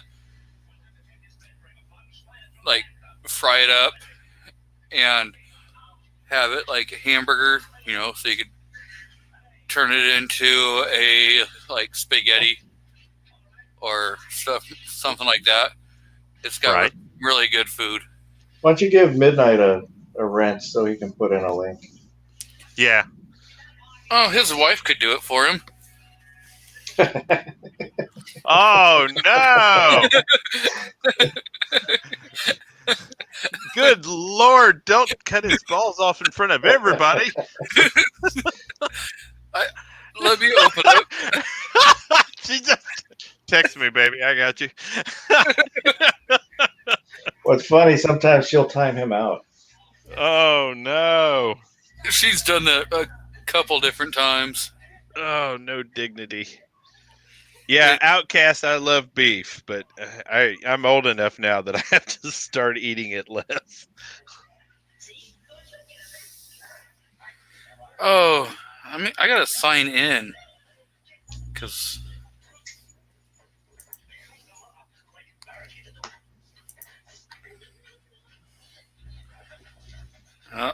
hopefully it will automatically sign in because I kind of don't remember what my password is.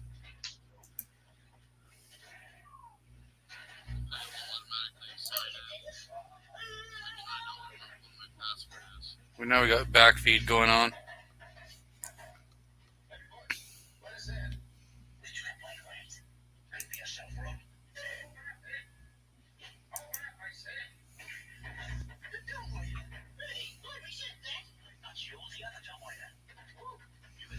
I think he has a wrench now, or somebody does.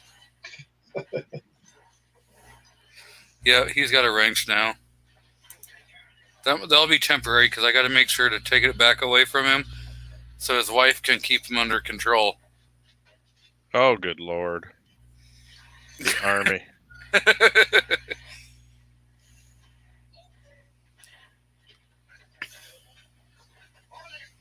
Did you guys solve Defense Dad asked if we solved all the world's problems?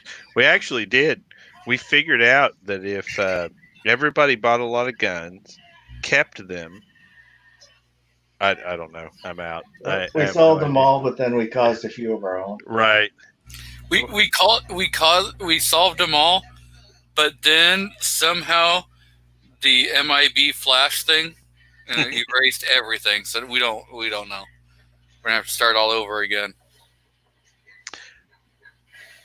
What was the South Park steel underpants ? Question mark profit. That's kind of how the plan looks right now. I feel like, I don't know if anybody else feels this way, but I feel like the entire world is waiting for November. Kinda, yeah. Yep. Okay, so I guess we could put it to a vote on: do we take Midnight's wrench back away from him? Leave the poor man his dignity. Don't do it publicly in front of everybody. Oh, it's got to be a. Hey, I gotta pay him back a little bit because he likes to pick on my co-host. He's just jealous. Defense dad went shooting and blew off a week's worth of work stress. Heck yeah, holes in paper is the greatest thing on earth.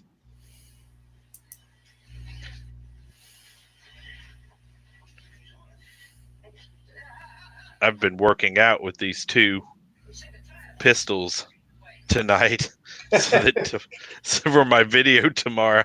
I was like, I want to one-hand these things. Oh God, they're heavy. Kingpin just joined the Yeah. chat. Kingpin is definitely an awesome guy. Oh yeah. Oh, oh, Oh no.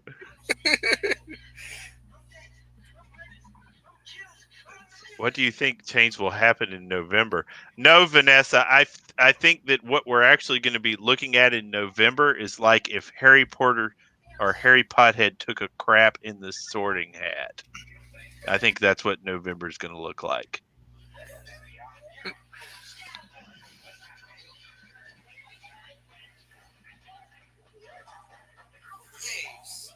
Somebody's got this.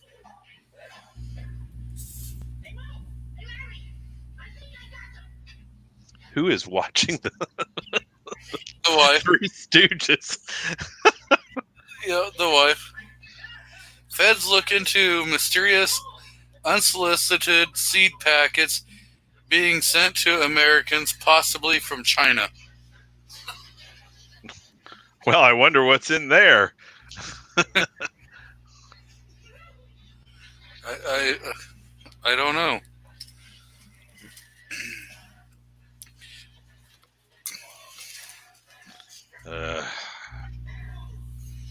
Well, pretty much. You know, a couple of probably dumpster fire. That's about right. A couple of years ago, somebody asked me what I thought the greatest threat would be to the United States, and I said, "Well, so we've always known that China would be the greatest threat. China's biggest problem was that they could never field a respectable blue water navy." And every time, I mean, the reality is most of America's military strength is the ability to park an aircraft carrier off the coast of a city and bomb it to the Stone Age, or run cables out and provide power to the city in a hospital from the giant nuclear reactors. And China's inability to do that has kind of limited their influence on the world. And I said, one of two things has to happen. Either China needs to take Hong Kong and have that port to begin to build a significant blue water navy, or they're going to have to figure out another way to do it. And I thought when they were building that island in the middle of the Sea of Japan, that they were going to create an aircraft carrier out of that, right? You know, kind of a stationary aircraft carrier. But now that they've taken Hong Kong, Texas. you know, they have one of the largest ports in the world. They'll be able to field a significant blue water navy. Yeah, Vanessa, I'm going to have to go with that too. A tornado? Hurricane. Oh, a hurricane made landfall in Texas. How long ago? Just right while you've been on there. So within the last 3 hours and 20 minutes, it made landfall. I tried to tell you. Oh, I guess she's over here yelling that it made landfall sometime today, and she's been trying to tell me for the last like 3 hours and 20 minutes. And I'm just thinking, I guess that's kind of something what she's saying. Right. Any significant damage anywhere yet? Everybody okay? Don't we have a Texan in here? Yeah, on the Gulf Coast of Texas. We had two of them earlier, but I think both of them bailed. Maybe that's why. 90 Yeah. mile winds. They said that's what they're getting right now. Yeah, I left Florida forever after Hugo. I think Andrew's a Texan. Made landfall twice. Pretty good storm surge. Hmm. I guess it's got like 90-mile-an-hour winds. So that's what, like a category 4? No, 90? Yeah, That's it's what, a 2? Probably like one. one or two. Yeah. Yeah. I mean, not that I'm going to stand out in 90-mile-an-hour winds and give it the finger, but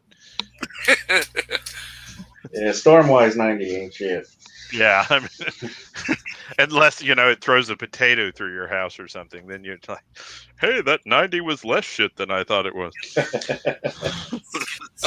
So sorry, we have 2 Texans in here. Honcho says he's in Texas, but not close to the Gulf Coast. Where along the Gulf Coast? Corpus Christi? Not sure. By Corpus, then further south, Cat 1. Category 1. Okay, well. Hopefully, if you're in Texas, my thoughts and prayers are going out to you. And we hope that you are safe. Vanessa Kitty says that Hong Kong is China to begin with. Any other dreams in the matter? Yeah, since basically when the UK left, that was it. It was going to fall eventually. China tried to make nice, but, they've been around for a lot longer than everybody else. They play the long game really well. Not to plant this. I'm texting my cousin right now.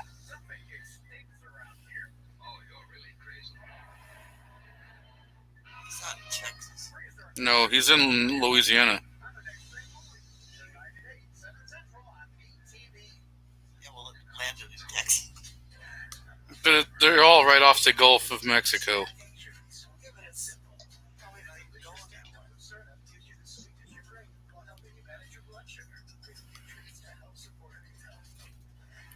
So, You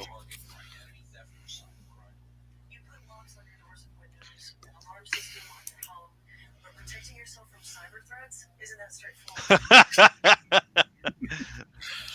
Oh, man. you are not that lucky.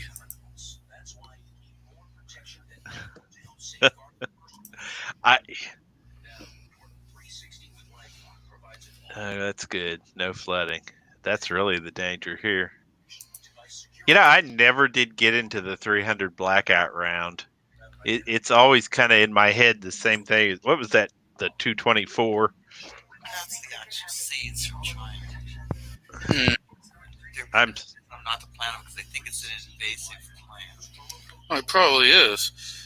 But it looks like friggin' rabbit turds. Well, if they, that didn't China send, or was it ducks? I think they sent. So, India was having issues with a locust storm, and they sent them something like 300,000 ducks. Only China has 300,000 ducks just waiting to deploy to India. You have to know that was a part of some plan.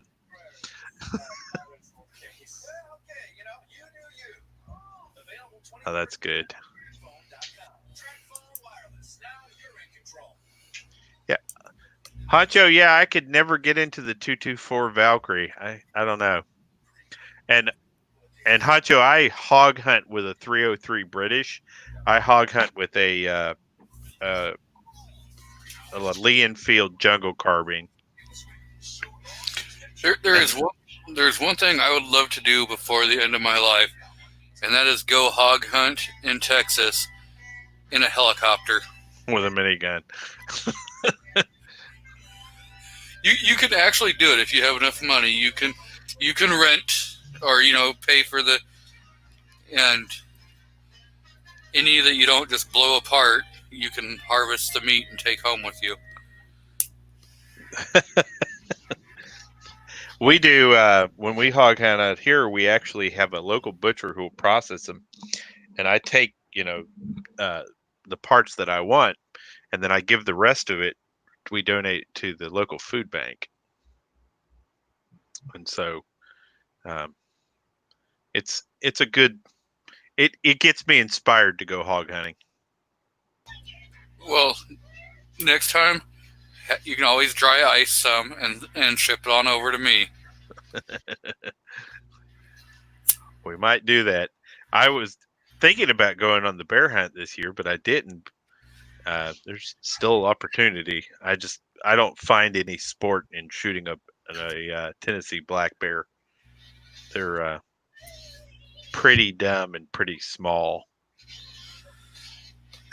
If I was going to go bear hunting, which it's probably one animal I would never hunt because my 2 tattoos are of bears. I would try to get the lottery and get to go hunting in Alaska on Kodiak Island. Yeah.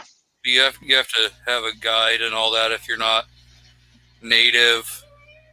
Like Crazy. if you don't live up in Alaska and everything.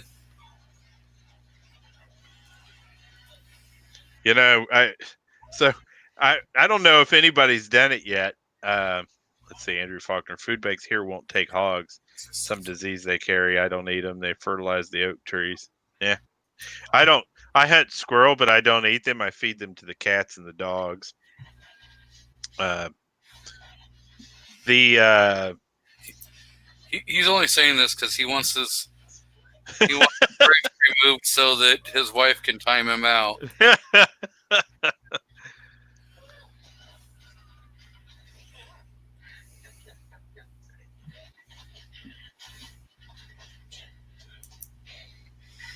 Wow.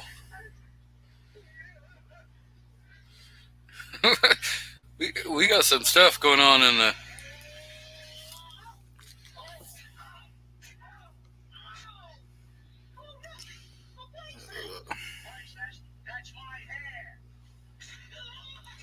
Trying to figure out which one of the 3 email addresses I'm getting an email from.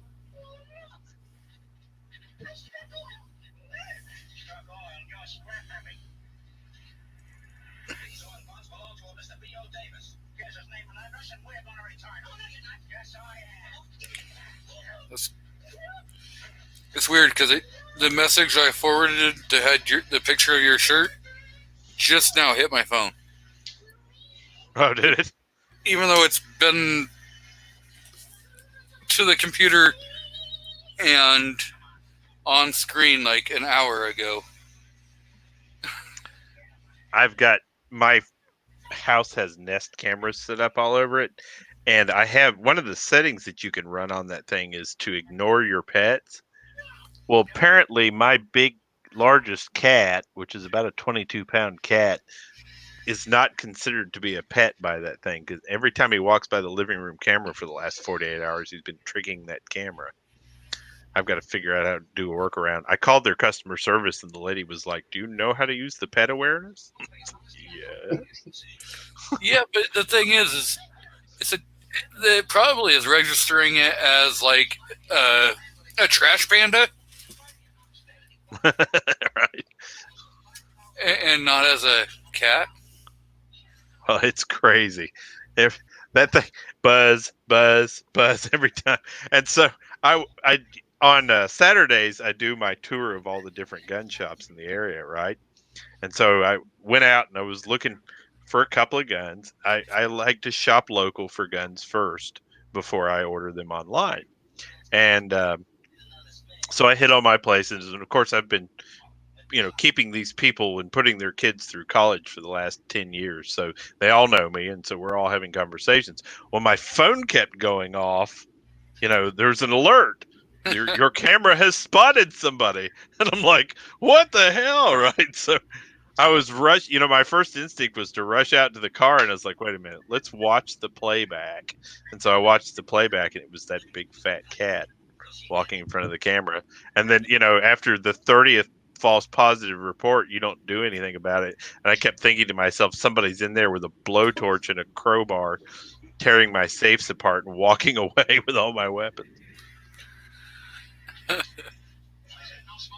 But Yeah, Ohio, we actually started talking about that. Apparently, that militia group accidentally shot their own people. yeah, yeah, a negligent discharge shooting 3 people in your own group. Yep, they're well trained. High speed, low drag. Well trained, excellent marksmen.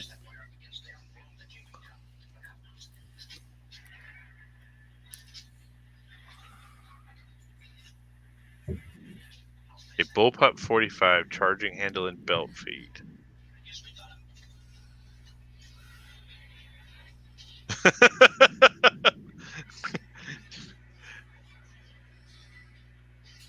I'm still waiting for a belt fed shotgun. I would buy that. They had a belt fed shotgun upper. Really? By who? That may have been a joke. I'm sure. But I would take a belt fed shotgun. Or even this guy that made the homemade one online. Maybe that was what I saw. That's full auto. I'm not sure how he's getting away with that.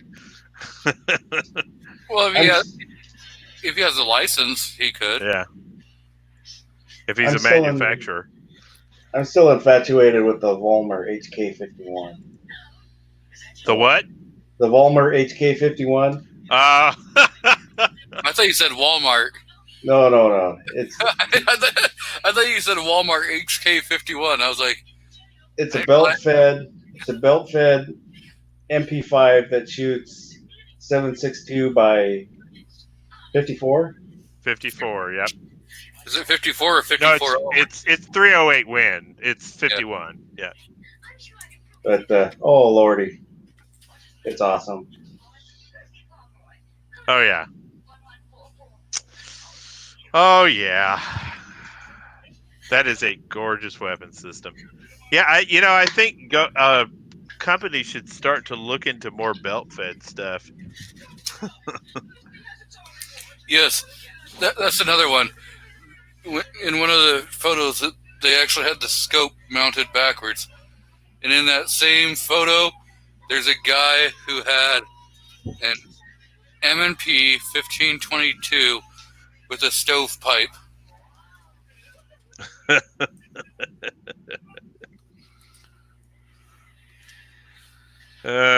22 long rifle AR with a drum mag. What could go wrong? Boy, that's the truth. I don't know how many 22 drum mags I've sent back to manufacturers. ProMag basically lost my business forever with 22 drum mags. I don't buy any of their magazines anymore.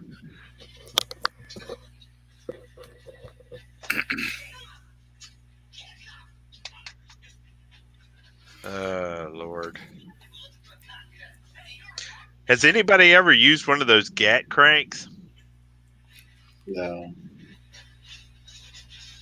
I mean, seems like a fun way to spend $50, but I keep looking at that. I keep thinking, is my rate of fire going to be high enough to deal with the flood? I would love to get a Glock 18. Oh, wouldn't I think there's not a man left in the world that would love a Glock 18. Those are gorgeous. But I would rather have like a converted Glock 18. Oh, that would be fun too. Instead of it being a 9mm, convert it to a 40 or a 357 SIG. Oh yeah. It's 3 parts to turn any Glock into a full auto. I'm not going to say which 3 parts. Right? Yeah. Let's. I'm pretty sure that Bob's probably listened to everything I've said tonight. You know, the ATF guy assigned to listen to me. Yep. Uh, think those my- cranks are a lot cheaper midnight than binaries. Yeah, Hey, Carolina, good luck with those. So I bought one of the 15-round mags for the P365, and it kept dumping its base plate when it was at full capacity. see, I went to. Let me open it up and I'll show you guys the mags that I just.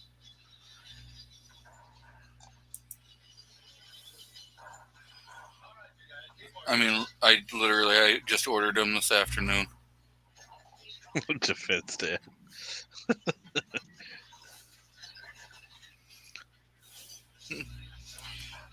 guess I'll actually have to.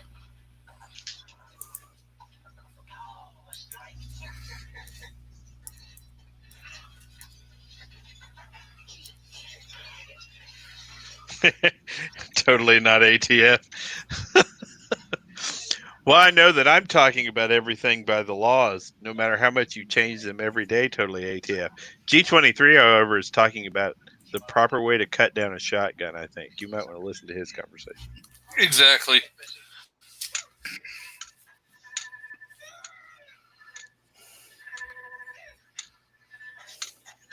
Our indoor range has a full auto Glock conversion for rent. Just about impossible to fire a single round.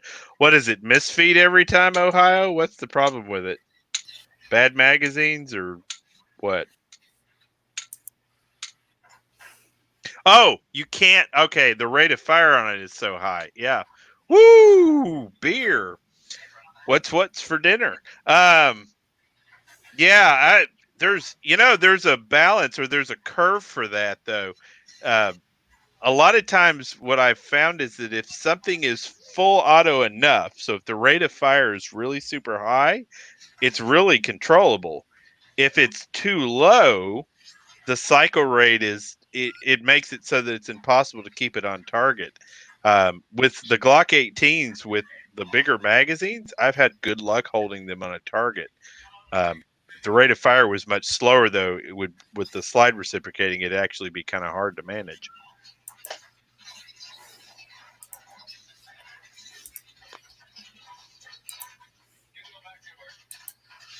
So these are the ones that I ordered for the wife.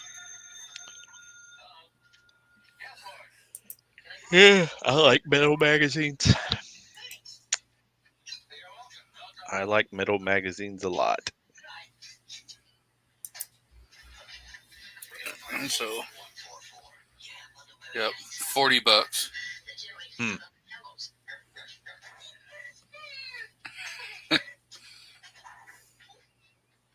That is not bad. If you do not have one of those Lula loaders, get one now.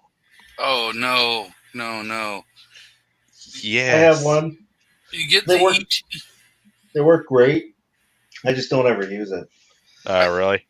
I love mine. I love my ETS.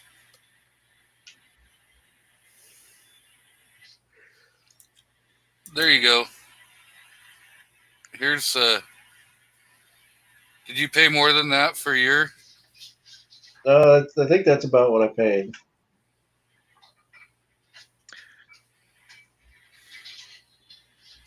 I like the new Gen 3s. I just like them with the window. I prefer the window, put it that way. And then, does anybody actually keep the dust cover tabs for those things? Because I've just pulled them off, loaded them, and thrown that in a drawer. I don't recall ever seeing a dust cover. So, Or that, no. on top of the Gen 3, that's smart, Alex. That debris cover on top of that PMag. Everybody I've known just seems to snap it off and throw it in a drawer somewhere. Doesn't ever seem to get utilized. You know, the funny thing is I've seen pictures of them. Right. No, I don't own any ARs. Oh, you don't? No. G23. Come on, man. You need a 300 blackout. AK all day. Everybody has a 300 blackout. Come on, dude. What's No. wrong? Not Midnight Ranch. I mean, Midnight Range.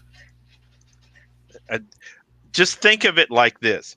An AR-15 is what an AK-47 wants to be when it grows up. An No. accurate, smooth firing, efficient firearm. Okay. Take 10 minutes of your life, go over to TFB TV, and watch their AR, AK, Sub-Zero video. I have a Colt AR. I have a MAT 90 AK. I have just about one of every American-made AKs. And- Take an AK, Uh-huh. take an AR, Uh-huh. throw them into a cooler, Uh-huh. throw a block of dry ice in there, Uh-huh. leave it there for like a few hours Uh-huh. till it gets nice and frozen, Right. and then pull it out of the cooler, Mm-hmm. try to chamber around in each one, and dump the mag. And show me which one does better. What kind of lubricant am I allowed to use on the rifles?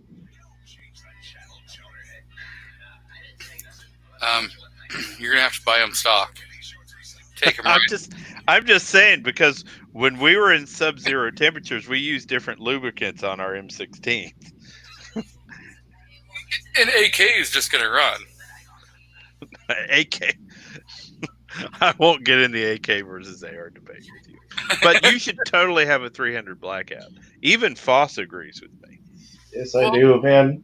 I will let you two go 50-50 and buy me one. For your AK, number one, no.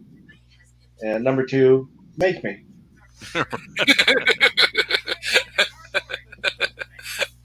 Oh, So 38 Super Partisan says the Mini 14 Master Race. I like Mini 14. yes. Okay.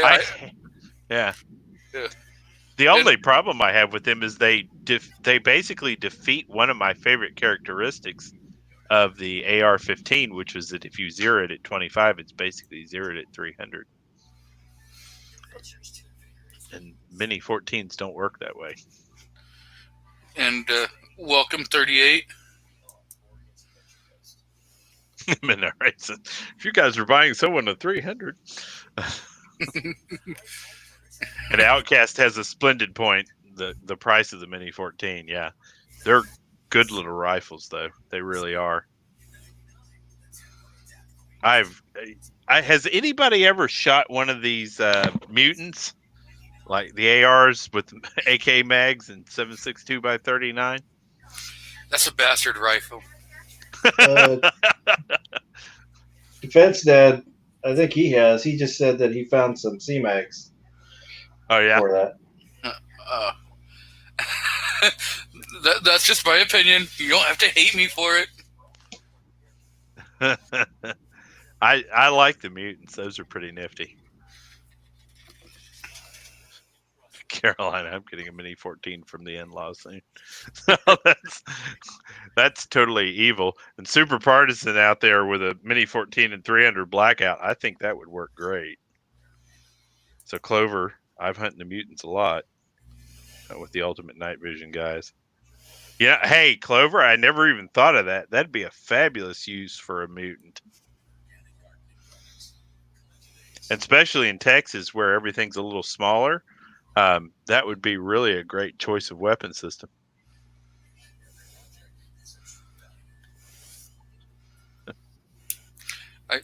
I still don't agree with that. No.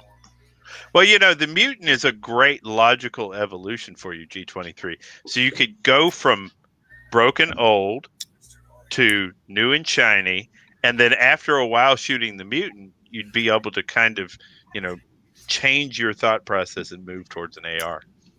Probably never. No.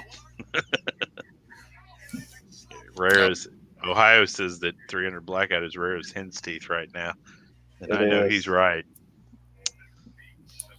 I could probably go find some right now. Well, I can find a lot of ammo. Some guy linked me ammo on my Facebook page, and so I went to this website, and it was $1 a round for 9mm. Mario, man, you're amazing. Have a great night, brother. Enjoy, Mario. Thanks again for swinging by. And we'll see you next Saturday, or if not before. Yeah, I told him. I said, "You're crazy. Why would I spend $1 a round on 9mm?" And then I bought 5 boxes because it's the only thing for sale anywhere. No, I can go to my LGS.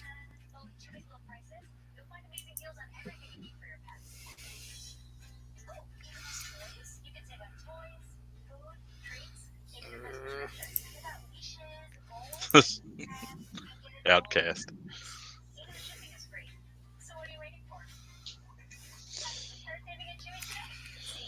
I might have.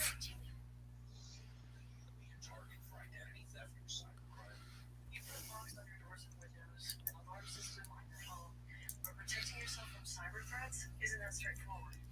In the last year, there were 3 victims of cybercrime every I keep looking at this 37mm ST Havoc flare launcher and asking myself if I want to put 4 pounds on the end of my rifle to fire smoke grenades out of.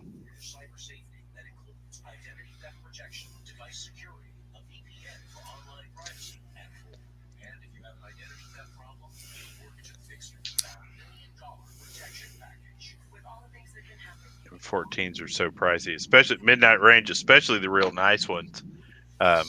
The stainless steel ones with the nice composite stocks, yeah, they're real high price real quick.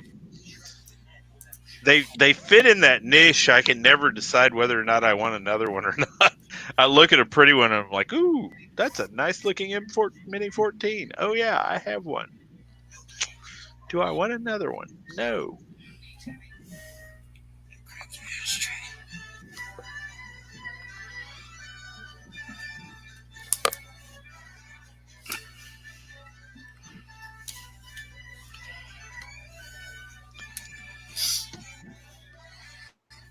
I don't know what.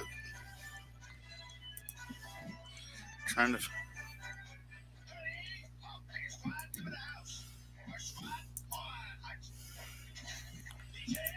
What are you hunting? I was looking for pictures that I had sent myself from my cell phone. There you go. Oh yeah. That works.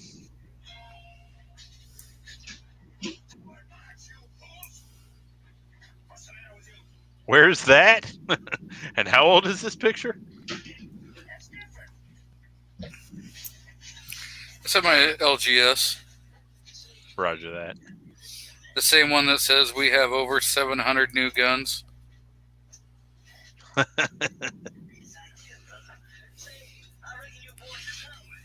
I definitely live in a very pro 2A area. I'm sitting here looking up this Christian Arms weapon system. Let's see. Corsair Arms 1911. Oh, Cosaint? Corsair? Okay. Titanium, Damascus steel, and aluminum. So I have never owned a 1911 that cost more than $1,400 that would cycle. Oh, Cosaints are very nice. I would, if they weren't a 1911, if they didn't have the grip frame, I would definitely look at probably.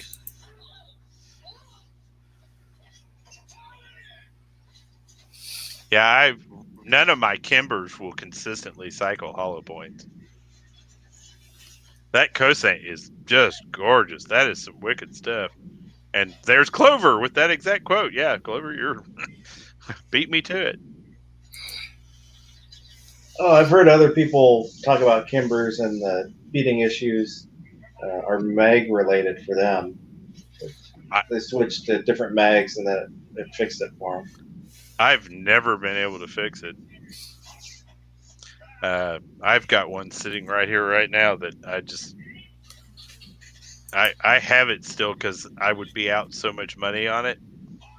To this day, my Remington R51 is still one of the most consistent 1911s I own. Few vids in the Cossaint Outdoor Show corner show. Really nice guy. Really. Midnight, I'll have to get to know him. At least it's a pretty gun. Yeah, it's gorgeous. Stainless steel, pretty grips on it. I've almost thrown it out the window 4 times. I have a lot of patience for firearms. I've got some junk that I've kept just because I loved it. So, will this place ship G23? I'm not sure. You'll have to go ahead and do a plug for them. What's the name of the store? Or email it to me if you don't want to reveal your location publicly here. I tell you what, I'm going to be so happy when that 6-foot tape goes away. So happy. I'm trying to avoid like showing people's face and. Right. Did you see the ammo back there? I did. It wasn't even all the good ammo. They had so much. I should have followed that tape around. This is why my local guys can't get anything.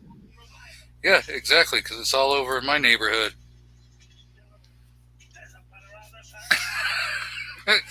Yeah. Oh, a 1911 chat. So everybody's up for a 1911 chat. I'm actually on my next deep concealment video. I'm actually going to start that video with a 1911, shooting with a 1911. And that way nobody can ever accuse me of not doing a 1911. The last 1911 I did was in 9mm, so I was told that was a cop out, and I was not allowed to count that as my 1911 video. Yeah, Greg Mooney is a really good guy. Is he? Yeah. I'll have to get to know him. Yeah. He's not that far from you. Oh, really? He's down in North Carolina. North Carolina? Gotcha. Yeah. That's where his and everything. Yeah, he's a. Ooh, really, Midnight? I actually shoot out of a private range. I might have to suggest our private range. Let me escort you onto our facility. Yeah. It's actually a lot nicer than I let you guys see in any of my films. It's got nice bench rest tables and everything. It's a really super nice range. I like to shoot my videos over at the targets that look like somebody took a machine gun after them. Asheville, North Carolina. Hey, thanks for the kind of getting me introduced to that, guys. That's way outside of my scope. Did not know that until now. Thank you. Yeah, Outcast, I agree. If I pay $1,500 for a pistol, it should be out of the box, ready to roll. And that's what. And see, he used to work for Benchmade or Benchmark Knives, and then he worked for a couple different gun manufacturers. One of them being, I think, STI. Before he's gone into, making his own company. Yeah, I'm sitting here on the website slobbering as we speak. Yeah. Gorgeous. Yeah, I could show you some of the emails between him and I. Begging.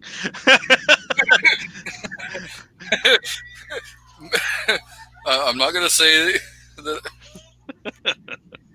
I wasn't, Oh no! It's a 1911 with a fiber optic front sight. The horror.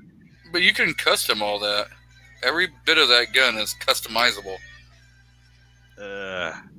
I hate fiber optic sights. I know they have their advantages, but I despise them. See, I like the TFX, the True Glow TFX. Mm. I love those things. Those tritium Yeah. fiber optics. So nice. I still to this day don't use many night sights.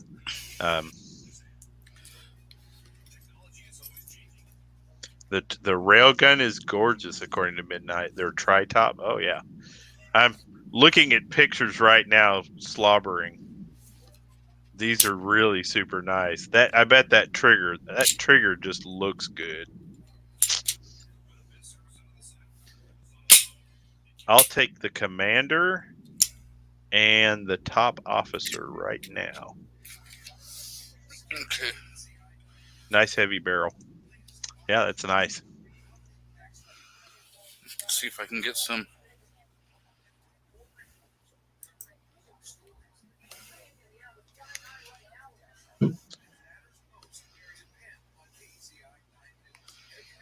Running those suppressor heights right there. Yep. Those are nice. And those are the tritium fiber optics. I mean,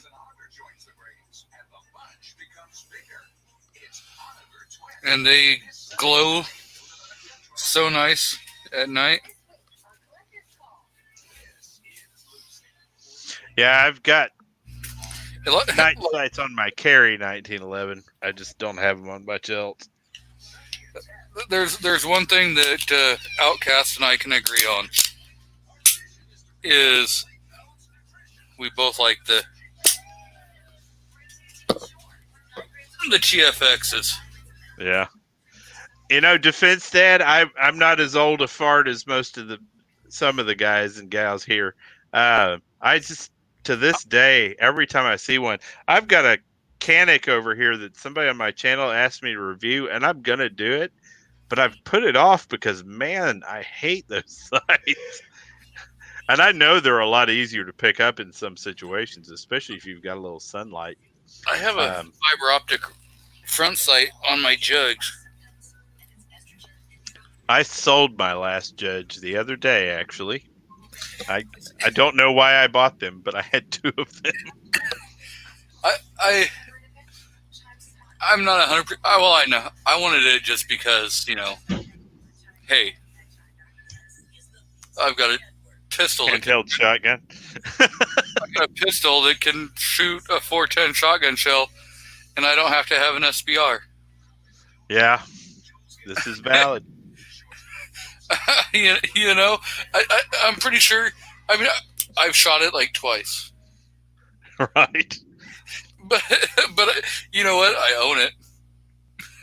Right. Right. It's all yours. Ozark, have a good night. It's a good night. Enjoy.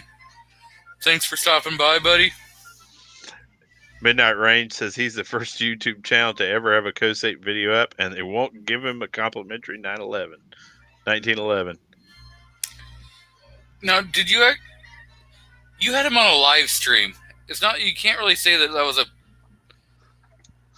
published video. That was a live stream. Now, see, you copped out on him. Now, C4 Defense actually had a produced video. Now he's just going to get all over me on that because I'm pretty sure that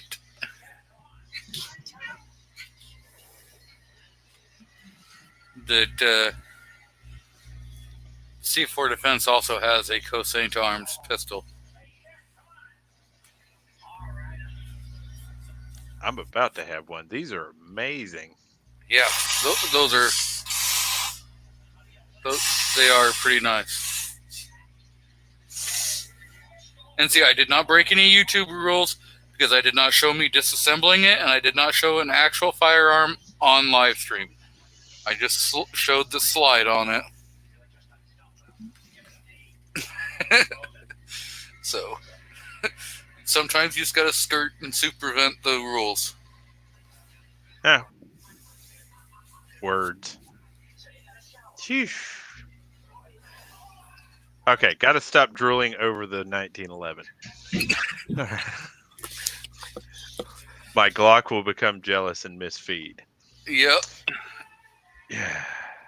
Oh, I forgot to ask Warsaw about that, on how his CZs were like, and the fact that he made a Glock sign. He said the CZ gods were going to be pissed off at him. Yeah, Defense Dad, I understand eyesight issues. I'm a negative 4.2 and a negative 4.5. Actually, ironically, my eyesight is getting better as I age because I'm becoming more farsighted. So I get not being able to pick up those sights. Definitely, sir. Definitely. So, hey, Defense Dad, if you ever want a link, just shoot me an email, g23.40life@gmail.com.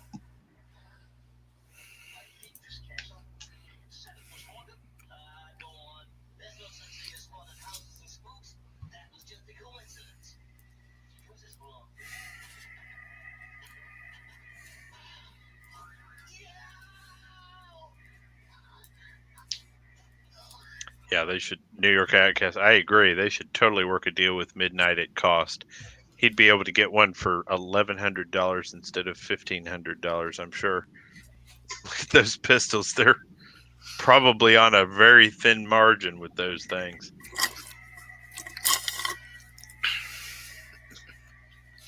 See, he was talking when, oh, sorry. He, when he was on Midnight's live stream, he was talking about possibly doing a, like, CZ style with no safety, no grip safety on the back, Mm-hmm.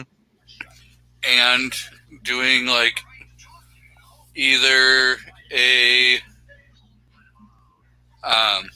like 40 357 SIG or 10 millimeter. He was talking about that possibly coming down in the future.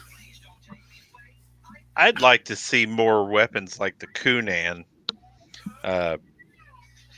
fielding those heavier cartridges like that in the 1911 frame. Those are nifty. I'm just not sure what niche they really fit in overall.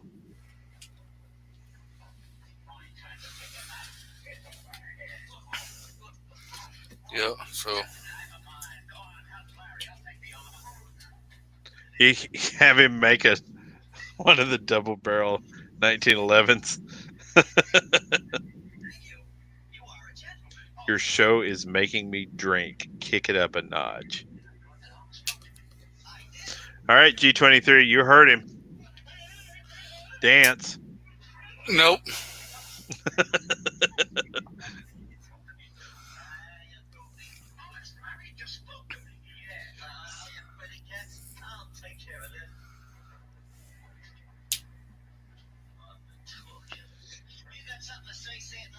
So what do we think is going to be?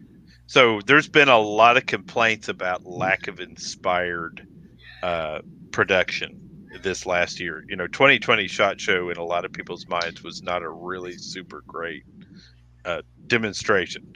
There were a lot of complaints about people, solving problems that did not exist. As the firearms community, we should really be contributing to their thought process. You know what I mean? Telling them what we'd like to see in that next gun. A lot of times I tell people that I'm reviewing weapons for people, and basically it's just an endless flow of polymer 9mm. What do you think we should be recommending to the gun manufacturers for the next big thing, SHOT Show 2021? What would you guys say? Glock PCC. I think they need to reveal a Glock PCC. Would be interesting. Oh, I think the in 10 millimeter. that the SIG fire control unit, more stuff like that. Just the possibilities that come along with that. The Right. the alien gun. I don't know if it's just a niche gun, but I thought there were some features to it that were pretty innovative. If you know which one I'm talking about. I do. I'm looking at it right now. Yeah, it really didn't see anything out of that, and that was pretty nifty. When I first saw a picture of that, I thought it was a CZ75 with a weird slide on it. Are you guys talking about the one where like the slide fits into the frame? Yeah, and it's like the bore axis on this thing. $5,000. Yeah. Maybe Well, make we're not- that more affordable. Yeah, we're not talking cost. We're just talking features. Yeah, there wasn't anything that was really that I saw out of the SHOT Show videos. There wasn't anything that made me go, I really absolutely need to have that in my life.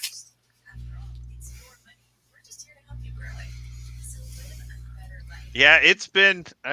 I tend to get excited about semi-automatic shotguns. I don't know why. That's just kind of always been my thing. I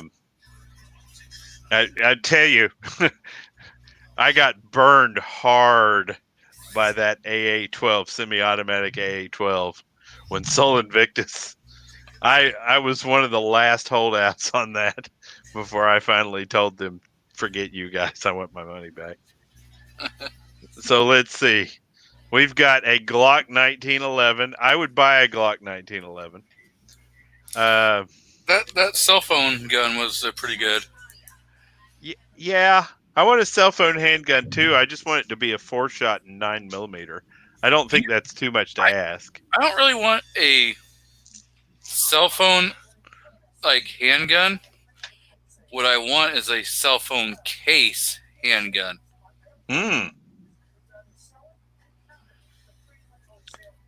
That's actually not a bad idea. Because you can still be using your phone and not have to have two separate phones, which could make somebody a little suspicious. Yeah, but that thing would be so thick. Not if you did a 2-shot 40. Just dragging your pants off. Well, a 40 is what? Nearly half an inch in diameter?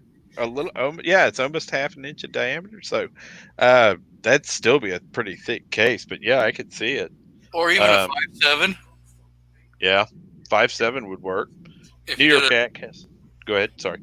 if you did a cell phone case in 5.7, that'd be pretty nice.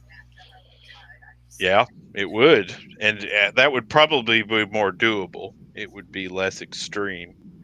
Movie guns that never run out of ammo. I'll take a few of them. Yeah, I love seeing somebody take an AR and shoot 70, 80 rounds. Tartan Tactical G34. Holy crap, yeah. We need to take these things and actually send these suggestions to the gun manufacturers. I think, my biggest problem at a SHOT Show this year was that it was boring. There just wasn't a lot of great stuff. I wasn't inspired to go shoot any of it. That glove? I was just about to say that glove was pretty cool. Yeah, that glove. If you're not subbed to C4 Defense, you should sub him just to watch that video on repeat. The hotshot gloves? What are you talking about? Okay, I gotta watch it. Hang on. He just says glove on and dude, in slow-mo, it is epic. Oh, okay. The trigger glove. Yeah, okay. Yeah, that is so epic.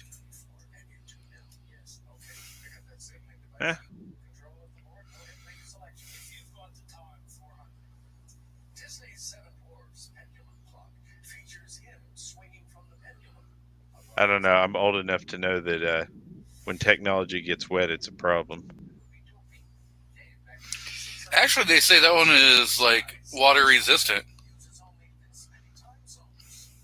Which means if you sweat too much, it explodes.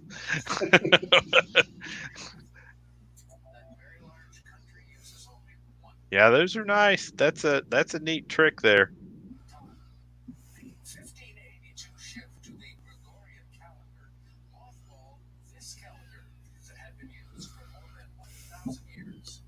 That was the Julian calendar. Let's see. Time for 1,000. It's the 4-letter time. So yeah, The Altor 9mm. Yeah. yeah. Have you seen the Gun Snobs video on that? No, not yet. I'll have to watch it. Yeah, yeah. I don't know. You know, they thought outside of the box for that, but just nothing about that appeals to me. I mean,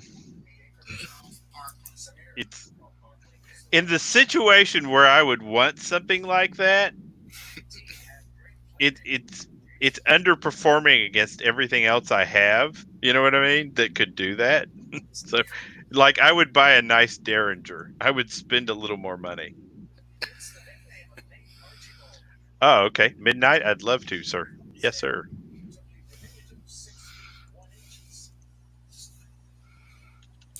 G23, will you throw that my direction later? Yeah, I'll Cool. shoot you his email. Cool. Thank you. Lipstick, Ohio. That's lipstick on a pig. Yes, it is. I want a ballistic proof suit. Yes, I would love a ballistic proof suit. I just want mine to have jets and an onboard AI. You know that AI could be hackable. I'm not saying that I'm Iron Man, but I am Iron Man. But just think about it. If you're flying around and somebody hacks your AI. Oh, yeah, you're hosed. It's all right. Iron Man doesn't fly anyway. He just kind of drag himself along on the ground. It doesn't matter if somebody runs you into a concrete building repeatedly. Right. It's still not going to feel good. I don't care what kind of suit you have. It's still not going to feel good. You are absolutely toast every single time. I think it would be neat to see some more advanced ballistic stuff. The other day I was sitting down looking at my plate carrier and I realized that I'm running level 4 with, 3A soft armor over top of that armor, right? And that's kind of still the peak of technology as far as armor goes. It'd be nice to see some more developments. If y'all could be a superhero, which one would you pick? A superhero. See, I'm not a big comic book or superhero fan, so I don't really know much of them. But I would want to be able to read somebody's mind and be able to control it. So you want to be a woman? You know how some of them they can read somebody else's mind and then either implant their own thoughts into them or just completely explode somebody's brain. Yeah, I've been married for 24 years. A woman. Yeah, I'm familiar with this concept.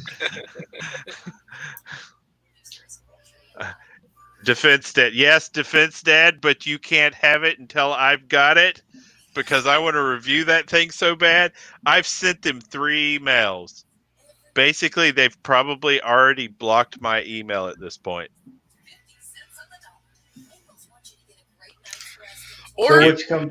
Or be invisible, where you could walk into a bank vault in the middle of the day and walk out with as much cash as you want. I probably, if I could have any superpower, it would be to be the president of the United States for 4 years.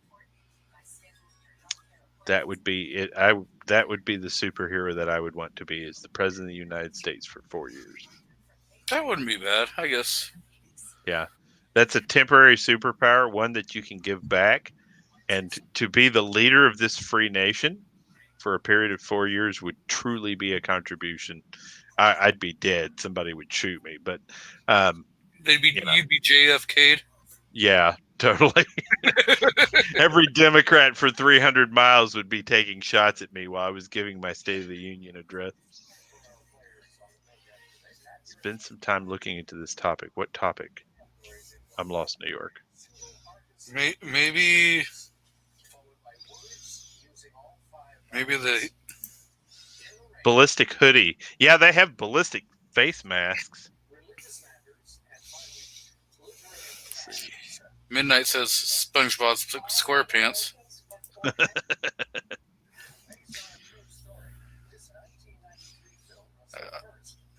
I'm not exactly sure what topic he's exactly talking about. Yeah, Outcasts were lost, but we want to play too. See, this is why you need to be able to read people's minds. I'm just saying, all you need to do is be a woman. You'd be set. You'd be good. My wife will walk into the room, look at me, and walk out of the room, and from the other room say, "Don't say that to me." I'm like, wait! I didn't get it out of my mouth. It's not fair. And my daughter gained that superpower a couple of years ago when she was turned into an adult, too. I tried to get her to do a shooting video with me, and she was like, "No, Dad, you're embarrassing." So, how do you know I would be embarrassing? Well, all you got to do is when she's not paying attention, remote start the camera. Film her out of her own will. And submit her to all you hyenas. Yeah, that would go great. Hey, just remember, when you're out in public, you do not have the assumption of privacy. There's no expectation of privacy. So I don't know if this has happened to anybody else, but have you ever had somebody who subscribes to your stuff recognize you in the world? Nope. So it happened to me the other day, and I have no viewers, okay? But viewer number 3 saw me somewhere and commented to her little boyfriend that, "Hey, that's the guy that does Nighthawk Medic shoots." And so there was this really proud moment where I was like, "Hey, that person recognized me." So, for people like CloverTech who have 3,000 people, that's probably not a big deal, right? That's exciting. But I was so excited about it. And my wife just took the guts out of me. She was like, "That girl probably didn't know you from Adam. She just recognized your face from something, blah, blah, blah, blah, blah." And I was like, man, she just take the guts out of me. Right? Superpower. I was like, where did she obtain these amazing powers? She said, "I couldn't let you walk around with your head like that. Somebody'd pop it with a pen." Oh. If that ever happens to me, I can tell you within 30 seconds my wife's probably going to say something the exact same. Right. They are what makes the world go around. They are absolutely amazing. Yep. I've had mine for like 20 years, and I don't want to take the time to train another one. That would be it for me. If my wife ever had to leave for any reason, I would probably just sit in chats on Saturday nights and talk to people. At midnight, it's hard being a YouTube celebrity. Yeah, that is the first and the last time somebody will ever recognize me on my program. But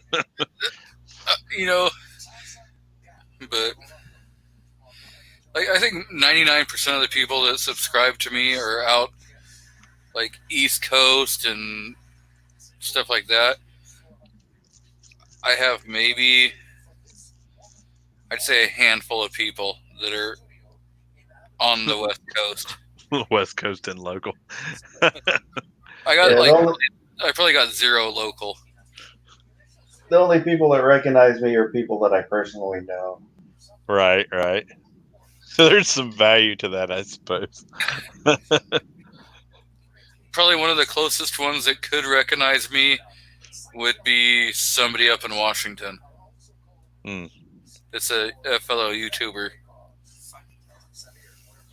So everybody in the chat and everybody on the panel, who's your least favorite person at the shooting range? I don't go to a shooting range. Well, the least favorite type of person, I mean, at the shooting range. The gun borrower. The gun borrower? I go to a private club and it's only 6 stalls, so I go early when nobody's there, so I don't really run into a lot of people. Carolina. Like, I don't mind, like,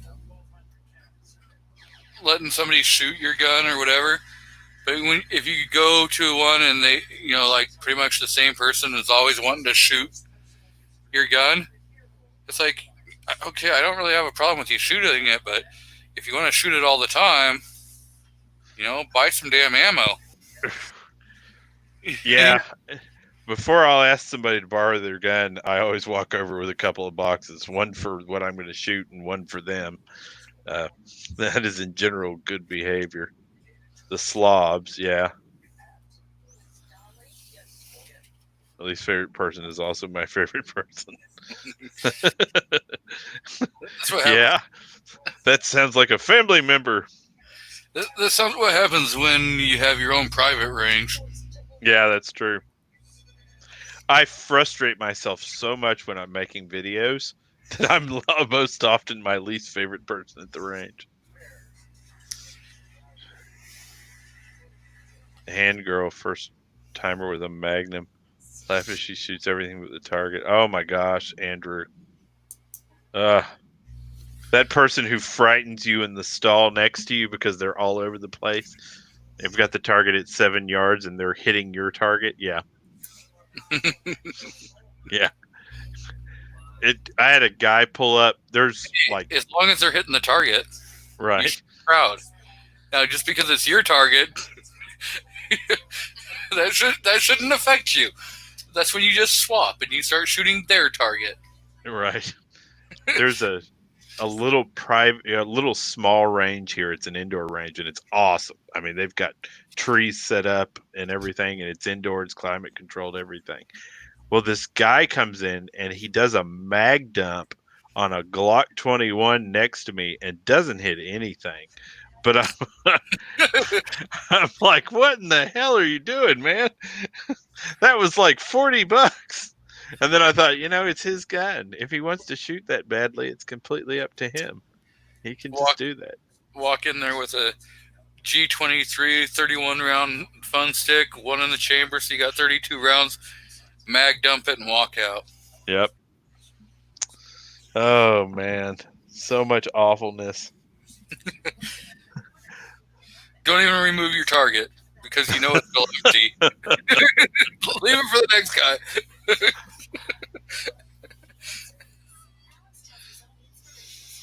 You see, there's a retired guy at my local range who never shoots, just watches you shoot.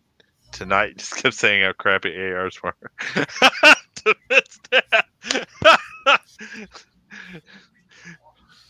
I hate the guy that's trying to talk to you while you're trying to sight something in. Like, wait, just let me get. Glock guys are nothing but trouble, huh? Let's see. Yeah, I have a boat gun website. That's the first anybody here has ever heard of it, because the amount of usage that it gets is criminal. Unless they're in 300 blackout, and really, G23 was just talking about how much he would love one in 300 blackout. So that's probably going to be something that he's going to get into pretty quickly. Go to his channel and comment how much you believe that he should get one. Yep. When some company like Aero Precision sent me a decked out 300 blackout with a thermal scope that I get to keep after a T&E for free. I'll get that 300 blackout. I think that Clover just did one on Shilling. You probably Oh, you know, the thing is I was on Carolina EDC's live stream, yeah. so I didn't get to actually watch that video. I probably should have watched that, It's a good one. but It's a real good one. but if I haven't watched it, then I can't find out if I'm doing something wrong. Right, if you're Shilling or not. Yeah. Yeah, one of my comments on that video was I did such a honest evaluation of the Mossberg MC1C that they probably are going to come over here and take my 590 away. I really let them have it. People get sad.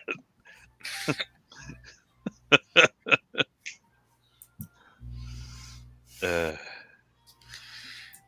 we've got Gizzard back for like Welcome the back, Gizzard. 5th time. Have you made it home from your daughter's house?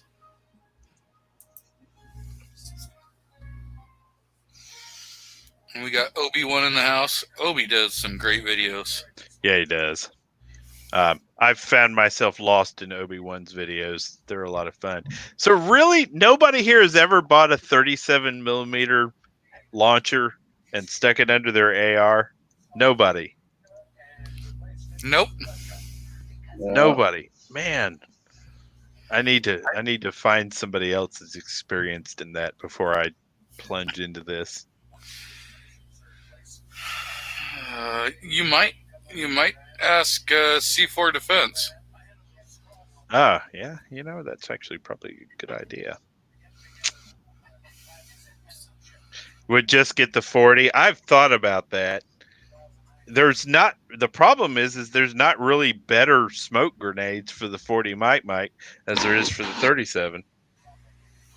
And then what I remember with M203s is you could never get the stupid things to work right. Sell a kidney or something, get your 300 stuff.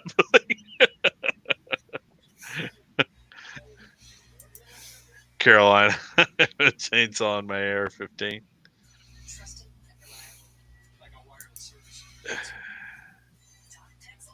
Yeah, that's the consensus that I get is that.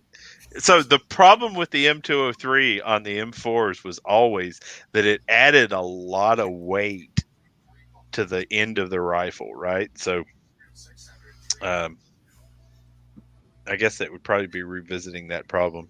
Look at Exotic Arms out of Oregon. Ah, thank you. I might have to look them up and go to them personally.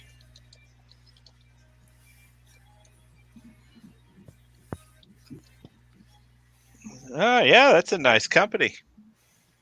Oh, they've got some stuff that doesn't look awful, like this pink 37 millimeter grenade launcher. Who in the world does that to a grenade launcher?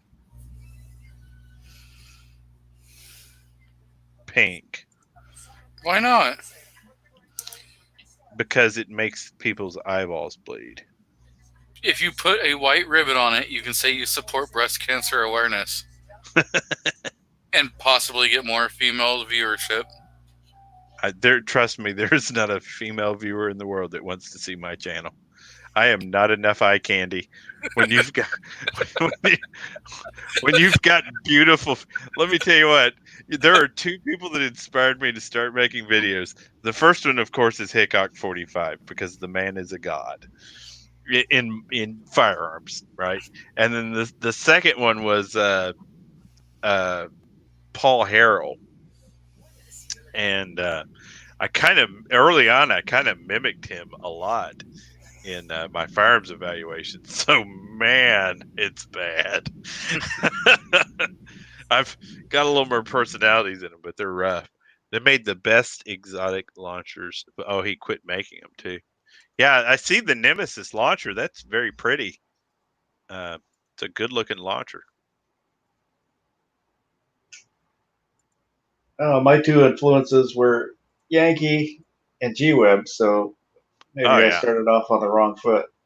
No, yeah. There's hardly any, controversy around Yankee Marshall. None at all these days. And just for the record, I don't get involved in any of that because everybody's entitled to their opinion. Yep.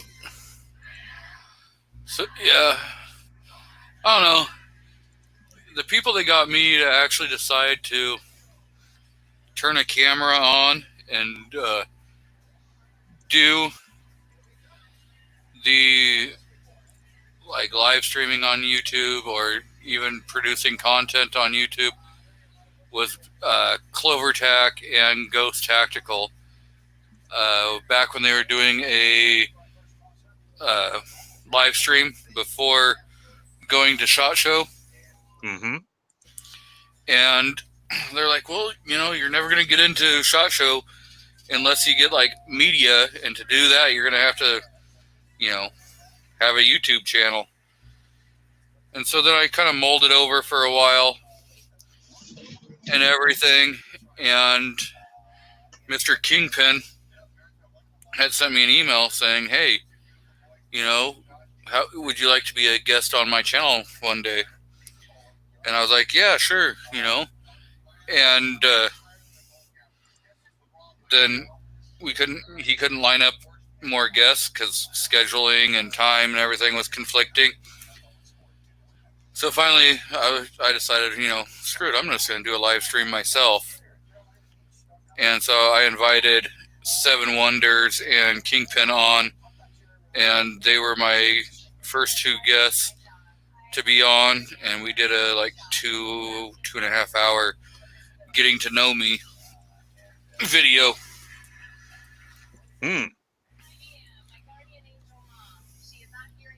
Well, I've got to eventually look towards getting into the live streaming stuff. I'm still of the mindset I'm not as interesting as I think I am. I'm going to have to just flat give a shout out on here for CloverTac, and I've done it a lot. But the things that he's taught me, and really kind of taken all of us, I think, in our young gun channels under his wing, that's been huge. That's been really super huge. The one that helps me a lot is Ghost.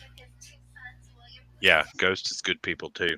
I mean, Clover does great and stuff, but I find myself texting or emailing Ghost, and he's pretty quick at responding, and he'll call. He'll be like, hey,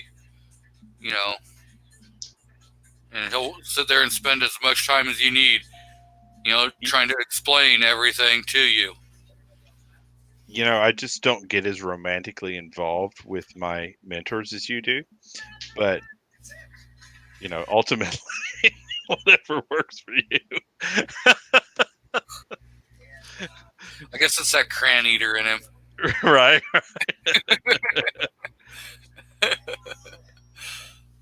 But yeah, he's a good guy to, He is.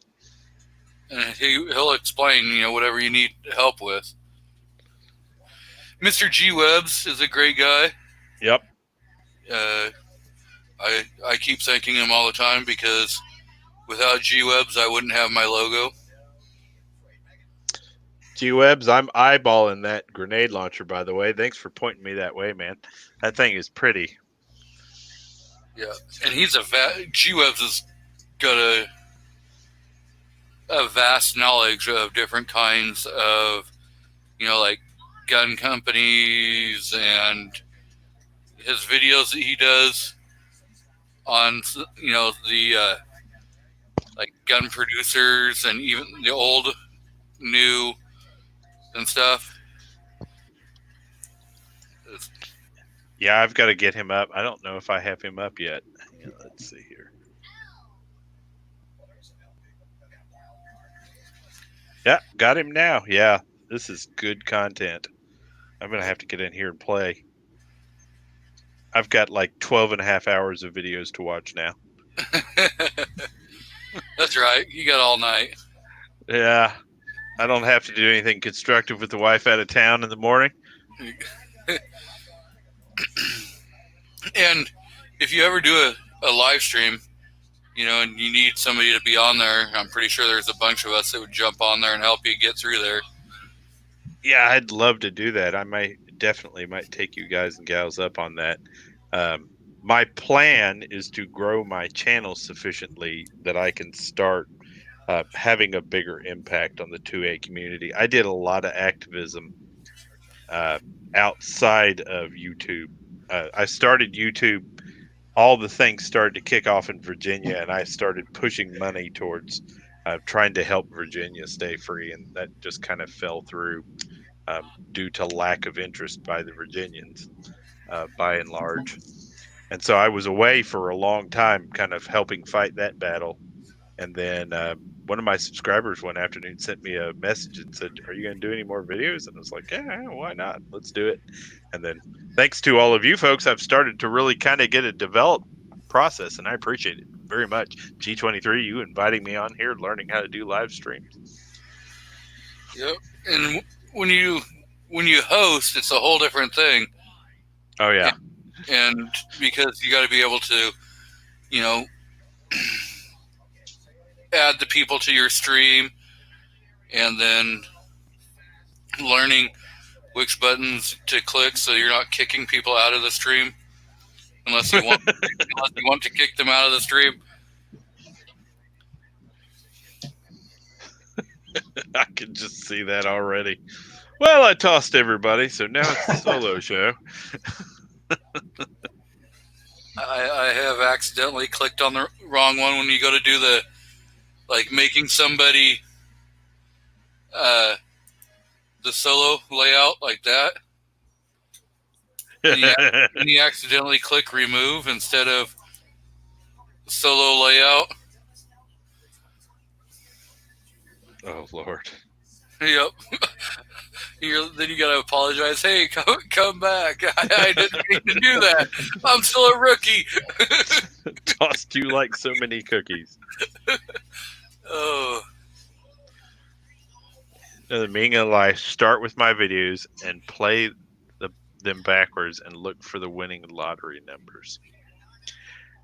Outcast in college, I spent a lot of time playing videos or playing records backwards, so yeah. I never found any meaning in any of those. Running a live stream is very, very hard if you were in a coma. Otherwise, it's easy. You know, there's so many interesting people in the gun community, really, that, you know, you don't ever get to meet or see. We're all kind of the same. Gun websites met the guy at Exotic one time. That's nice. Back on July 4th when I was hosting, and I had Phil Hacker on here. I think that was your first time being on here. Yep. That was a pretty good one. Yeah. I mean, there's managing all the groupings. Gun websites, you're probably the only person in this conversation right now that has groupies. I just looked at your subscriber counts. Yep.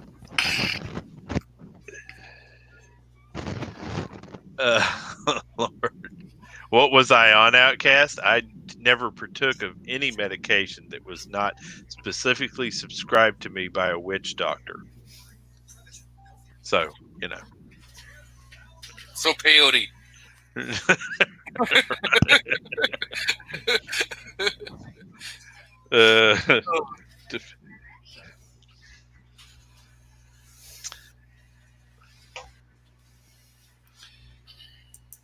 The one thing I can say is, like, when you're hosting,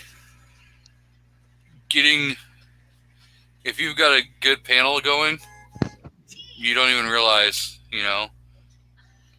And yeah, I can see how having active participants would be important.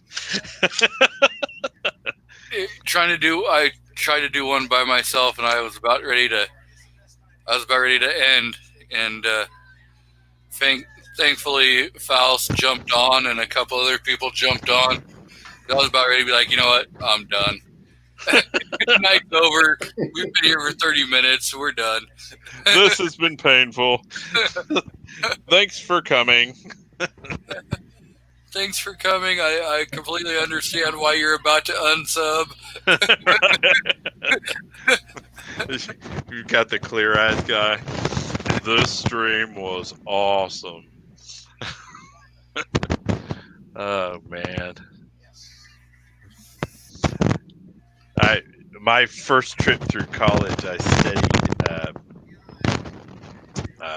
biochemistry and a minor in theater, and I had more fun doing the theater than anything else. And this kind of all predates most of the modern technology that we have and so forth. But a lot of that is stage acting, and I was a part of an improv troupe. And I don't think people realize how exhausting it is to come up with things kind of at the seat of your pants like that. Midnight did all of his live streams alone. Ooh, wow. Yep. And that's why he's got the channel that he's got. Yeah. Of course, he's a little more personable than I am. I'm not going to say what kind of personable, but he's a little more personable. A little.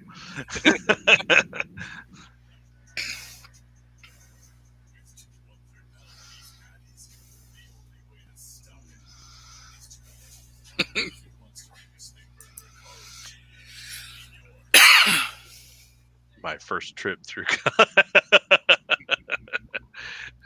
No, I did most of my undergraduate work, joined the Army, spent some time in the Army, and then finished it off on the back end. Now, were you introduced to Shotgun Charlie? Yeah, he's a pretty nifty fella. I like him.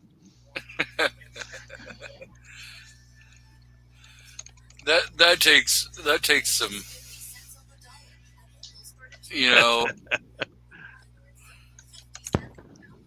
smoking weed or heroin or hash out of a shotgun.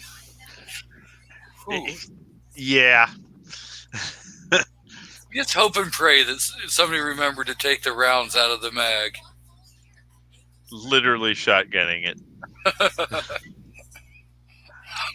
I'm just saying.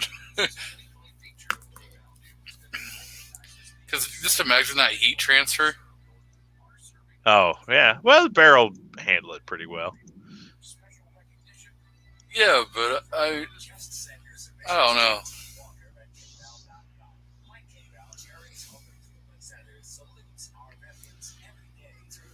It is one of the more creative concepts that I've seen. An apple is creative. Yeah.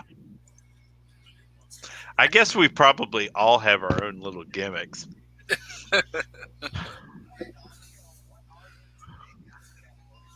I've been working on the whole branding thing. What is on the dark side of the moon, Nighthawk?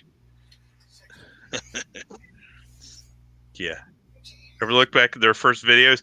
I have actually posted the first video I ever did, I did not post because I didn't know how to get the speech coordinated with the actual video, and so there's one part where I'm totally doing the bad Japanese fight sequence in the video, and it's kind of towards the end, so and it slowly gets worse. So at first you're kind of like, maybe there's something off on my hearing, right? But as you watch it longer, you realize that somebody didn't edit it very well. But it was an Independence Day video where I talked about the shockwave and how to use it without, shooting high, which is what most people were complaining about at that time, is that they ended up shooting the shockwave high. And so I actually re-released that video here recently. So yeah, it was awful.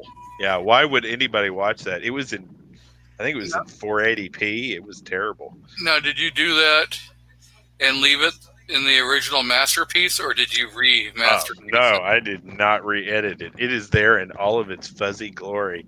And now I've got the ability to release videos in 4K, and of course everybody does 1080p these days. And so to look back at it, it's pretty horrible. I think I did that video on an iPhone 6 or 7. It was pretty bad. I'm gonna have to go back and watch that. You need to. It's the Independence Day video. It is terrible. I think. Let's see. I'm trying to remember what my first video, like my very first one on was like my live stream, but like my first produced video, I don't even remember what that was. Memorial Day? With the F-15 flyovers? That'd be a good one. I think that was my very first, produced. No, I produced one, I put one up in, 2012 of my buddy. We were out at the bar, and I don't know if any of you guys played where you it's called Screw Your Buddy, where everyone's doing karaoke and you're trying to pick the worst song you can think of to make your best friend have to sing. No. We weren't Blue Falcons when I was doing karaoke, but go ahead.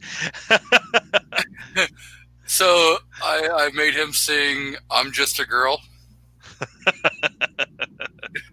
Yep. And that was my very first video on YouTube. That is now a private video. I thought that was you. No, that was never me. It wasn't until quite a while later that you mentioned it was your friend. Yep. Midnight. It's flying. And I have to comment on this. New York, there are beautiful colors on the dark side of the moon. It's a year ago. I put it just to see how bad it was. Yeah, Defense Dad. That is exactly what I did. Actually, I was sitting there looking. It's like, man, I have a video I didn't release. I was like, why didn't I release this video? And I played it back, and I was like, oh, that's why I didn't release this video. Oh, what the heck? I mean, my very first video has more views than any other video just because it has staying power. It's been up there.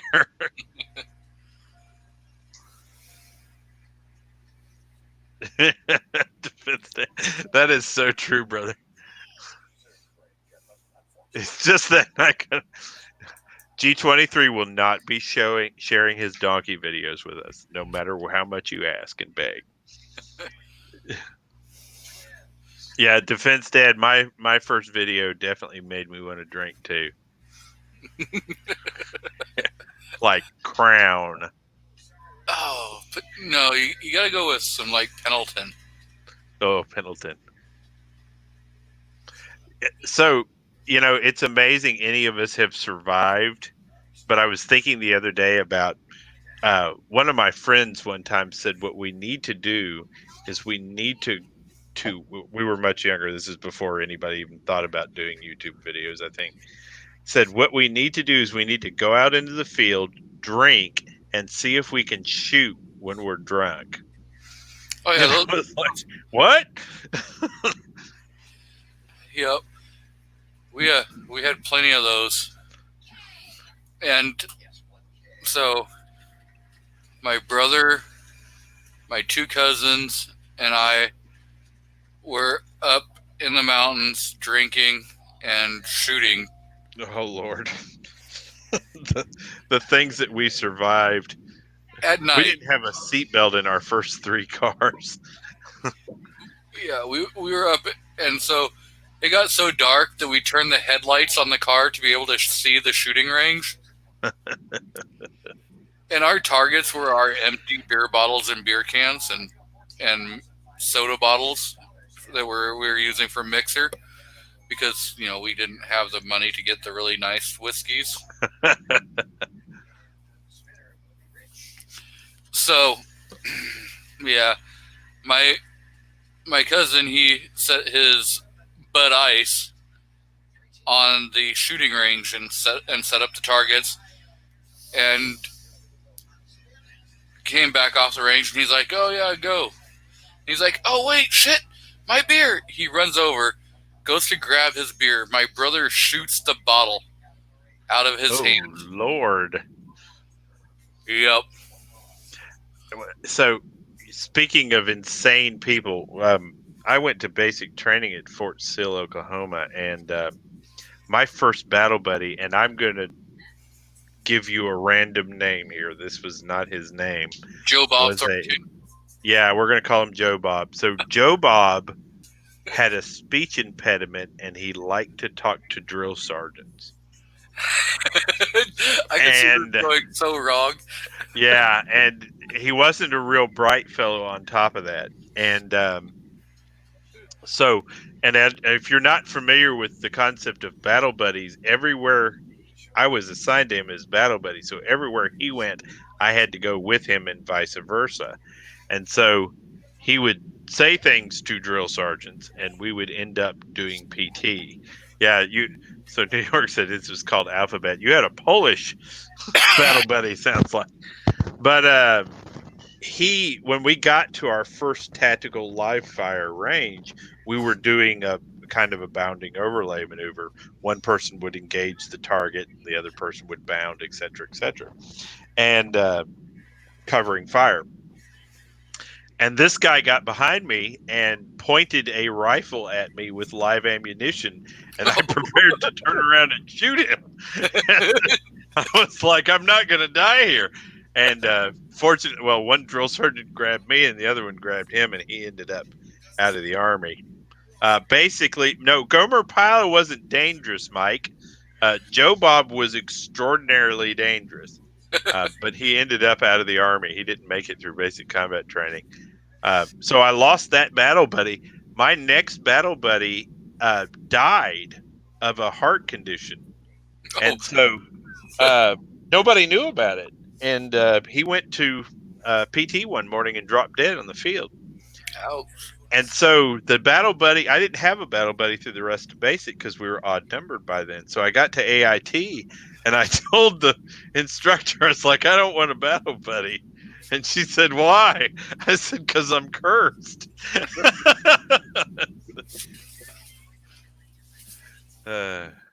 Cool guy. Let's see, New York. He was called. Okay, for Puerto Screwed. He had to do basic once there and once on the mainland. Yeah. We had at Fort Hood, we had a battalion, or I guess it was more a company of Puerto Rican folks, and they were doing everything U.S. Army style, only they were doing it in Spanish. And so I watched a formation of them march by, and I could very easily figure out what they were doing because it was identical to what we were doing. So, speaking of Fort Hood, I have a keychain that I keep. I have it on my key ring at all times. It's from Fort Hood. Back when you had the shooting on Fort Hood. Yeah. One of my coworkers' brothers was stationed down there. And they did the key rings, and they were selling them for like $3 or $5 a key ring to help, with soldiers and stuff. And so his brother bought like 30 of them and sent them up to my buddy who gave me one. So I keep it on there. You know. Right. Yeah, that was an awful incident. Fort Hood is full of good people. It is kind of an awful base. I worked at I served at the North Fort Hood TMC. It was called TMC 14. It was basically a double wide trailer.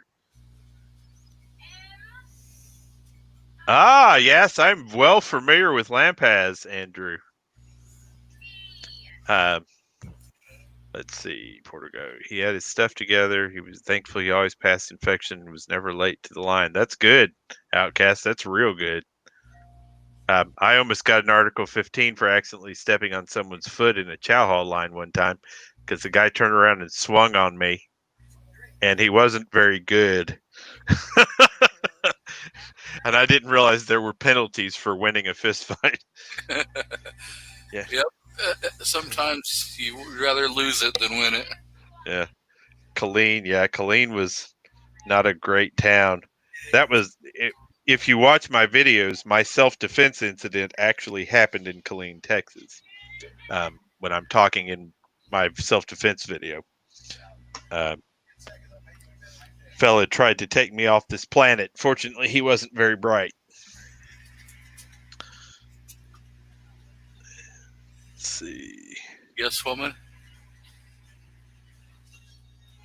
She's like, it's 11 o'clock. It's only like 8 o'clock on the best coast. You're usually in bed by 8, sleep by 5. Did you hear that?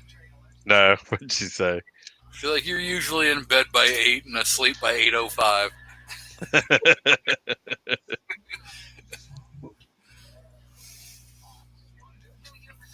But I wake up at like 3-4 o'clock in the morning. My wife asked me to come to bed early the other night, and I ended up waking up at like 4:30 a.m. It was so early that the cats weren't awake, and that's when you know it's early. I was like, what do I do? So I went to the gym. When you wake up and the cats look at you like, go back to sleep. Right. Why are you awake? We're not even hungry yet. Dude, it's too early. Yeah. But let me tell you what, that's the best alarm clock in the world. I have never missed work. I have never been late for work because my cats want chow at 5:30 every single morning. And there is no alarm clock like a 25-pound tabby sitting on your head and pawing at your mouth. That is, I am awake. Well, you remember seeing the picture of my little kitty? Oh, yeah. Yeah. That's a tortie. Back before she was like solid muscle. I mean, she was a little bruiser. Yeah, I used to call her my little pit bull. But now she's more of my little bowling ball. They are precious, though. Yeah, I would never give her up. You're more like a beach ball or something.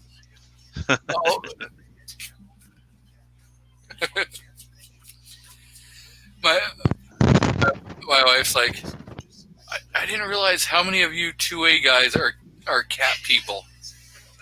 I wasn't. I've been a dog person my entire life.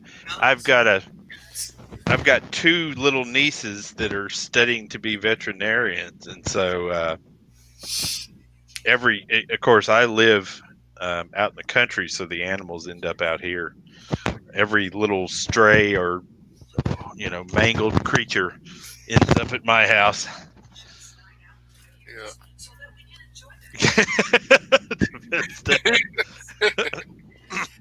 Boy, that's one of the worst parts about aging right there is being in fear that your wife will shoot you, thinking you're an intruder because you have to pee 8 times a night because your bladder's now half the size it used to be. Yeah. So I worked LTC. I worked in long-term care. Right. I worked in a long lockdown dementia unit. And we had a patient who was wheelchair bound. So we thought.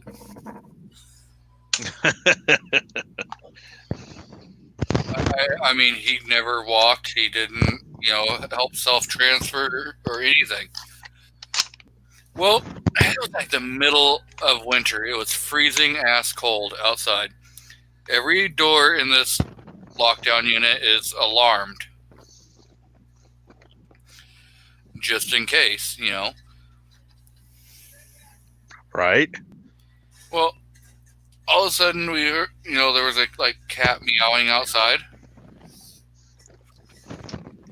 And he got up out of his wheelchair and set the alarm off on the door and let the cat inside the building. So the nurse was trying to figure out what to do, with it, and we were all trying to figure out what what we were going to do. We got a cat inside the building, and this is a big no-no, So I was like, well, I'll just call the wife and have her come get the cat. And we weren't supposed to have pets at the time. I figured, okay, we can't get Humane Society to respond because of what time it was at night.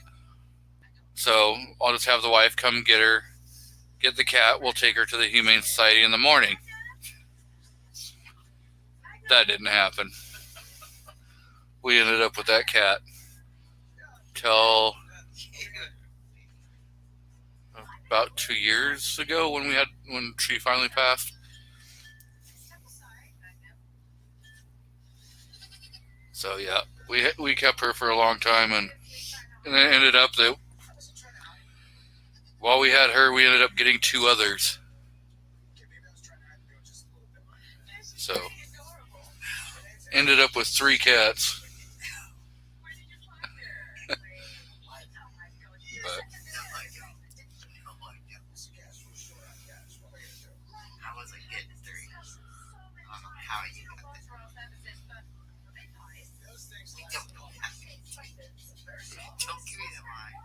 Did we lose anybody?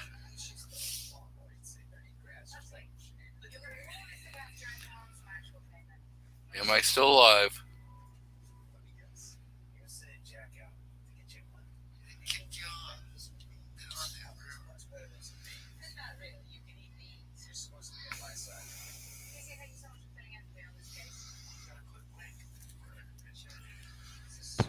Check. Are you still there, Nighthawk? Check. Test. Test. Still there yet? I think Mouse is falling asleep. I'm I'd sorry. have. And we're live. Back with Faust. Now, Faust, you were saying. So Mr. Faust, let's hear your pet stories. My pet stories. Yep. Used to have a cat that liked to eat bread, and he liked to sleep. If I was laying on my side, he would sleep behind my knees, and if I was laying on my back, he would sleep between my ankles. And he'd crawl up under the sheets, and he was kind of shy, but a loving cat. But when he would crawl between my ankles, I could kick him around, and he'd just roll around like a little ball. One night I was home. I think I was home by myself. I think my wife was visiting her mom, and somebody grabbed my foot and freaked the crap out of me. It was the cat reached up underneath from the end of the bed and grabbed my toe.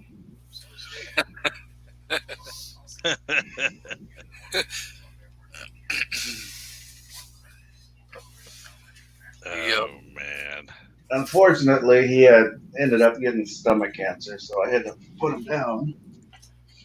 that's terrible. And his best friend was our beagle. That they used to play and they'd sleep and eat, drink, same dish. And had to put him down the same week because he just wore out. He had developed neurological problems. That's called heartbreak. He lost his best friend. Just about, but I mean, they would chase each other. The cat would chase the dog around the house, and then they turn around, and the dog would chase the cat around the house. They'd sleep together, and it was really cool. That is awesome. Yeah, now we've got little Jack Russell mix. He's a pretty good dog. We went and got him. It was probably 6-8 months after all that happened. I didn't want another dog right then. But there's a bunch of animal shelters that got together to do a function to try and get their pets adopted. So my wife wanted to go, and so I'm like, all right, I'll go. I don't care, whatever. Yeah. Looking at the animals, and I'm not into it. And then she sees Jack, and she's like, "What do you think about him?" I'm sure, what, I don't care, whatever you want. And then he's a great dog. He's a lap dog, and he's kind of a little baby, but he's a squirrel killer. He's killed, I think, 4 of them so far. A couple birds, a couple mice, but he's a great dog. And after it just took a couple days, and then I just needed to kind of get over that. It's pretty much like grieving. Yep. And then once I got him home, and then got to know him a little bit, and that got me over that, and I got to see what a good dog he was. Yeah. So I don't know. Sorry to bring down the chat. No, man, it's all right. I haven't opened my wrist in almost 25 years. That's fine. Who was I talking about with 9mm Tokarovs the other night? By Norinco. I think Classic Firearms is spying on me. They just sent me an email about 9mm Tokarovs. Yep. They've got your cell phone tapped. They must. New York Outcast talking about people in hospitals loving pets. Man, those therapy dogs that when I was a nurse that they used to bring into hospitals, those things were amazing. Those were the most patient, and they had like therapy cats too. Most patient animals in the world. Kids would pull their hair and they'd just be like, "What up, man?" Those were incredible animals. I had a 120-pound, 2.5% body fat brindle pit and rot mix. Oh yeah. He looked, all mean and badass and everything, and a lot of people were afraid of him and stuff. But kids could get away with murder around him. I mean, they could grab a hold of his nuts and yank on him, his ears, and he was notorious for getting ear infections. It's like a pit bull thing. They're notorious for getting ear infections. And it didn't matter. He would yelp. He'd look at like an adult and be like, "You want to help me out a little bit?" But he never once like snapped at a kid, and he wasn't raised around kids. So that's what really, really threw me. Right. I rescued him from an abusive situation. We were walking down an alley, and I saw somebody kicking him in his stomach, and they had him chained in the backyard. And so when it got dark, I went back and jumped the fence and took him.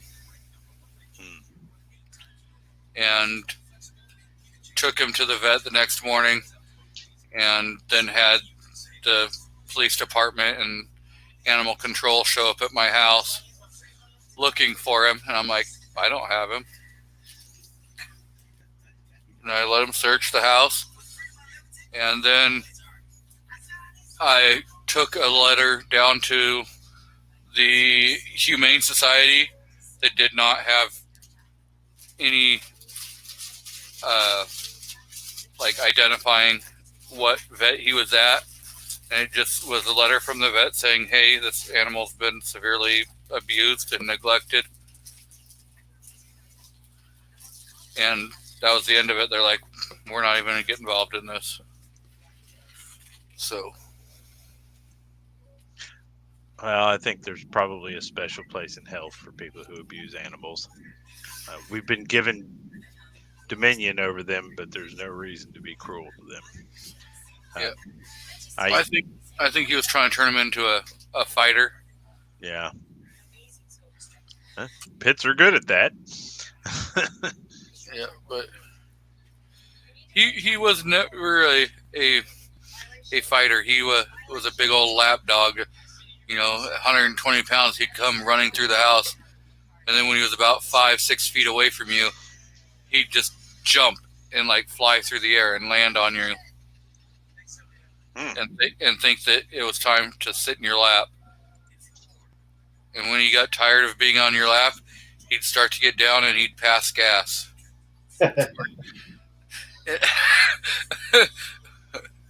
Yep, he was a pretty rude dog. I loved him. Great. Definitely your dog. Yeah. You can tell a lot about a man by how he treats an animal. So I probably overfeed my animals for a long time and then put them on forced diet. So I guess I'm controlling. I like my kitty that I showed a picture of last week. She is so spoiled. I will give her ice cream when I'm eating ice cream. I will give her potato chips when I'm eating potato chips. The wife gives her junk food. So, Yeah, well, this isn't so much junk food. It's just that they make so many different. I guess if I were a cat, I would get bored, or I feel like if I were a cat, I'd get bored of the stuff. And so I tend to be very varied with the stuff that I give them. And of course, that leads to them getting fat. So I have to cut back on the food, and then see, I'm my trying to wife. make them live for a long time. My wife used to try to like change the foods, trying to get, oh, well, this one's supposed to be the best and blah, blah, blah. And she was trying to switch them over to that Blue Buffalo. Right. And the youngest of the kitties that we have is a very finicky eater, we found out. She likes Purina Indoor. Mm-hmm.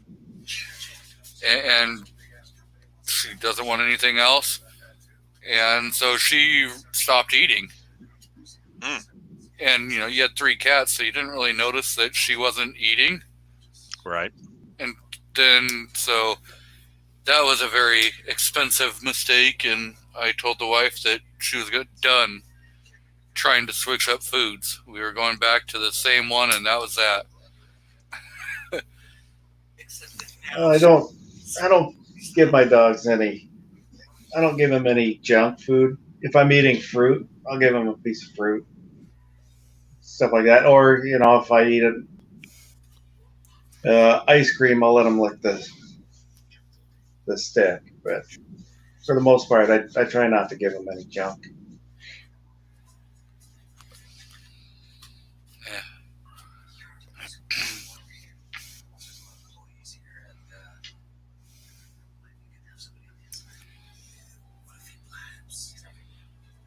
Hi, you can get an original M18 smoke grenade from the Vietnam era that may or may not work for only $135 right now. That sounds like a deal. I'll take 15 of them. Right. Just load them up. Let's take our chances. Don't overfeed them. That's not good for joints and organs. New York, you sound like you probably understand raw feeding. I like to feed my cats squirrels. Yeah, but then you got to worry about worms and all that other crap. You inspect them first, and I deworm my animals. They get regular vets visits. They're like the second most expensive hobby I have. The wife's the first. Oh, Yeah, you're right on. That and the collegiate level daughter. Defense dad. When a cat that's a finicky eater, his cats ate their own poop. Well, I know dogs that will do that, but I've never had a cat eat their own poop. yeah.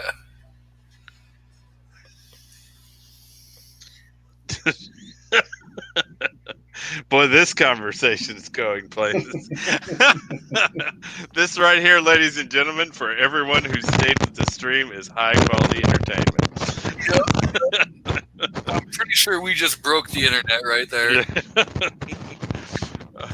Oh I'm no, I've I'm been not- on Reddit. I'm not gonna say it for a good way. This is the least weird thing going on Saturday night. I know we could be in Portland right now. Right. I mean, Portland's famous thing is keep Portland weird. And they're doing it. I mean, 58, 59 straight days of rioting. Mission accomplished. Ugh. You know, they're rioting and they're looting businesses and stuff, but you don't see them going to Voodoo Donuts. So I have heard all sorts of things about Voodoo Donuts, but I have never been there. Is it really that good? Hipster donuts. It's hipster donuts. They Oh, are really? they are so good. Ask Andrew, he'll tell you. He did a whole 30-second video of him doing a shout out. Hey, G, I made it. I'm at Yeah. Voodoo Donuts. He didn't fill inside. He did not. He didn't even No show a way. donut. We have one of these locally. I didn't know that. Yes. Just be careful of the C&B donut. Yeah. That's short for cock and balls. Yeah, well. But I do believe you should try the Memphis Mafia.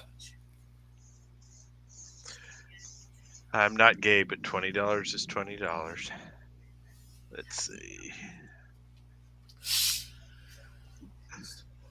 Voodoo Donuts, is that the one people conspire as a part of Pizzagate?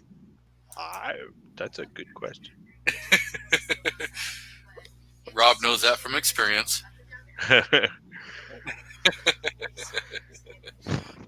Defense Dad, I'm sorry about your puppy.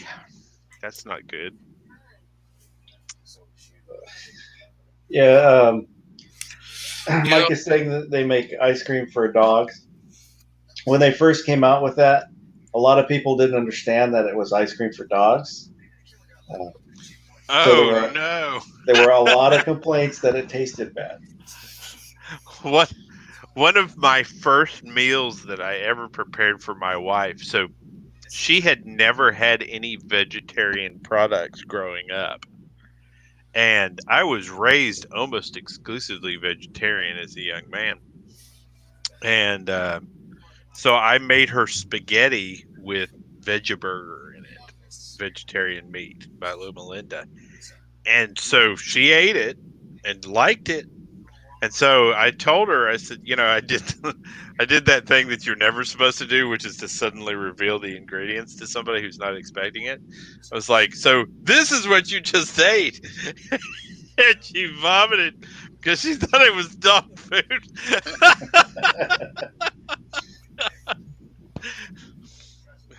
Never did that again.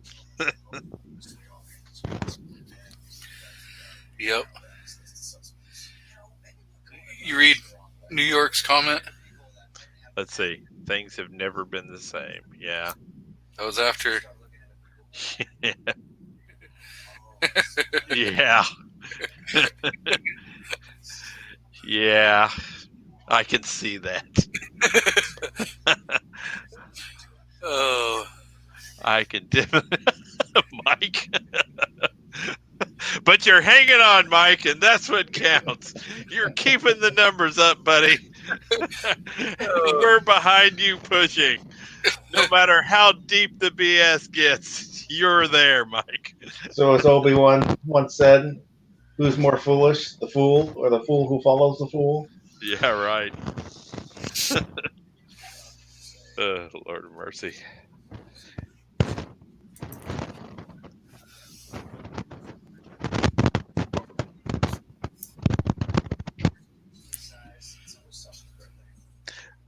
You know how you have a gun, you buy it, you've never taken it apart, and you finally sit down and you say, you know what, I'm going to take this thing apart.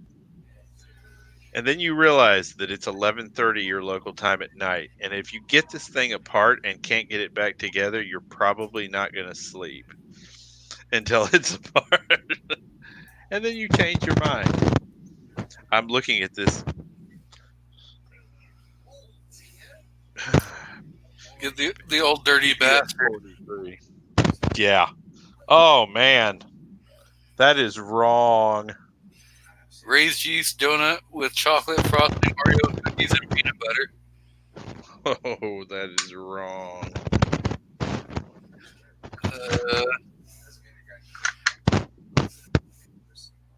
Portland creams are good. Got the raspberry or the mango tango. I like raspberry donuts. Yep, Dunkin' Donuts is going to get some business in the morning. It's going to happen. Oh, you gotta go to Voodoo.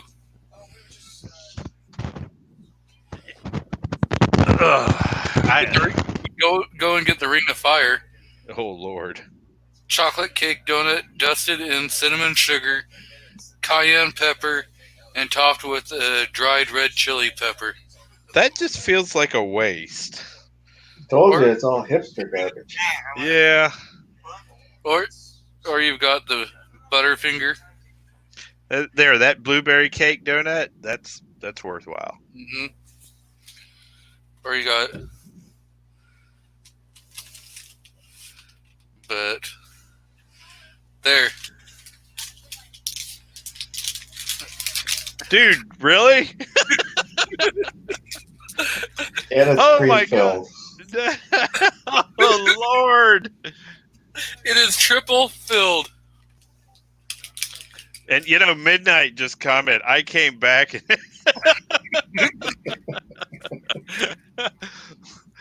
But you got this one, the Memphis Mafia. yeah. Fried dough with banana chunks and cinnamon covered in glaze, drizzled in chocolate and peanut butter with peanut and chocolate chips on top. Yes, that does sound amazing. Or you got the key lime crush.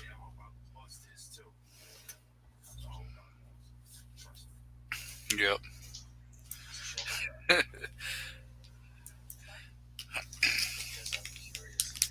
Yes. I tried to make my own donuts a couple of years ago and discovered that that's another thing that I'm not any good at. Defense Dad.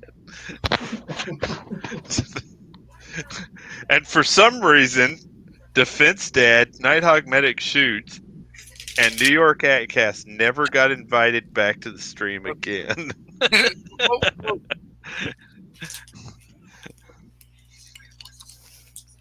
Yes, you can order them and have them sent to you.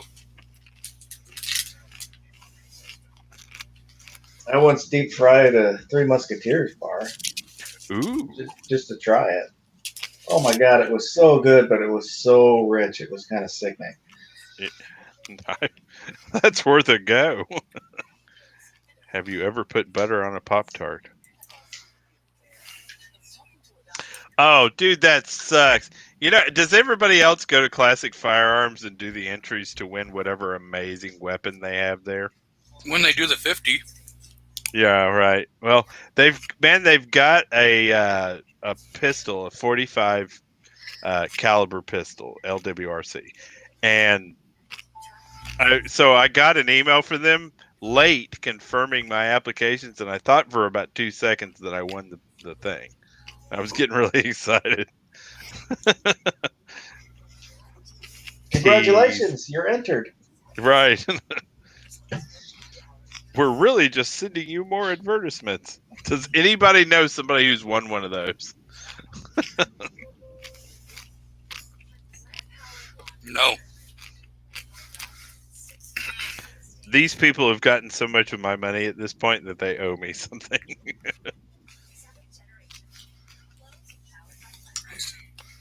So apparently Mia is now game to order those donuts. Real people. It's impossible not to smile while selling them. I'm not sure I could keep a straight face while selling a phallic donut either. How about buying it? Walking in and actually ordering it. See, if you buy a phallic donut, you have to like cram the whole thing in your mouth immediately as soon as they hand it to you, with frosting erupting from the corners of your mouth. Yeah. That has to be a whole crap show. I just want to see somebody actually eat one of those donuts on cam. I'm sure someone would do it. I know probably midnight. Triple filled, bro. Does anybody own a flamethrower? How do we get from that donut to a flamethrower? Man, I was trying to rescue it because if you look at the chat right now, this is going south so fast.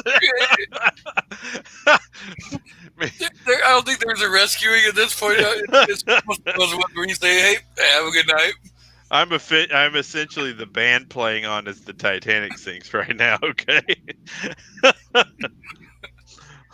Look, I can enter to win a Python revolver.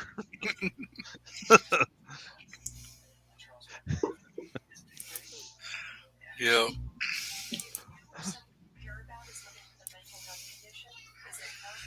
I need to get out to Arizona or Nevada or one of those places and shoot in one of those mile-long contests. We have a range out here that you can shoot 1,000 yards, and that was my first time ever shooting a Lee Enfield at 1,000 yards. That was a lot of fun. I would like to shoot it, with a 50 at something at a mile away. That'd be fun. Yeah. That would definitely be fun to shoot a 50 out to a mile. Yep. By the way, a number 4 Mark 1 will hit a 1,000-yard target. I wouldn't mind getting a Barrett 416. Yeah. It's supposed to actually have better ballistics than the 50. Yeah, and you probably only need to trade your arm for $8,000 for a single shot rifle.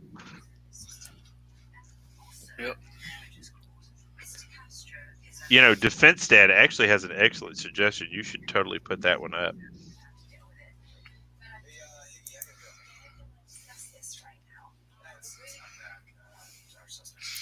I hear you get more money if you sell one nut. Probably.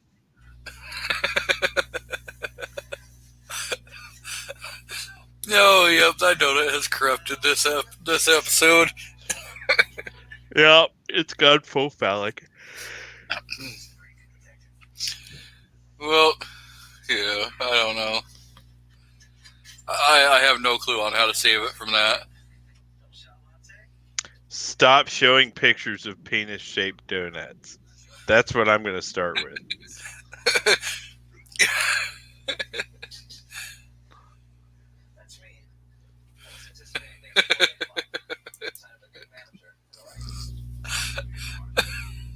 Oh.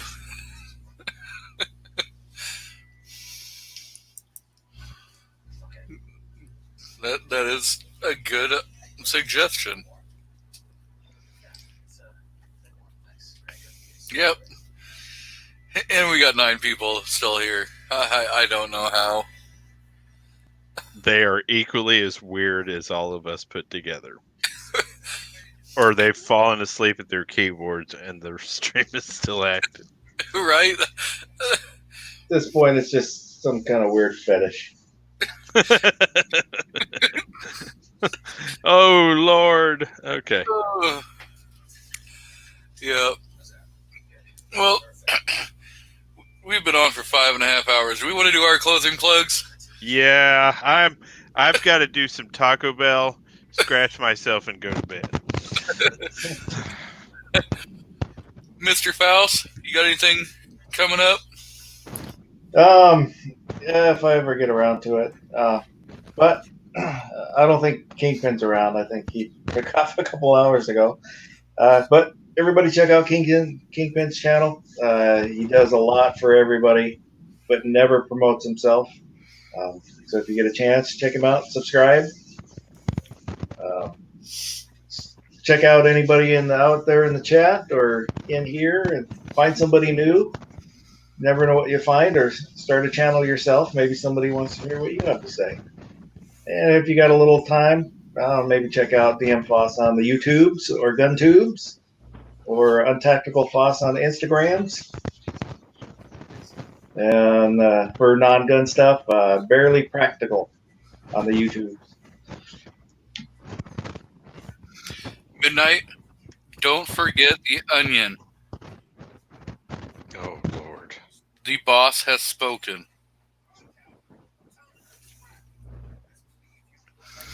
Okay, so Night Hawk Medic, what do we got going on?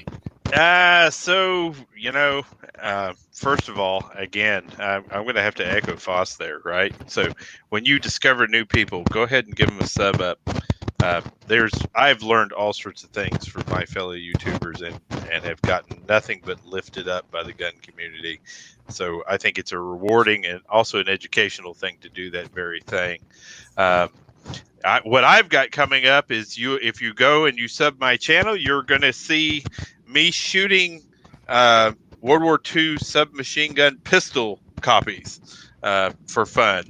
And so that's going to be fun. We're going to compare a couple of ranged toys, talk to you briefly about which one runs better. And then we're going to continue our deep concealment series. And don't forget that you can actually go in the comments and request a weapon if you'd like to see it. But other than that, G23, thank you so much for inviting me in. It was phenomenal. Everybody in the chat, thank you all. It was phenomenal. I appreciate you. Have a great night. Yep, and thanks to you guys for jumping on and putting up with this crazy train wreck. And thanks for everybody out in the audience. And definitely, if you're not already subbed to Kingpin, throw him a like. If you want to see some pretty entertaining stuff tomorrow on Foreign and Domestic with Alan B. Pro and Bald and Curious doing live drinking on YouTube. Yep. And I think it's all super chats. Will be going to Justin's last mission, and the first, I think, 100 is going to be matched. So that is an option if you guys want to watch that kind of stuff. And thank you again, and see you next Saturday. Bye-bye. Bye-bye.